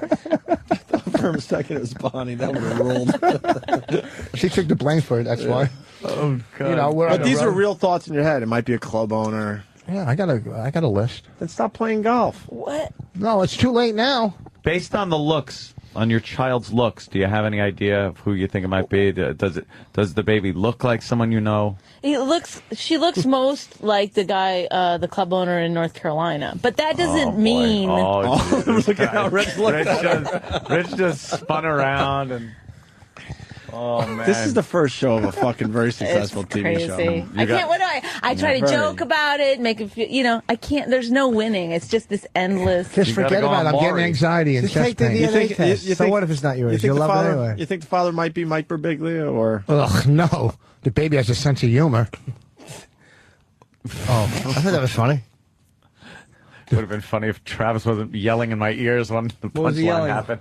I don't know. He hit the wrong button. Mike. Oh, Travis just had a baby. You know what? Travis and Lisa just had a, I think a 35-pound son. Fucking a giant teenager fell out. Oh, congratulations. Thanks, Rick. And do you have any doubts, Travis? No. Okay, see? No. Why would I? There you go. Huh? You got to trust your wife. Oh, thank you, Dr. Phil. You're welcome. You got to trust your wife. You know. Yeah, that's what marriage is all about. You got to have that trust thing. But then again, Rich is like me in the sense that Whoa, I never heard anyone say that before. We both. in the sense that, like, we've been on in all those years doing comedy, I've seen married women behave fucking despicably. Yeah. Like, I have trouble trusting the institution of marriage. I don't give a fuck who the woman is. No married woman that I've ever hooked up with in my life, and this is since the beginning of doing comedy, their husbands believe them as much as any husband believes his faithful wife. Oh, boy. It's like I've seen their ability to be deceptive. But on stage, I've seen girls at bachelorette. I've seen girls at bachelorette parties that will fuck you at their bachelorette party. Yeah. I've seen them. I've seen women come on to me. But it's so weird, Rich, because you know why? Like, I honestly. No, I'm not saying you, but like, but if even if I found a pair of women's underwear stuck in your pant, like while I was doing your laundry, I'd be like. I wouldn't think you had an affair. That's exactly. I think like, oh no, now we have to start dealing with this whole like sex change thing. No, I wouldn't think you cheated. No, I wouldn't. That would absolutely not be my men, first you thought. could trust men more than women. Okay, well, Jesus, Rich. Well, no, that was wrong. That was wrong. What I'm saying is, the difference is, if I cheated, there wouldn't be a bait like. What, no consequences? Is that what you're saying? No. Like, I'm not going to come home with a baby and go, hey, this is yours. You know what I mean? All right, well, that's the difference. But no, the thing is, your cheating would be unprovable. Hers is almost provable that she didn't do it. Okay, wait. Alleged cheating. But you know what I'm saying? It's almost provable that she didn't do it because you get the test. It's like if you came home with whatever lipstick on your fucking collar, whatever hack thing happens to husbands. You could just deny it, and she could go, you did it. But now that there's a baby, you could go, let's DNA test it. That's 100% answers your question. Yeah, so you can answer completely it. prove her correct. Like, I would have to, like, if you cheated on me, I would have to go dig up that whore's body. I don't know. Why wouldn't you just get tested? Have the test That's done. a great too nerve-wracking to wait. Why so is it too what? nerve-wracking? What's Because wrong now with you're you? really not trusting. Yeah, now you're already buying clothes for a kid who probably isn't yours. Why don't you just... This isn't even something where you're like, oh, I got a little element of doubt, so, you know, the test would make me nervous. You're thinking that's going to come back not your kid. No, he's not. Because you know why? He really doesn't. I think he 100% knows it's his kid. Because there's absolutely nowhere along the line have I ever given you any indication ever that Not answering your phone? Not answering my phone. Doesn't mean she's getting deep dick. That's what. And every time, there was a couple times in L.A. There's a couple times when, like, I picked her up from a hotel where she went to meet her friend at a hotel. My female friend, best friend, Lynn but I Chantal. don't know if she was even in the hotel. But when I picked her up and she got crazy a couple times. Because like, you started in on me about where was I, who was I with, going on. It's like but she started already. smashing. You know, and because twice. You've been calling 100 times, you wouldn't let it go. I didn't call 100 times. Do you understand how frustrating it gets to when you're innocent and someone's constantly? Oh yeah. It's like, and you can't. Actually, no, I don't know what that's like. It's called being a Jew. No, but I can't. No, I haven't done it lately. Like I've if been good with you. a match on the floor somewhere in our house or something, like he's how did this get here? It's like there's been workmen in all week. Like, yeah, sure. Is that what you're calling? Was your mom cheating on your dad? We're not having work done. But you know what I mean? Like, Did your mom cheat on your dad? I don't think no, so. his dad cheated on his mom. I right? don't know about that either. I don't know. They didn't tell me that kind of shit. So, so he is when you were with your friend Lynn. That's Mitch's ex-wife, right? Yeah. Mitch's wife. I mean, Yeah. So he would call you while you were with her, and you'd look at the phone and see his number. I'd have to like get her to talk on the. No, you know, not that hold day it at the up. hotel, though. Yes, make sure I was there. DancingBear.com. What's dancing? What is that? That's just something. It's something to do with me? Bonnie. Wow. I will say this. Sorry. What is that? Is that? What? What is that? What is it? Ladies' it's a night lucky. at the strip club. It's a lucky girl. This is what they do at bachelorette parties. Oh, is that what it's about? Just to make Rich even more I saw a girl. Look at give that a fucking girl. Male stripper head once. Yeah, she's just got her tongue out. This guy's laying his dick on her. And some guy's gonna fucking marry her tomorrow. Yeah. With fucking kiss the, you may not kiss the cock bride. on her breath. Okay, but Rich, I am not attracted to good-looking men. Look at the cockhead on the top of her head. I like the other one with the cock in her face. Like, no. You can tell you're doing radio because no one's even listening to Bonnie now. We're looking at blowjob pictures. Anyway, guys, another thing I wanted to tell you. She had a funny line. Look at that chick just sucking that fucking. Look at his fucking abs. Look at those abs. Holy. Don't pretend you're looking at abs. The whole fucking package. Well, that's why he's a male stripper. Yeah. Look at those fucking abs, man. Can you imagine having those? What is going on?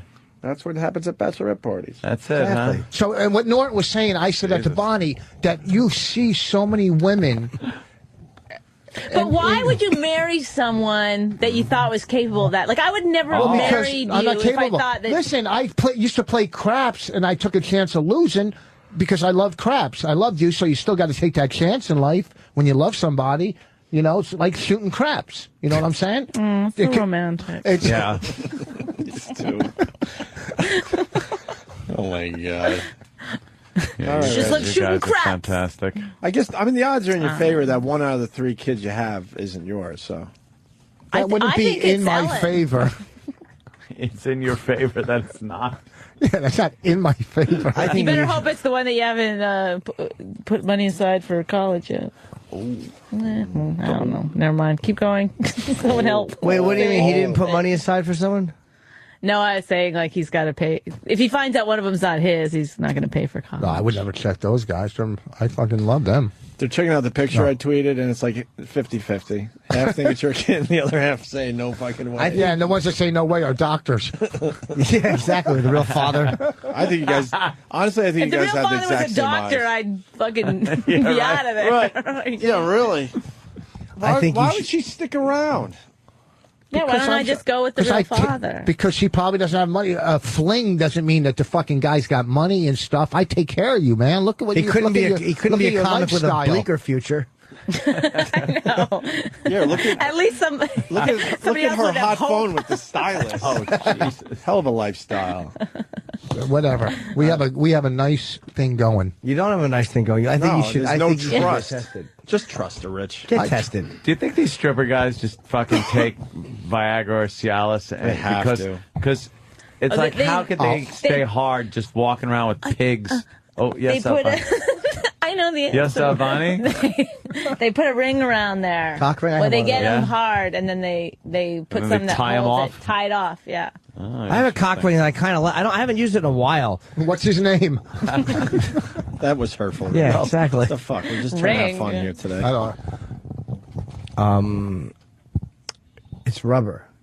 Yeah, those fucking get caught in the hairs. I don't have hair. What the fuck's wrong with you? You don't have Shave hair? it. Ew. Pubes? Oh, it's all gone. You shave your pube hairs? Silly. All gone. It looks like you. All gone? All gone. I'd Wait, trim, you I'd- shave it I'd trim every it up a day? little bit, but Nah, I don't. I'm not very Jesus. hairy to begin with, but I shave every other day or third day. It's easy. I don't get it My either. balls are not hairy either. I can understand like getting clippers and getting rid of like if you got fucking a lot of Yeah, clean it rambunctious up. hairs, clean it up. Clean the yard up a little bit, but you don't have to go down to the fucking Totally topsoil. It's like it's totally bare. Really? Do I have any? I'm not gonna pause. Let's see. No, I have a I mean, day or two worth, a day or two worth maybe, but I'll shave it again. Yeah. Yeah. Do you get embarrassed when you've got a little No, fuzz and you? For me, it's all how it feels. Like if I First can of feel all- it, I don't like the way it feels. Yeah, first of all, don't you get like chafed from where hairs are kind of growing in like little stubbles on your? Can you But like, okay, can I just like look at that package? If you just saw that, would you go? That guy definitely shaves his balls. Oh, me? Yes. Well, I'm not hairy. No. You're like, You called him a package? Well, she means there's like a whole thing of like, shit. yeah, it's just like a pile of shit with a really nice ball. My balls are not hairy at all. I very rarely have to shave them. There's very little. Can you, Barry, if you want to say something into the mic so you can say you did O&A radio to your friends, go ahead. You know, if you want to just like, if you have a comment or something, you don't have to just, because you're a comic. Would you, if you had a baby, would you feel a little like it wasn't yours? Okay, that's all the time we've got. Why did you have to go there? I wanted to put him on the spot. But you put yourself on the spot. Yes. Yeah, You just made us all sure put him uncomfortable on the for you. spot, all right. Boy, you showed him. Let everybody touch Why don't you himself. learn a little something from the pro, Barry? Let me teach you something, kid. Why is that guy just sitting there the whole show? Because it's Bonnie's mother. You don't notice them at home? You don't see the resemblance? You don't see him cleaning up the yard? Oh, shit. Oh, is he Mexican? I don't know what he is. I'm sorry, sir. Where are you from? Venezuela? Nicaragua. Nicaragua. We started with that shit. Yes. All right, we could do this all day, but we shouldn't. Yeah, let's. I'm gonna go home. Rich and Bonnie, a gotta move on. pleasure. I think you guys should have a TV show. Yeah, real one, not a bullshit fake house crap thing. I believe. Thank you, guys. I believe in the cockumentary project that you're doing. Thank you. Oh, this is, yeah, it's going well. These guys know what they're doing. I completely So. believe in it. I think you got something on your hands there. Is it bad that I thought, like, right when Bonnie walked in, she's wearing white pants, she's not on her period? I'm Like, not. is that a bad thing? Every month when she gets her period, I'm going, well, great.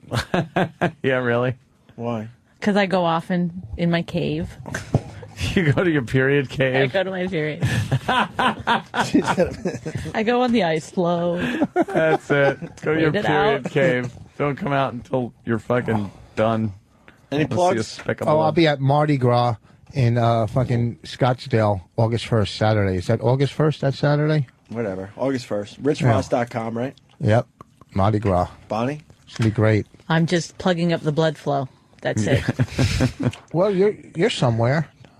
I'm not bringing you anywhere? Aren't you guys playing locally?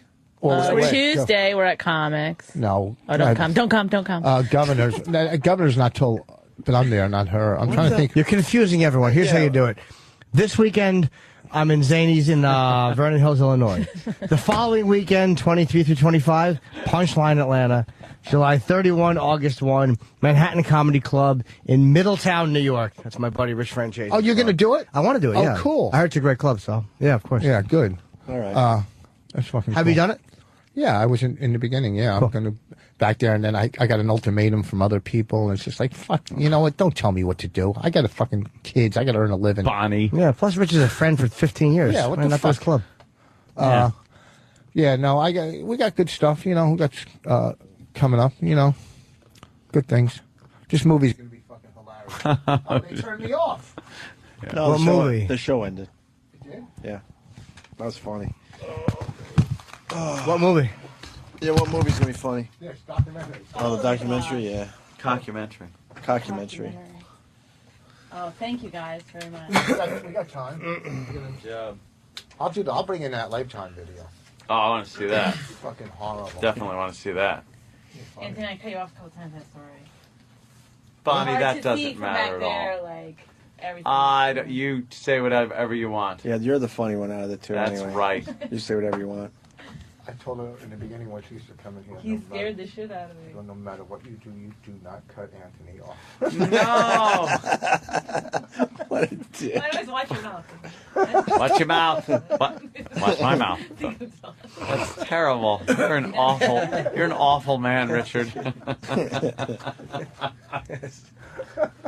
guys got to bring in that tape, Did though. you text him? Yeah, I want to see that. at 11 o'clock. I got P2, actually.